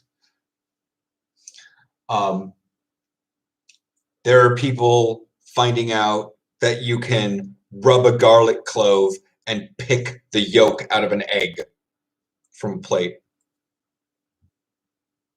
The look Aaron had on his face. Like, take a plate, crack an egg, and put it on the plate where you have the yolk in the middle. And then you do the little to a garlic clove. And I've seen this stitched multiple times. And people, they do the little to a garlic clove, and then they reach on the plate and they grab the yolk and they pull the whole circle thing out, and they can throw it in a cup. Oh. It's not the best way to do it. If you have anything close to a strainer, you just use that. Like that little thing right there is probably the greatest. Could also be used to get that separated. Yeah. That's fine, Mark. You'll just see me next Saturday. When I go back to practice, it probably won't last too terribly long because I want to get to bed earlier. But like right now, I would be, probably going for another hour and a half. But on a work night, I probably only go till like 10 o'clock my time, which is half an hour from now. I ride a bike. I'm riding a bike trying to lose weight because there's so much extra chunk on me that it's actually kind of more difficult to run and jog. I've done it, but that's why I'm doing the stairs, is because the stairs help with explosiveness and trying to utilize getting my weight against gravity rather than moving with gravity. I do run. I run up those stairs. That's every other step, 3 flights of stairs per run. Going back Monday to do it unless it is treacherously windy.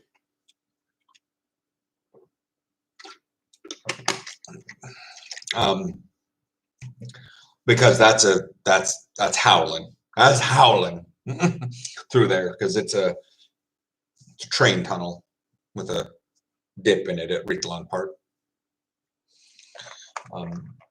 Check those videos. You can go back to this Tuesday. Go back to the video that's, I don't have a calendar right here. Just go back to the one that I posted Tuesday for you guys. Labeled as the date for Tuesday, but was filmed on Monday. We know how this goes.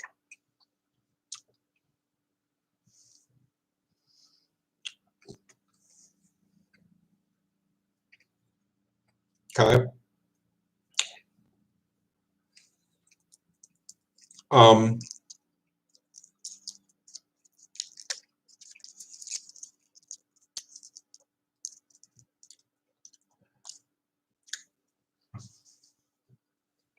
It sounds like you're finding reasons not to.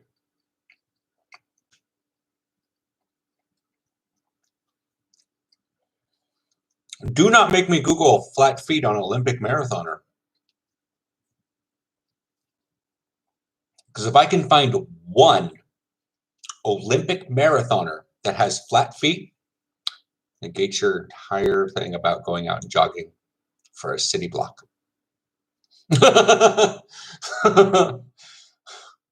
One of your legs is shorter than the other, so it's uncomfortable.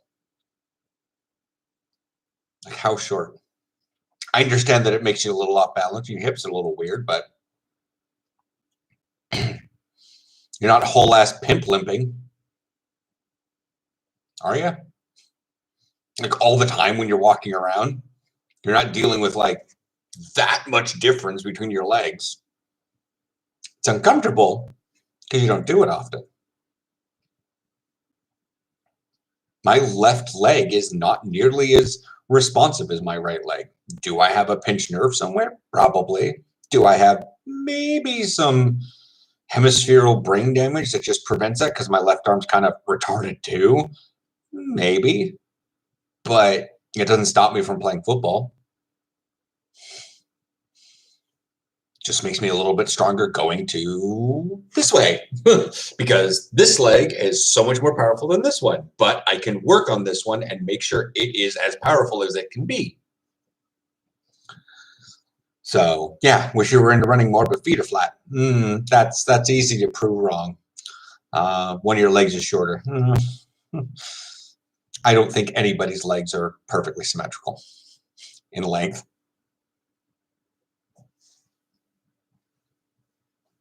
I've had people say I walk weird, also brain damage. Walk weird. Yeah, okay. I walk weird. I'm going to say this. In high school, or after high school, when I finally cut all my hair, and I realized, I looked in the mirror one day, and I was like, I would not date myself based on the way I looked, is when I decided to cut my hair. That's a whole different story. I mean, that's close to it, but it's close to all of it, but still different topic. I cut it all off, and Then I got skinny, but I had a little bit of muscle on me. You know what people started telling me? I walk like a duck. Why do you walk like a duck all the time? God, your feet are just splayed out sideways. What are you doing? It's because they're looking for something bad. I mean, are you literally pimp limping around Indianapolis? Do you go through Walmart with a big feathery hat, a big fur coat? Doing that pimp limp? I don't think so. You walk funny. There's a very narrow margin of normal, and a lot of people are in that margin, but nobody is exactly at the normal point. Everybody walks a little weird. And if you happen to have something that's slightly out of the normal or slightly, I can peg it, like, ooh, look at that, people are going to point it out.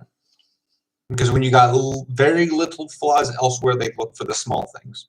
They nitpick.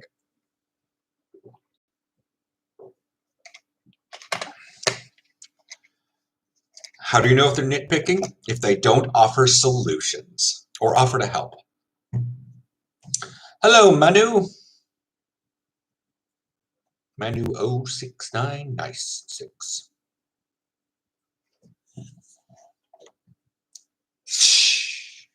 Not carbonated tea, actual Pepsi. I don't think you're stock held, are you? Probably not. You're not a leader.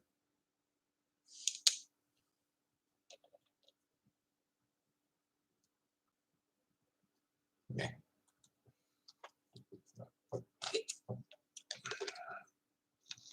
How's everything going in your neck of the woods? How American is that saying?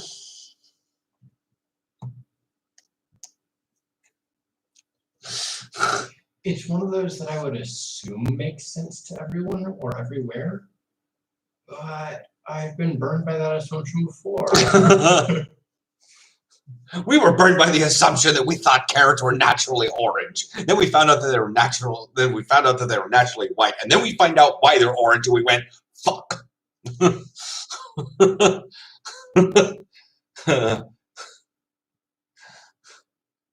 Everyone say it with me, because the Dutch. And I'm not Always the Dutch. Now, here's the thing. You wouldn't date you right now.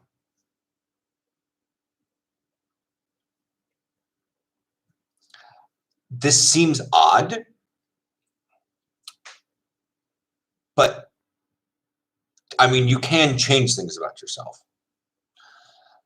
They're going to be slow, especially when it comes down to the muscle or weight loss, at least healthy weight loss. You can go through a starvation diet and do all weird sorts of things that the nutritionists talk about. Keto, sticking a tube up your nose, doing this bullshit, taking this thing away from the mental health profession because Southern California folks want to be a beach body ready tonight. All that stuff. Yeah, you could do that. But weight loss that sticks off is gonna take longer than and so yeah, I'm gonna work on it. But again, if you want to get into running, so start running. Walk, start the walk, get your heart rate up.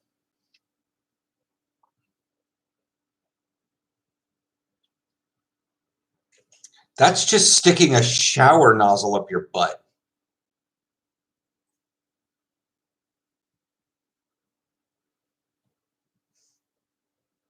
Aaron clicked over to the chat, looked down, opened his eyes, looked back up at the screen, and alt-tabbed back what he was doing.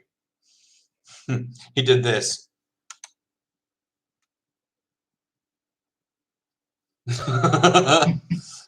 Well, yes, it is. He's out of line, but he's right.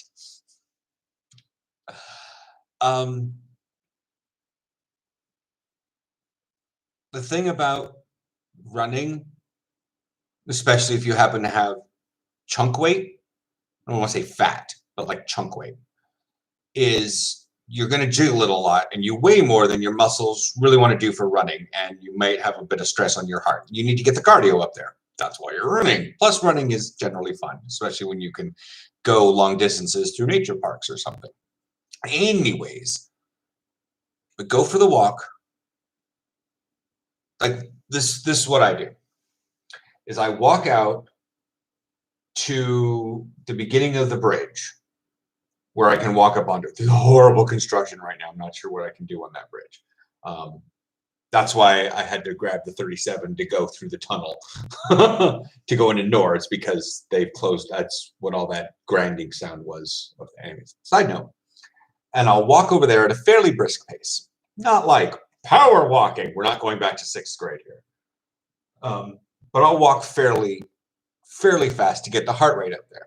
And then once I get towards a relatively straight path, especially on the incline to go up to the bridge, I'll just jog. Just start jogging in that really slow old man phase.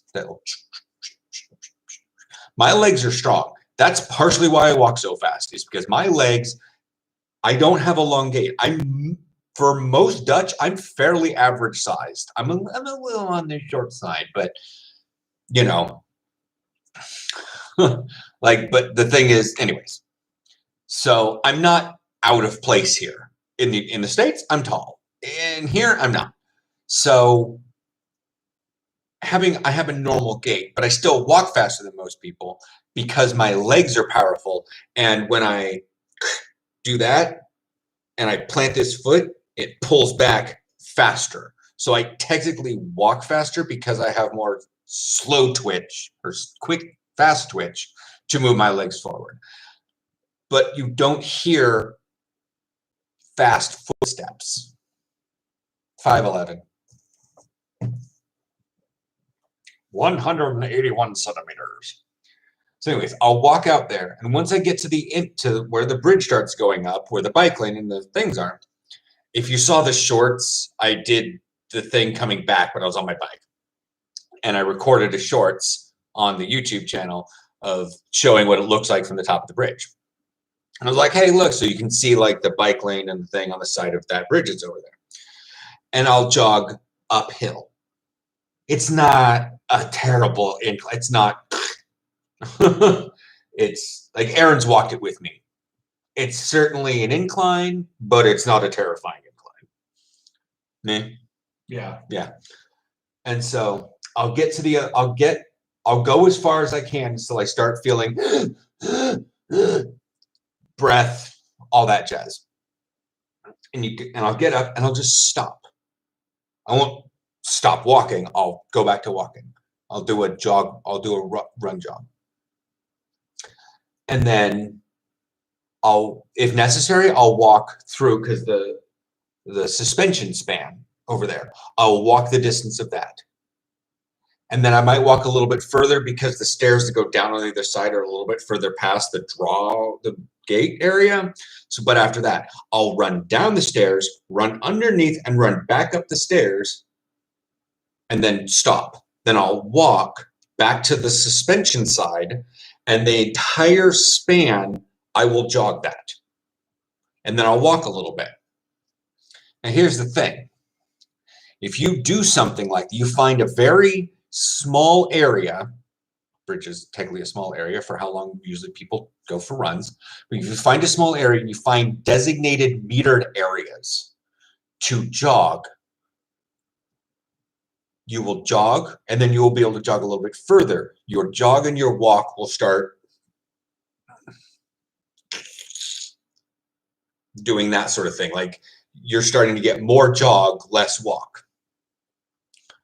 Now, I haven't done it a lot recently. I've been doing a lot of rollerblading in the apartment and riding the bike because decent weather, but probably something I'll do tomorrow and then do stairs on Monday. Is I'll go out there and figure out if I can even cross the bridge on my feet, but I'll do it. And if I do that and then I keep doing it, pretty soon I'll be jogging up the bridge, across the bridge, down the stairs, underneath, up the stairs, across the bridge, and down the other side.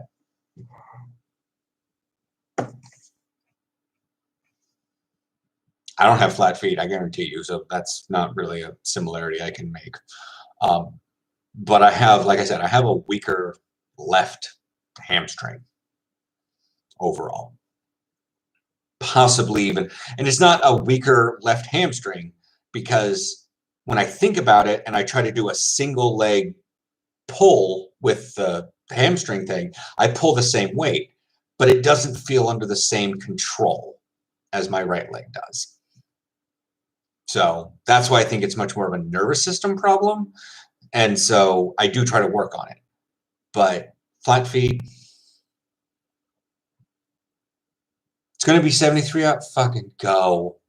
That is 20 degrees. It's like 22 degrees. That's what it's like in the apartment right now. It's going to be 73. That's so fucking warm. And like I was saying about that little like nature park, if you go walk, like I said, but walk first, get the heart rate up. Don't immediately start jogging because then you'll shock your heart and like, oh my God, we gotta go. And you'll actually kind of release some fight or flight chemicals. But if you ease the heart rate up into a low exercise mode, and then you go for a jog, you maybe will jog for a little bit longer because your heart's already kind of going rather than just be like, hey, I need to work right now. And the heart's like, what? Warm up. But the warm up can just be a walk, at least from sedentary. So in a city, I would say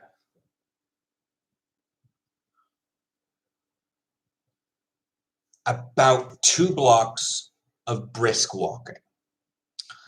Like if I walk a little bit faster, I might get to that appointment on time, but you don't have to run. That's sort of walking with a purpose. And then once you do about 2 blocks of that, then do your jog. If all you want to do is jog for 2 blocks, fine. Then walk 1. Breeder suburb, mind you. So you probably don't have blocks, but still, you have very, very, very regular houses. Like the yards are very regular sized. If you're in that kind of suburb, you are in very, like all the houses look special and nice and unique, but they're all very, very similar. And so you can just measure the distance of houses. So, you know, walk 6 houses, 6 or 7 houses, and then jog for, I'm considering how fast you'll be going as a jog. You could probably do that and just enumerate the houses. You know, walk for 6, jog for 6, walk for 6, jog for 6.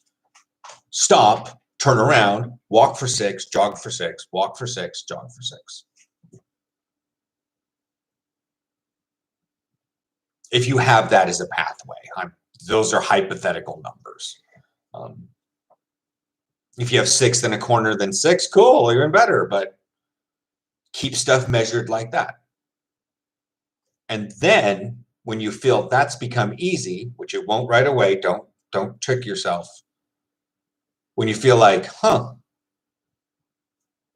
your brain's almost like, when your brain starts saying like, why did I stop at 6 after the jog? Start doing 5, then 7.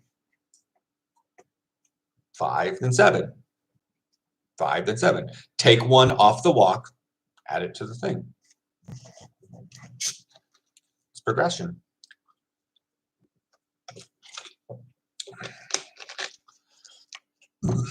Pretty soon, if we're going back to the old 6, walk, jog, walk, jog, walk, jog, walk, jog.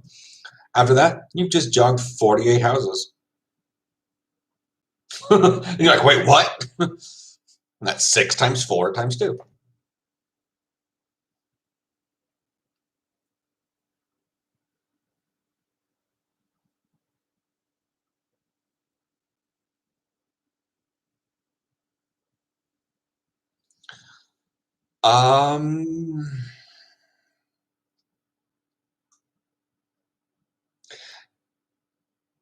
So I'm going to ask the quick question and I'm going to wait for the answer because I know there's a delay, but it's not much. Does it can adjust for various weights. What are the sums? What are the various weights you can put it at? You can just type out, 1, 2, 5, the comma, basically like you're writing out prime numbers. And I'll wait for that one because you probably know it's probably going to be like 1, 2, 5, 10, 15, 25, 20, 25, 30, 35, 40, 45. Like you could do that and it'll probably do that. But there's probably a 2 on there because you need to do fingers. I don't know. And it is a dumbbell, so we're worried about that one. But I can show you some single dumbbell stuff.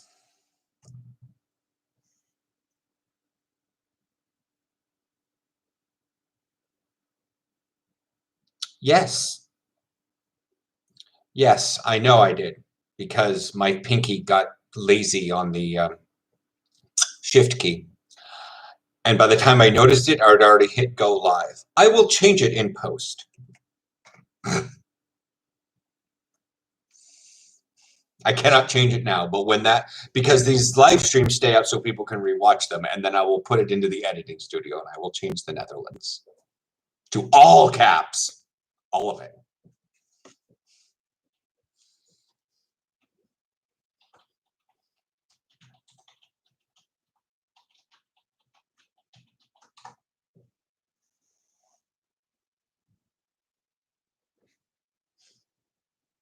Yes.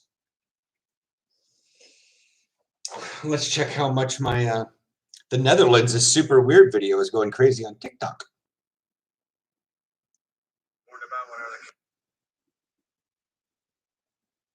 Oh boy.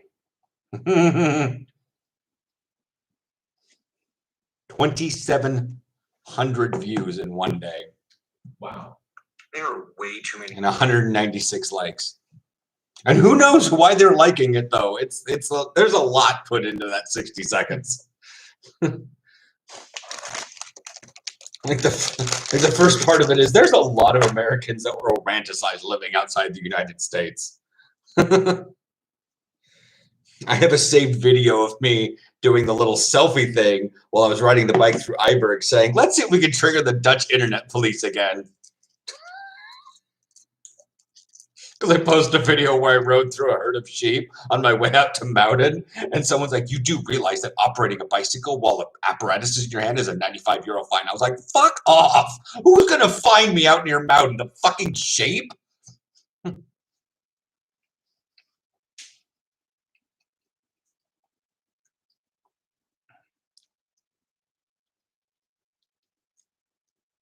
There are 8 sheets total. Plates.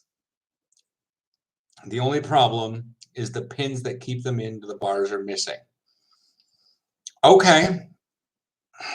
So you have one option,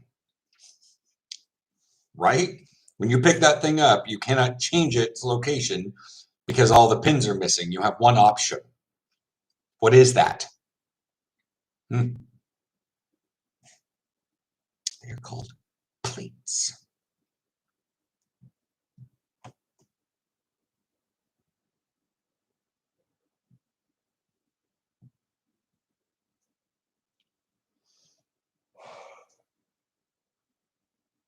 What is my nephew doing?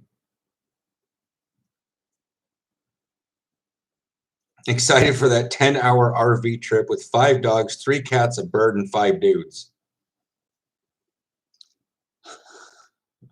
What is my nephew doing? This. That's a question. That's a question. 2 plates. Yes. Okay. But what are the weights? There should be a small number on them.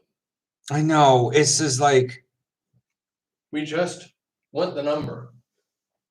Both the numbers that are on either one of the plates. Like, it's just. And if they aren't the same number, please give us both. Yes.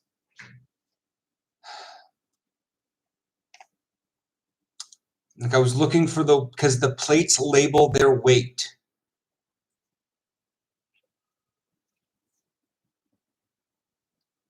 When you showed me the picture of it, it looked very, very wonky and weird. So I'm wondering what weight it's stuck at. Because if it's stuck for some reason at 30 pounds, I'm not going to have you do certain things because you're weak. I don't know if Fungball is still here, but I'm looking at May, somewhere in May, fairly soon. Like, probably not tomorrow as whatnot, but I'm thinking like here super soon. And I know that Liberation Day is coming up, so things are going to be weird.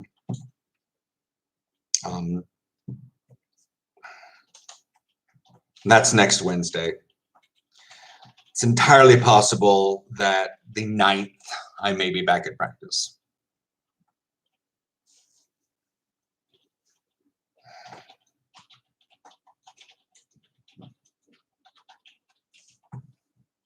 I'm going to go through Instagram because at that time when you sent me the picture, it most likely was on Instagram.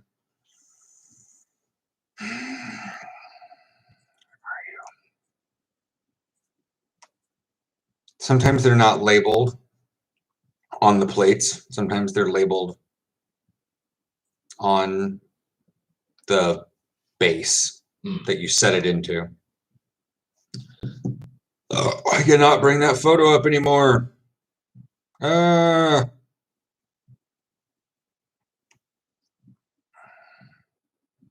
it was sent as a file, not as a in thing.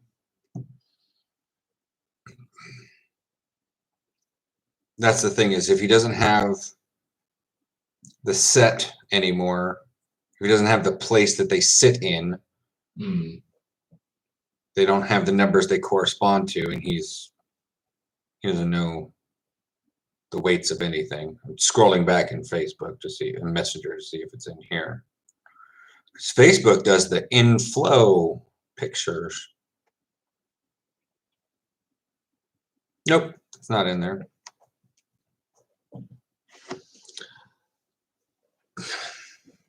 That's the thing is like, if it's a really lightweight, there's also other things I'm not going to have you do because you're just going to throw it across the room.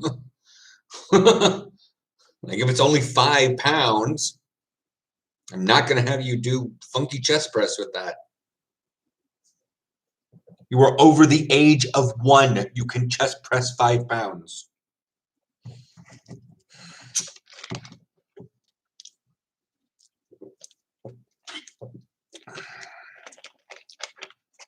Because I've seen 2-year-olds do push-ups of their own volition.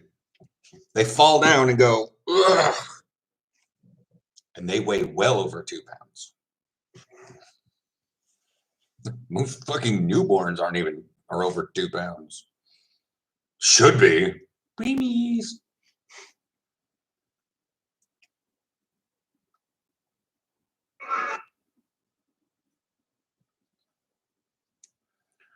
Oh, yeah.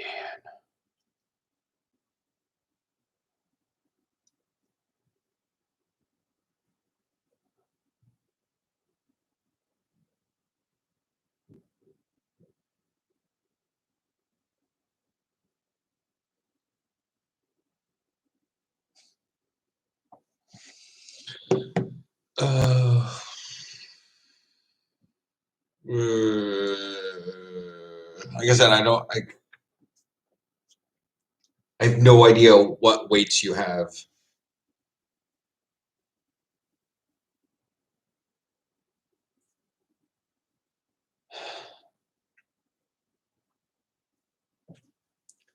You found the most rickety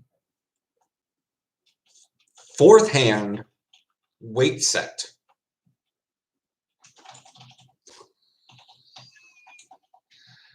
I guess just send me a picture on Messenger and I'll guess. At this point, you'd probably be better just going to the fucking Sports Authority or Dick's Sporting Goods and buying resistance bands.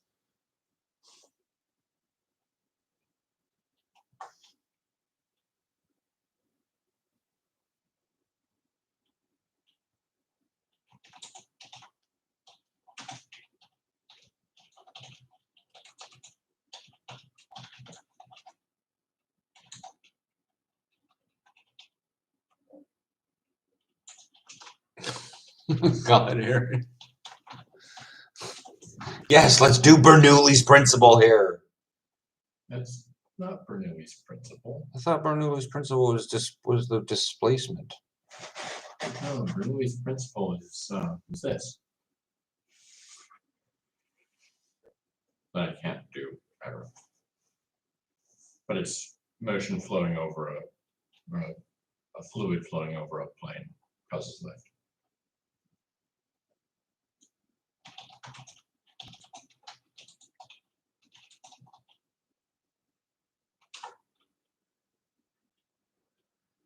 Oh, it's the Archimedes principle. Eureka!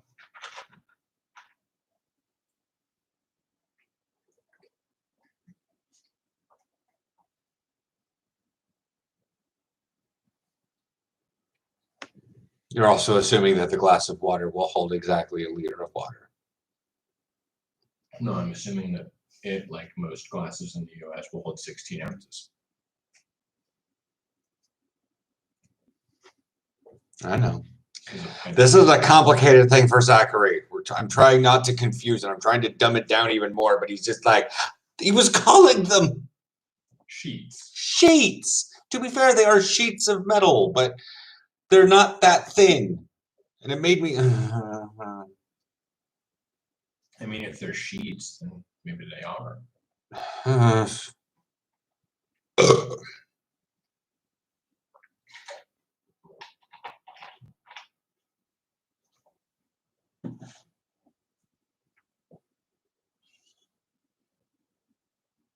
Adversity, man. Like a lot of adversity.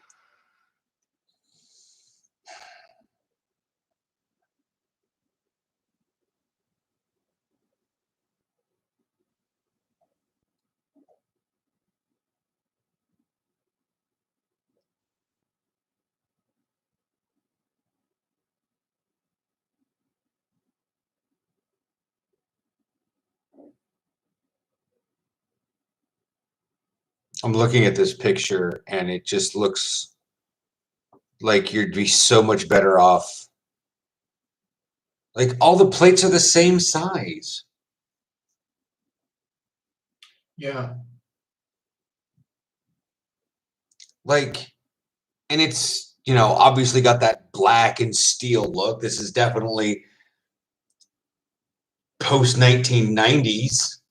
You know, makes me think of the Black and Decker coffee pots like I've got. It's not Black and Decker, but it still has that look. But this is.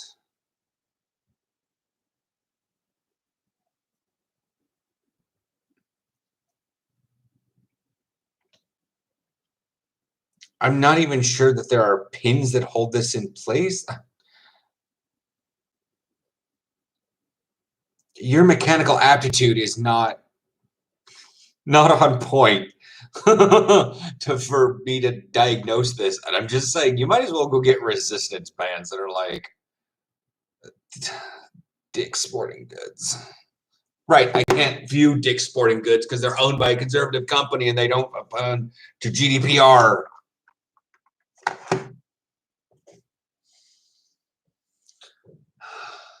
And there's no other, I mean, you can Amazon it, but I'd have to figure out what those are in pounds.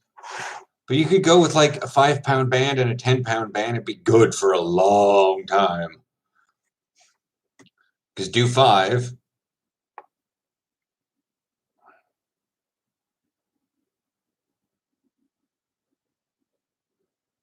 What? This sounds like an Aaron joke.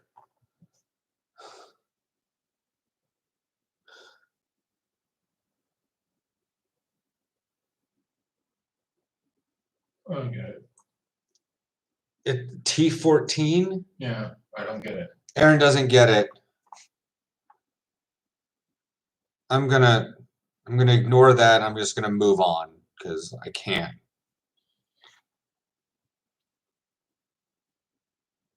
This is Amazon DE. I can't fucking find the United States. Resistance bands. USA. Buy. Oh my God. Yes, Weerstandsbahn. Yes, I know. Exercise bands.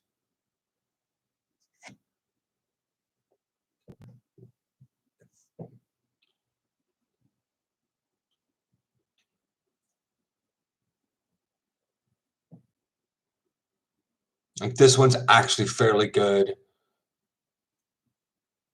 You could probably get. Oh, that's sponsored. Delivered to the Netherlands. I'm not paying that. I'm not doing this, Spencer. So something as stupid as this, which comes from The Fit Life. It sounds stupid, but they are, what's the price? $24.68.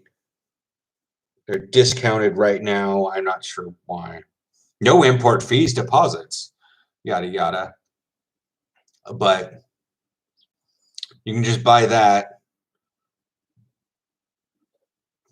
and you can continuously add tension from 10 to 150 pounds, and you can do strength workouts. They're all over the internet ever since Corona. They were all over before, but now like everybody who watched the other video is like, I don't like how skinny that person looks. I'm going to do my own. So now like there's been an influx of like 20 times the number of educational videos. You can literally find them anywhere.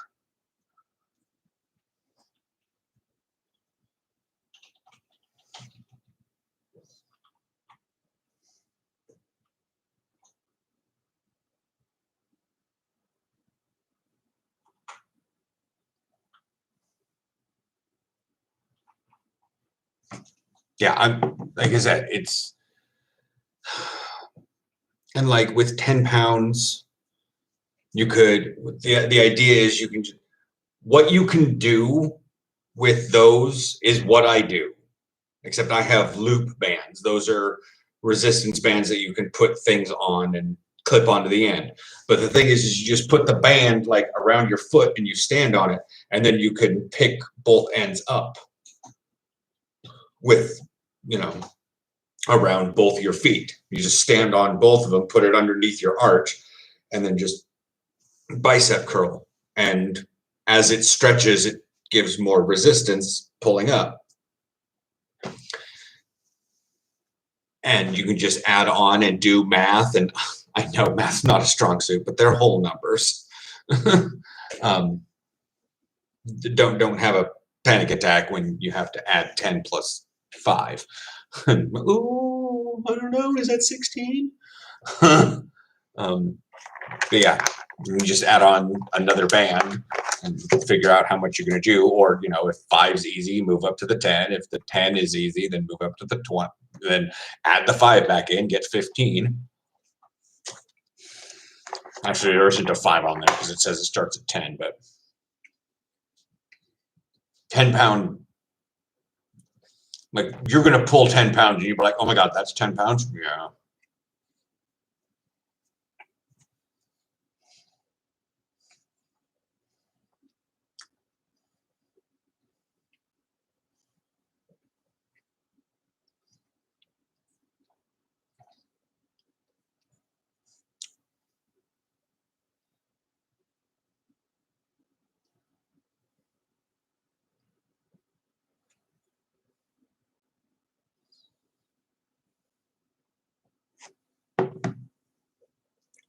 And they last. And you can probably find ones that are even cheaper than off Amazon.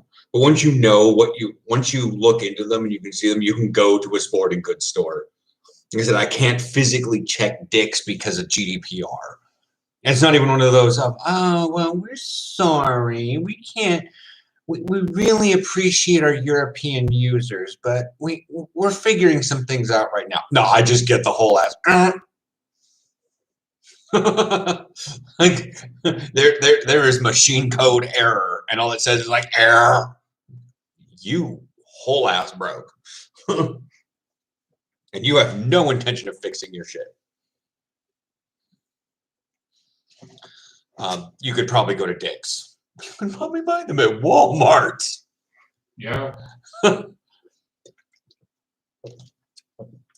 You know? And if they're too much, you could probably do amazing things with 2 rubberized 10-pound dumbbells. What you would do with those is they're skinnier than this, but you take the dumbbell and you can out, up, out, up. You don't really, I mean, this is a little bit funky because you're technically going down, but you could always just like lean over the couch and keep your arm down angled like a prayer bench. That's what it's called. It's when you see the guys leaning over something and they curl up to their face, that's just a prayer bench. That's what it's called. Or you can do it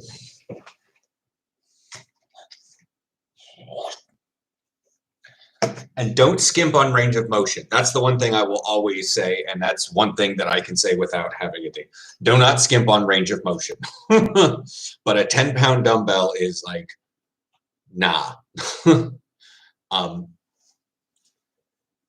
The benefit with the resistance bands is when you go to your larger muscles, you can utilize much more pressure.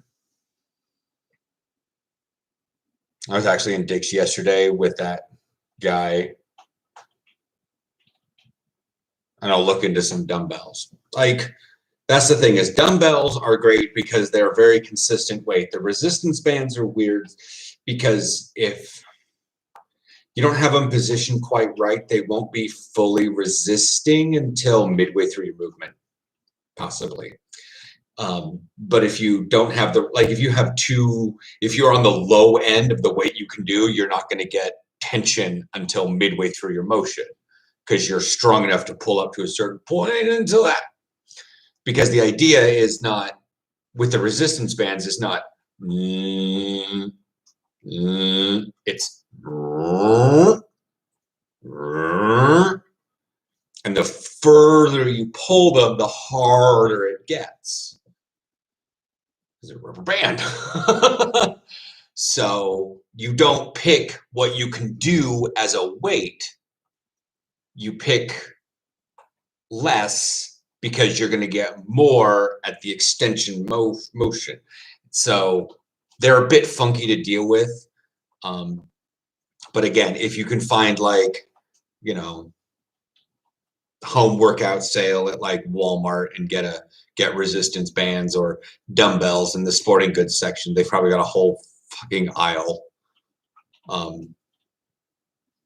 Plus, with dumbbells, you can physically pick them the fuck up and like do the exercise and just do it 5 times in the aisle and go, oh, well, that doesn't feel like much of anything, especially for things. Now, for these guys, if you have resistance bands, you're going to want to pull. If you have dumbbells, push. You're still working the same muscles, but it's a bit funkier to do the resistance bands this way because you're stretching them a lot more. Whereas this way with the resistance bands, you're able to use both shoulders.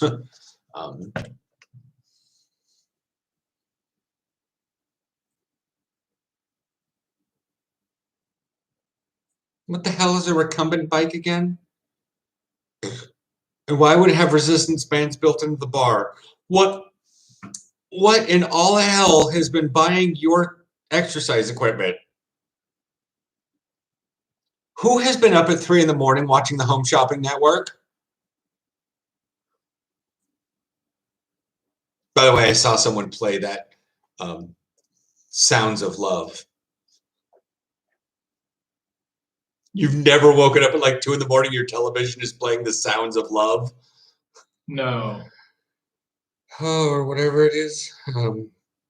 Late night commercial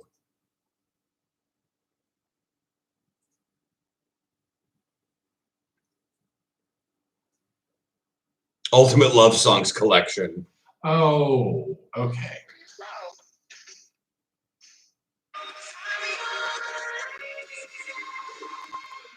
The world's greatest love songs.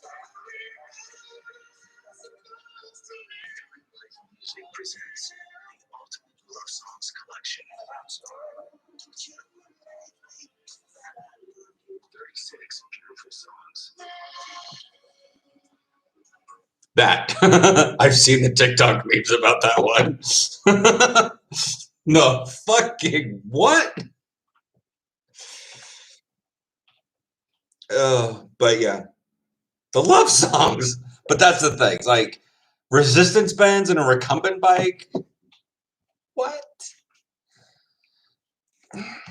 I mean, there's a lot I could go into, and I'm not a physio person. I'm not a physical therapist. I do exercises of my own, and I know word of mouth, but I don't. After a while, it gets like, talk to someone that actually knows this stuff. Even I have to talk to guys at the gym, and so it's odd when I have a wealth of knowledge about something and people are constantly asking me about subjects I don't know. Like, I have a wealth of knowledge about weights, but because I've inferred that from taking physics.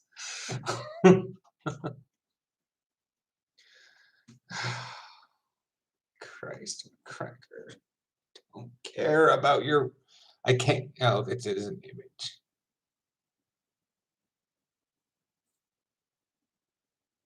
What resistant? Oh.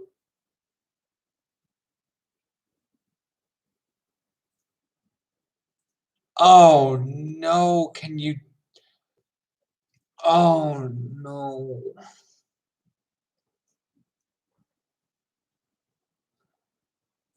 Oh, no. Show me. Just, they're right underneath the iPad on this main shaft. Oh. Yeah, no.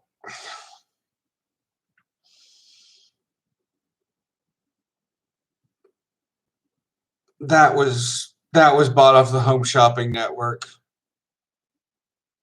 This is the kind of thing you'd find in a hoarder's house.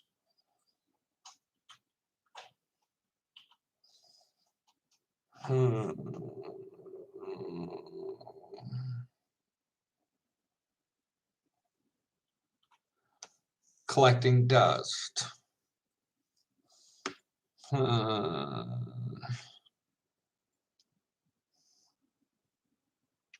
But yeah, I'm not, I have knowledge of, but I'm not an authority. Sort of like when you ask questions about autism, I'm like, I don't really know. I haven't studied. I kind of stay outside the autism community because they're,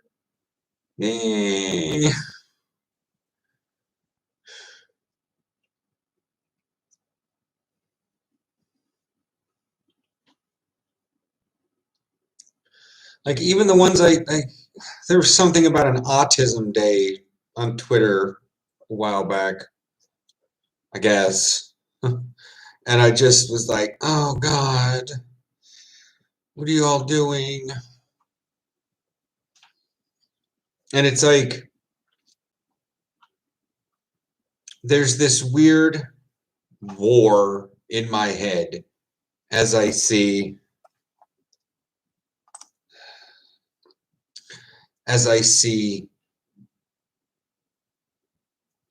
TikToks and pictures on Twitter about people that are like finding autistic pride. You know, and it's just like, it feels like, you know, it feels like what I was talking about. Do normal, that is gek genoeg.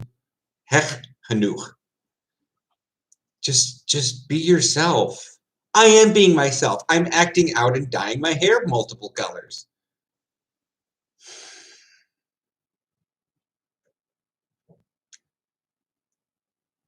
Maybe you aren't. and you're probably in the process of figuring yourself out, but a lot of people, when they realize they get diagnosed with autism, there's like the dam broke, and so they let out a lot of that have been pent up for years.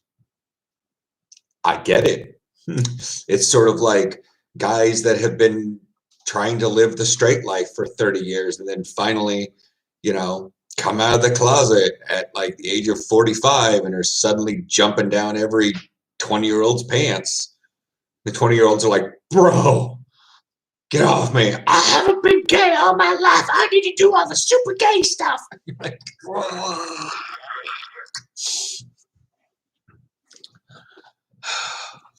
but yeah, it's so I give a little bit, but sometimes I was just like, you guys,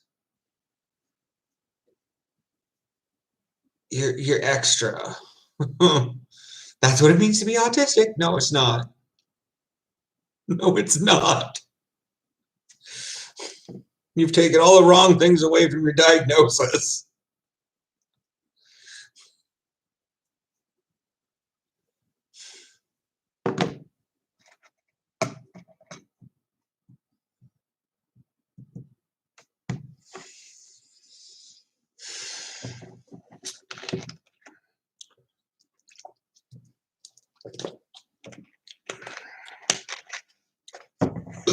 What you want, Team Go Rocket bullshit, dude?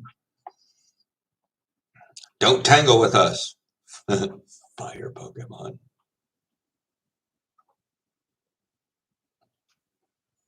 No, not Philomolorn. We'll use Sartharian, Entei, and Zerika.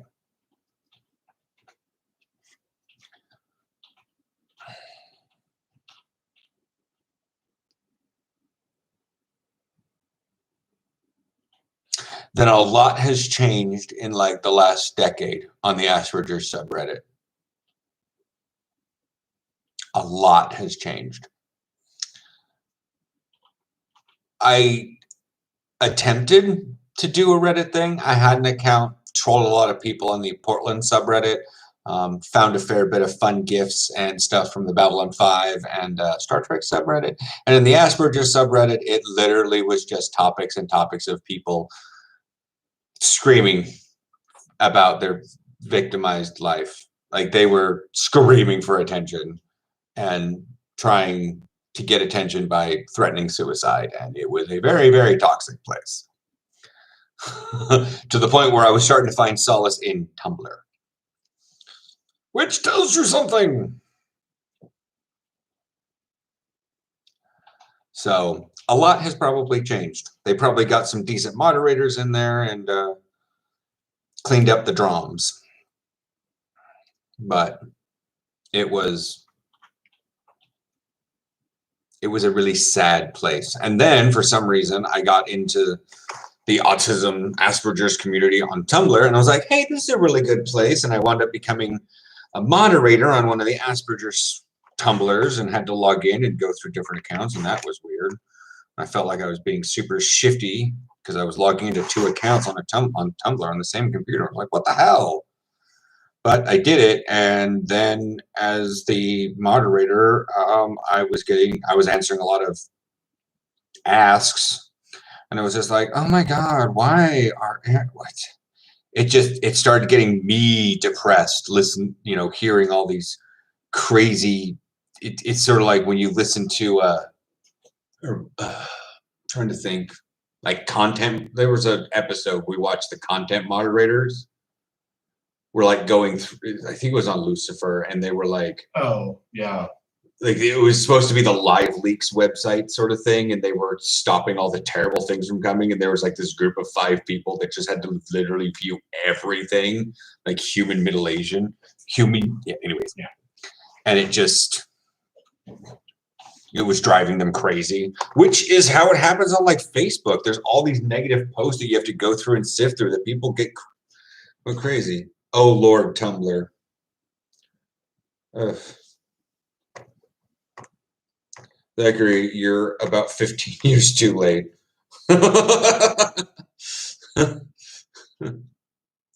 um, but yeah, like that happened, and it was depressing me because listening to the people talking on that post and a couple of the other moderators was just nothing but sadness, depression, stuff. And I had to stop and pull away. And then I found various other things.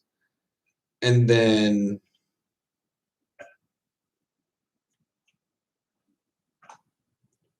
I found some things on Twitter. No, he's not. No, he doesn't. Aaron is not Dutch. Aaron has German and French descent from 3 generations ago. More than 3. Probably closer to 5. What I'm saying is, Yeah. but that's the thing. No. But another thing, and then I kind of stayed away from the autism community, made a couple autism videos thinking I could maybe do something on the YouTube community, but I didn't really a part of, but maybe I could put in my own ideas, and now they're still sitting there on the channel. And every so often, someone finds those videos and types up a very, very, very long, very depressing story. And I read it to see if there's any hope of joy at the end. And I'm just like, what do I do with this? Thanks for the comment. I literally just read a minor, college thesis. Thanks for your life story. I hope you got some level of catharticness about barfing up your life story on a YouTube comment. I didn't realize comments allowed that many characters. I don't tell them that. That's just what I think.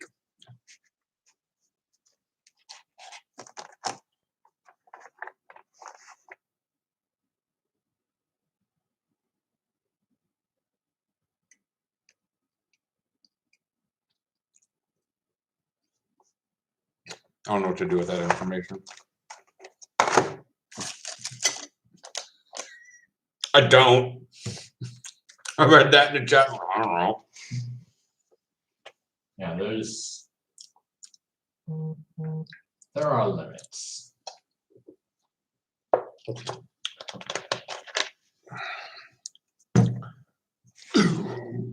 I mean, the closest Aaron and I could say anything about the Amsterdam's Jewish history is the Stolpersteins that we've seen lying around, embedded in the ground, and the sign at Mauderpoort Station.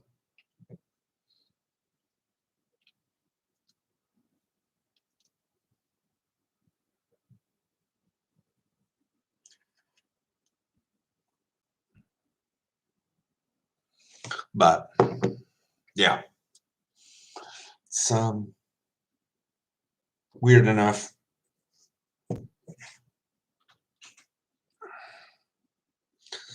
And then once I just sort of like disappeared for a little while because I was like, you know what?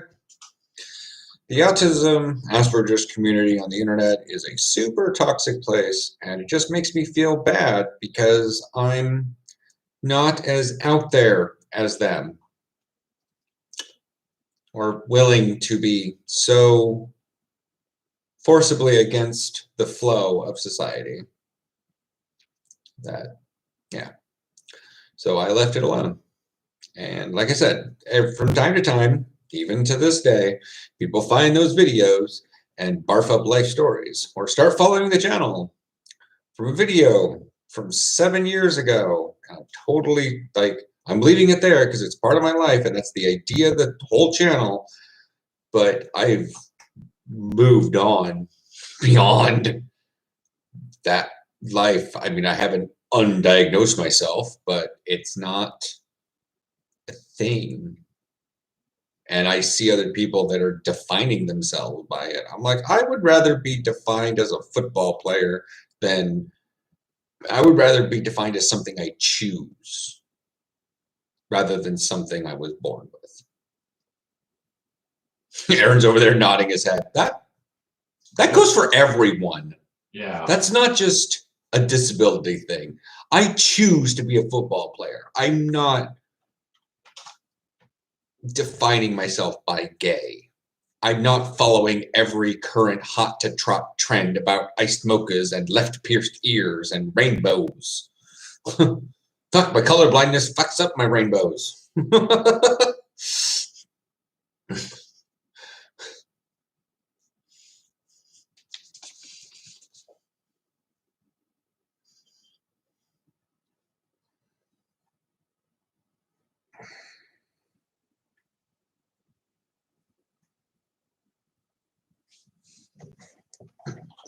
And all that jazz. And then got kind of back into TikTok. Didn't necessarily find autism community. Because apparently in my long absence of the autism drums, I did not realize that there's a greater category that merged those people, the autism community, in with ADHD. Oh, Jelly Duck's back. Yeah, it's only 10:30. I've been talking. Like, it's kind of winding down right now because, you know. Anyways, but yeah, I was just saying, like, the whole, like, the ADHD and other mental health discrepancies, I guess, have all been merged into neurodivergent, which is a very, very, very heavy use tag on TikTok. Very. I'm actually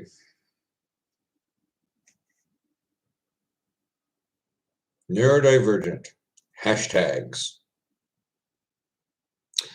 551 billion views. Jesus. It is a very large hashtag. A lot of times, it is most likely used to get attention. Not by anybody that is neurodivergent, but just by people trying to use the tag. You know, like, just using the tag so they can get put into another group and get more views on their video. Blah. But, yeah. Neurodivergent TikTok, 10.8 million views. Neurodivergent music, 1.6 million views. Neurodivergent Czech, 1.8 million views. Now, neurodivergent family, 111,000 views.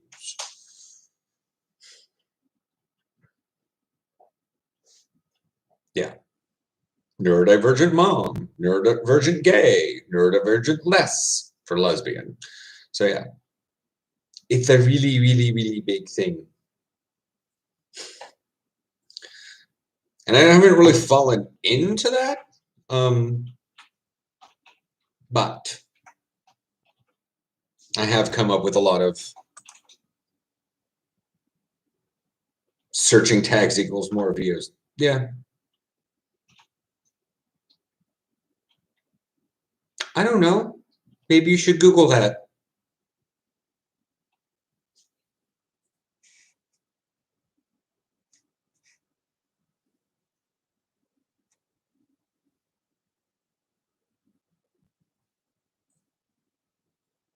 Oh, most of that is about anxiety disorder and ADHD. And what it does is it utilizes stereo. So the sound will, you put it on with headphones and the sound will, so it sounds like it's flowing back and forth through your head. I had my headphones on one time and I listened to one of the, someone's like, listen to this while your headphones are on. I'm like, well, I haven't had headphones on. I'm just going to pause Britney Spears right now and listen to this. And it was like the sound was utilizing the surround sound that comes from really new headphones.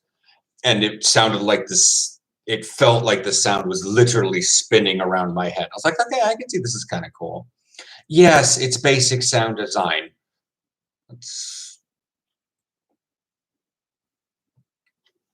It's not complex. I'm going to give you a little piece of advice. I'm going to keep saying it. Do not complicate the world.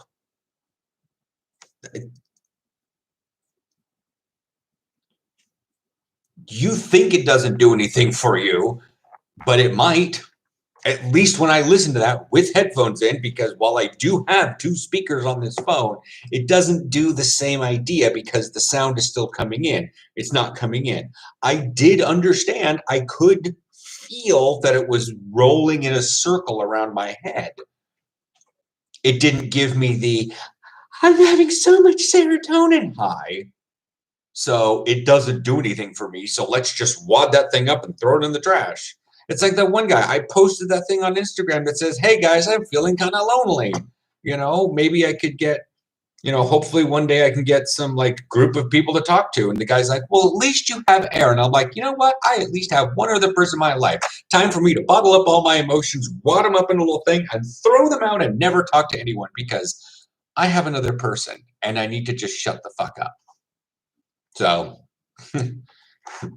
music doesn't do anything for you. All right, never listen to music again, because obviously it does absolutely nothing for you. Let's be very clear on this. What you doing? Looking up JavaScript syntax. JavaScript syntax.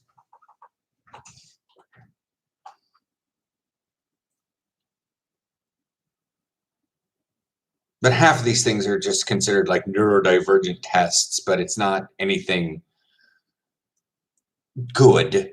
You know, and some of these people are like, I've been feeling weird my entire life and now I'm on TikTok and now I'm finding stuff that makes me feel better than other things do. So that's probably what that is. And again, neurodivergent is a very blanket term because it's sort of like saying not like when you're looking at colors, not black or not yellow. That's really what it says.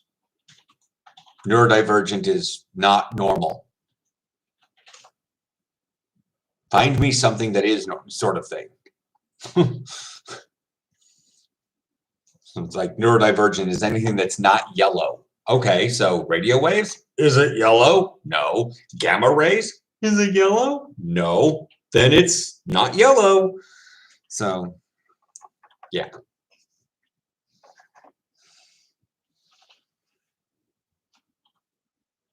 But like I said, it's a blanket term right now. But there are people that are finding out things about them, just like they did on Tumblr way back when they started finding communities. Because they were in the process of looking up, I don't know, furries because of art, and they started finding other people that were into drawing furry art, and that these other people had the same sort of like nervous tics and like similar like stimming habits, and they were finding out that perhaps they were mildly autistic and loved drawing because it made them feel good, and drawing animals is fun because you get to make them look cartoony or real. And yeah, but this person never heard of autism before. They just liked drawing furries. So that's really what's happening. But a lot of people are living living it. And as I brought up in today's video, we'll call that, I was like, it's yesterday's video, but it's technically today's video, is I do not spike my personality. Where I take one aspect of me and I make everything about it. It's super common in the United States, and it's super common in the biz of social media. Because especially on YouTube, when you have a really popular video or video style, you want to make more money off of it. And if that is very niche, then sometimes you get stuck. You get typecast. Like Mamrie, she's pretty cool as she is. We've seen numerous of her actual videos, but You Deserve a Drink is what she's known for, and will always be known for it. And so Grace has done a wonderful job at keeping relatively relevant. Rylan. I almost said Ryan until I saw that L. But yeah, she's done great keeping herself relatively there. Right now, she's doing a lot of cooking videos from HelloFresh because one, it's a sponsor, and two, she's kind of she's kind of in that mid-millennials, I'm losing my shit phase, and the pandemic's made it go crazy.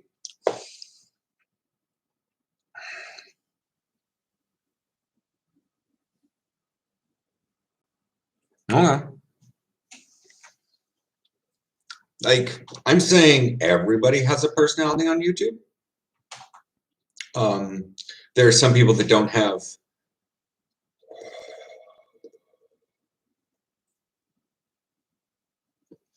I'm going to use this term in a quasi-theatrical sense. They do not have character voices. They have lecture voices.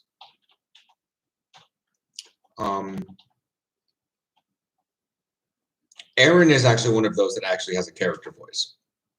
He just doesn't talk much. But when he does explain stuff, like when he's playing D&D, he does have various intonations, and he can definitely make himself sound much more sophisticated, or he can make himself sound really mousy. He's really bad at certain things, but you can actually do that. There are some people that literally will just always sound like Ben Stein.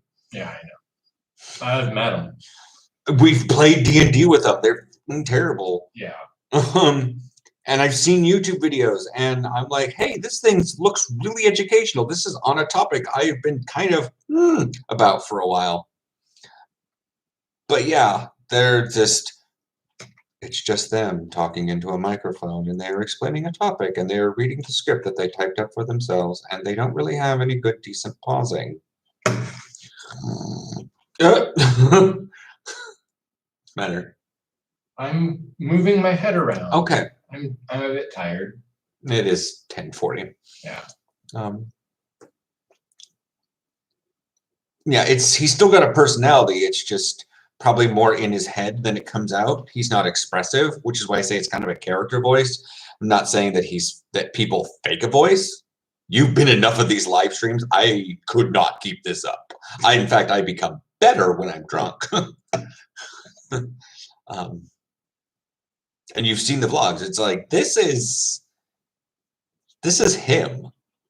Like, there are people on YouTube that have 10-minute videos, and they're like, hey, how are you? What's going on? And then you finally get them into a live stream, or you see them as a Twitch streamer, and they're just like, hi, yeah, what's going on? Because they have a turned on personality for their video. And I don't do that. What I'm saying is I don't emphasize one point of my personality. It's one of the faults of the YouTube channel, is I don't pick any one thing and they take that point and then shove it at everyone. I'm just like, yeah, I play football, but I'm also going to sit down and play a bunch of video games, and you're going to hear me talk about stuff. If you get me on the wrong topic, I will literally, I have videos on it, and I can still talk about warp theory from Star Trek. I will pull out the charts. I don't have many more. I threw them away, but I have stuff.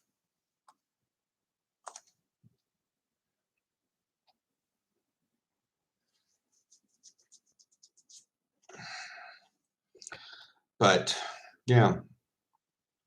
And like, I have my Portland knowledge, but like, there's no one thing that I can take about me and make it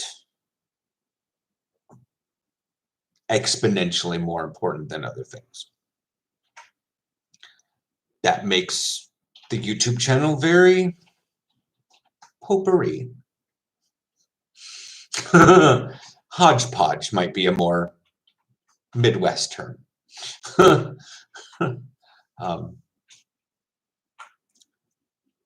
If you want to use the finishing school, well-rounded. But like, I was watching a TikTok and someone was just kind of doing their expressive, like, we have just all collectively lost our shit and we have no idea what to do. We basically hit 20 years old, somehow had to put our lives on pause for about 10 years.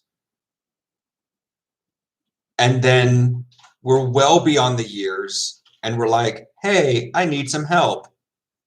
And we're left unsupervised for 10 years. And now we're like, I still don't have supervision. Somebody help me. I have adult money. I'm rolling around my Amsterdam apartment on rollerblades, wearing no shirt, sweating up a storm, listening to TikToks. I need supervision. Like, you know, and that's part of the thing with, so you're Gen Z, but at the very end, you're in that Xennials, not Zennials, Xennials. I'm trying to get it verbalized different. I want to call you Millennials because X to Millennial would be Zennial. Millennial to Gen Z would be Millennials. It just that fucking works. So you have a weird cusp time. But you're certainly not losing your shit like the 32 and olders. But I've got a couple guys on my team that are in their mid-20s and they're just, yeah. Like one of them is turning 30 and still lives with his parents, but he also lives in Ritzieville. But it's still weird that the fact that the Dutch kids, like, the parents don't start getting a little testy with their kids moving out and going on their own until their mid-20s. Kids don't even feel like pressure. They may feel like they want to move out, but they know they're not financially ready. But then the whole school system here is weird, for what we know.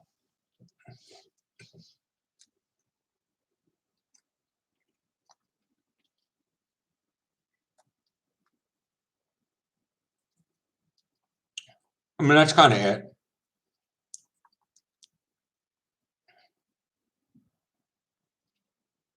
May God have mercy on their soul. Moved to Chicago to find work. Oh.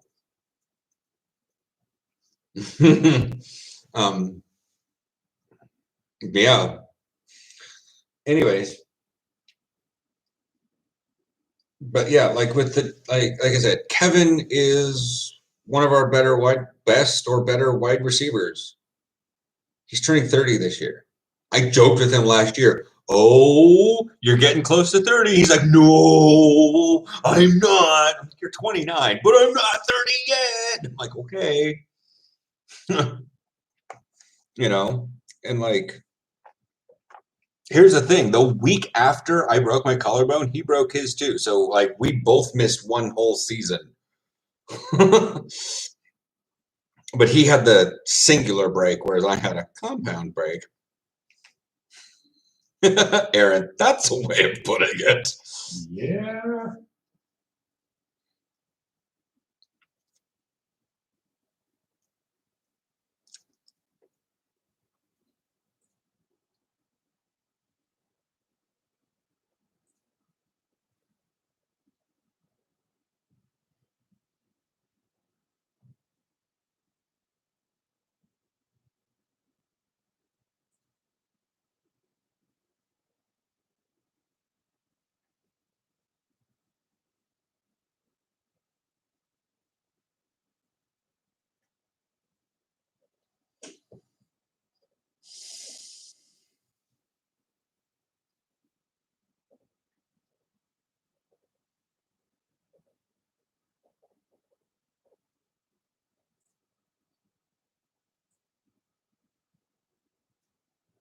Because, like, I took a picture with my collarbone, buddy.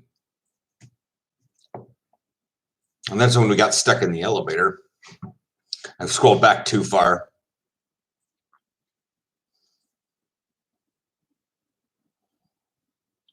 Yeah. Someone voluntarily moved to Chicago. Ugh. Why you do that?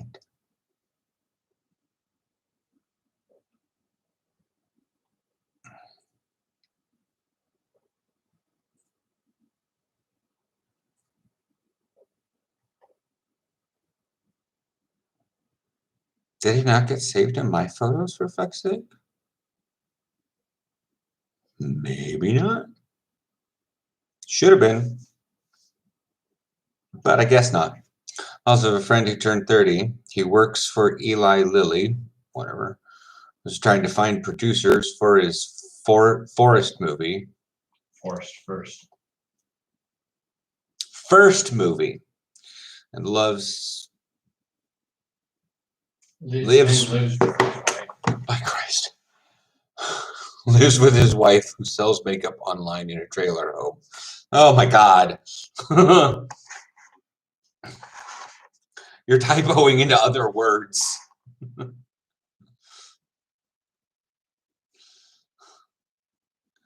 But anyways, okay. I mean, that doesn't sound like a bad thing. I mean, there's a...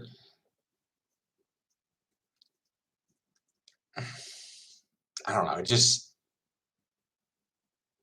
You're already talking about people who chose an unconventional lifestyle.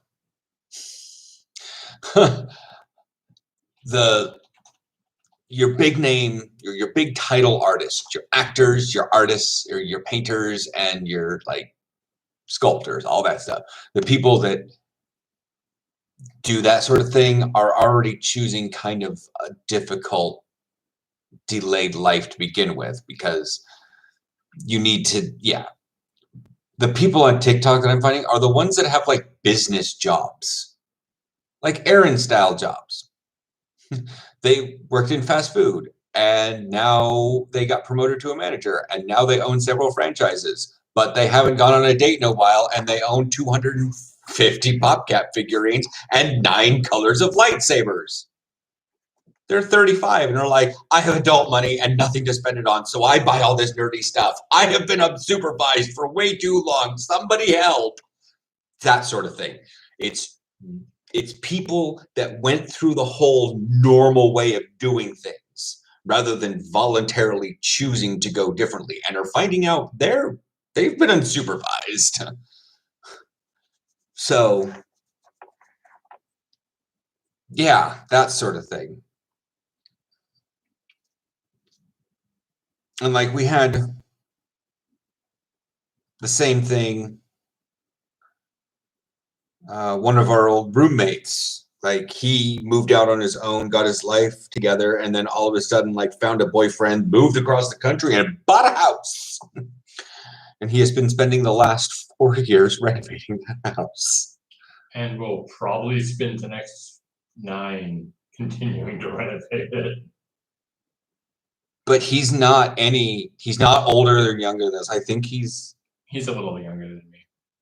Still, it's the same thing. Yeah. And he did not choose an awkward life. He worked as a stalker in the middle of the night at Graveyard at Winco. Yeah. And then he worked at Kinko's. He was a manager at FedEx Kinko's or something, right? He ran a store. Yeah. Yeah. And now he's still working, but he works over in upstate New York. And I think he works at a Kinko's or something up there because he has the experience for it. I don't know. I've been keeping track of him. He shook his head. Yeah, I know he did. I do log in every once in a while. And Josh, I've seen. Okay. Yeah. Josh, like the big folks do pop up on my timeline on Facebook.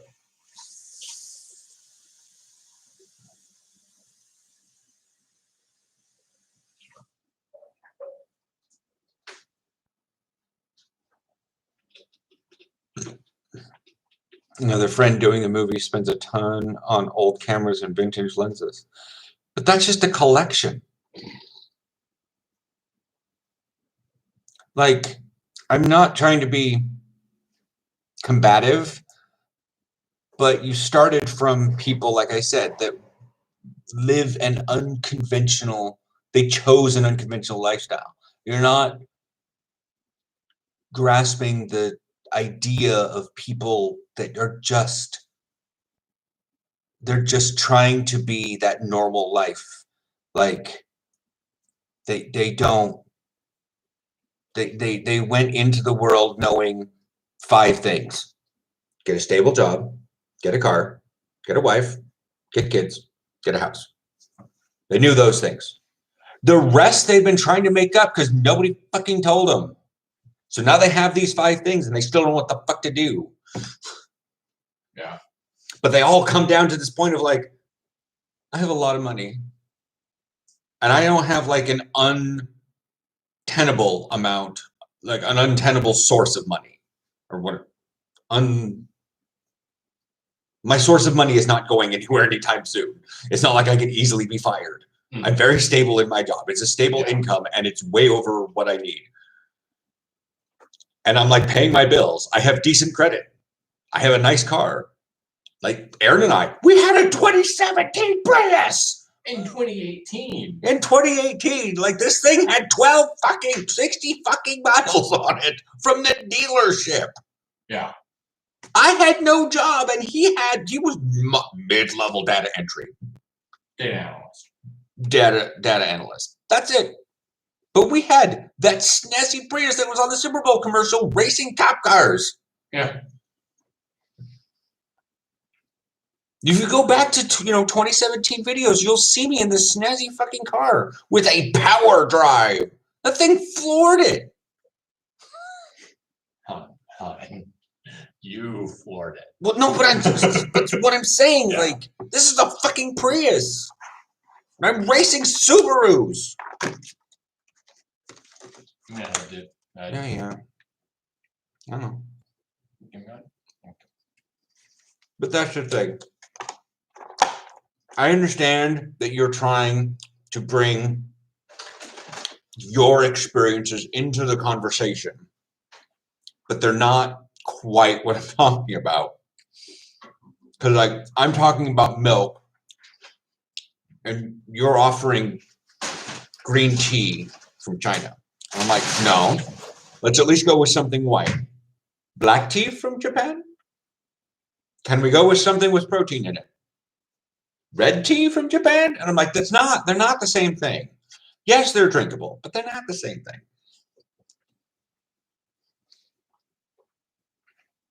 So, but that's just the thing. Also, I'm finding a lot of odd psychotherapy and computer stuff on here. Artificial intelligence researchers have built an algorithm that takes your picture from a dating profile site and can tell your sexual orientation. This is a really problematic study that we need to talk about. Now, on one hand, there's a lot of algorithms that predict sexual orientations from social media behavior, and the underlying tech in this study is not particularly problematic. It just takes images as input, it outputs sexual orientation with high accuracy. The problem comes because the researchers have claimed this is because there are inherent differences in the facial structure of gay and straight men and women. For example, they say gay men have longer noses or lesbians have wider jawlines. This is a problem that happens when you have computer scientists building algorithms and thinking that they've got insight when they haven't talked to researchers in biology or genetics or evolution or... Yes, of course. Ireland, England, Scotland, Wales, France, Germany, Holland, Belgium, Finland, Sweden, Denmark. Can you name one country that has no or very rare school shootings? Countries that even took in literally millions of foreign refugees? Yes, of course. Ireland, England, Scotland, Wales, France, Germany, Holland, Belgium, Finland, Sweden, Denmark, Norway, Spain, Italy, Greece, Portugal, Latvia, Poland, Czech Republic, Australia, New Zealand, Japan, All of these places have 0 school shootings every year and have had almost 0 school shootings in the history of their countries. All of these countries have a steady flow of immigration into them also. Just because it's the norm in the USA does not mean it's the norm globally. Hope that answers your question. Which is another one of those things, before I sign off, Zachary, was what I was bringing up in the video. Right near the end, I'm really tired of the United States being so ridiculously insular that everything they do is just the way it is for everyone else. Just because they're the Indy 500 is a drive-by, high-speed shooting gallery of vaccines doesn't mean shit. So the first video you played that was about AI reminded me of a bit of high-level analytics that one of our contractors did at the company I work for. They looked at all of the data we had available on our customer base, and lots of math, lots of machine learning, and all kinds of cool stuff. And their final verdict was, the customers who stick with us longer are more valuable to us. That's it.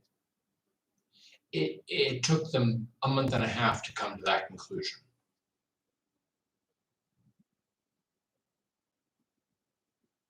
That sounds like the 42. Water is wet. Sounds like 42. Yeah. All that time thinking to come up with 42. Yep. Hey, night, everyone.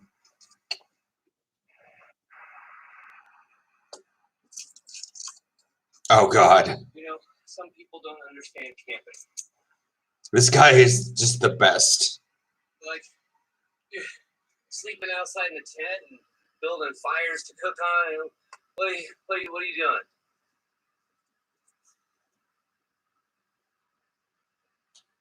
But if 2020 has taught me one thing, we're not that far away from zombies. And I will not be picked last again. Again? I think he's. This will not be a repeat of 6th grade dodgeball. This is also, that's the exact same guy that does, he's the original sound of this. Right. Today, we are going to put on our big person undergarments and go do the difficult thing that we have been putting off. When we are done, we can have a small cry and a nice chocolate to make ourselves feel better. All right? Huzzah!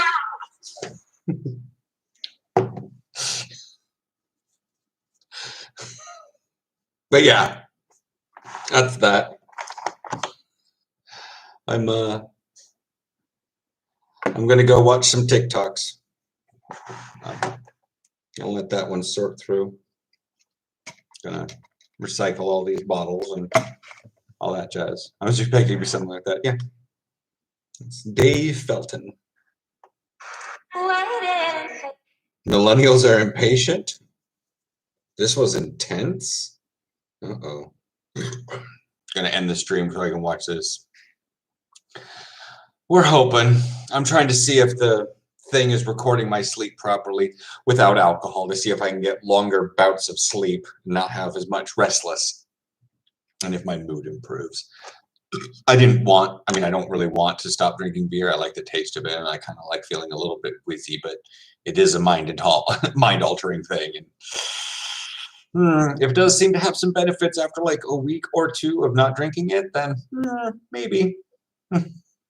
I'll get you into futures.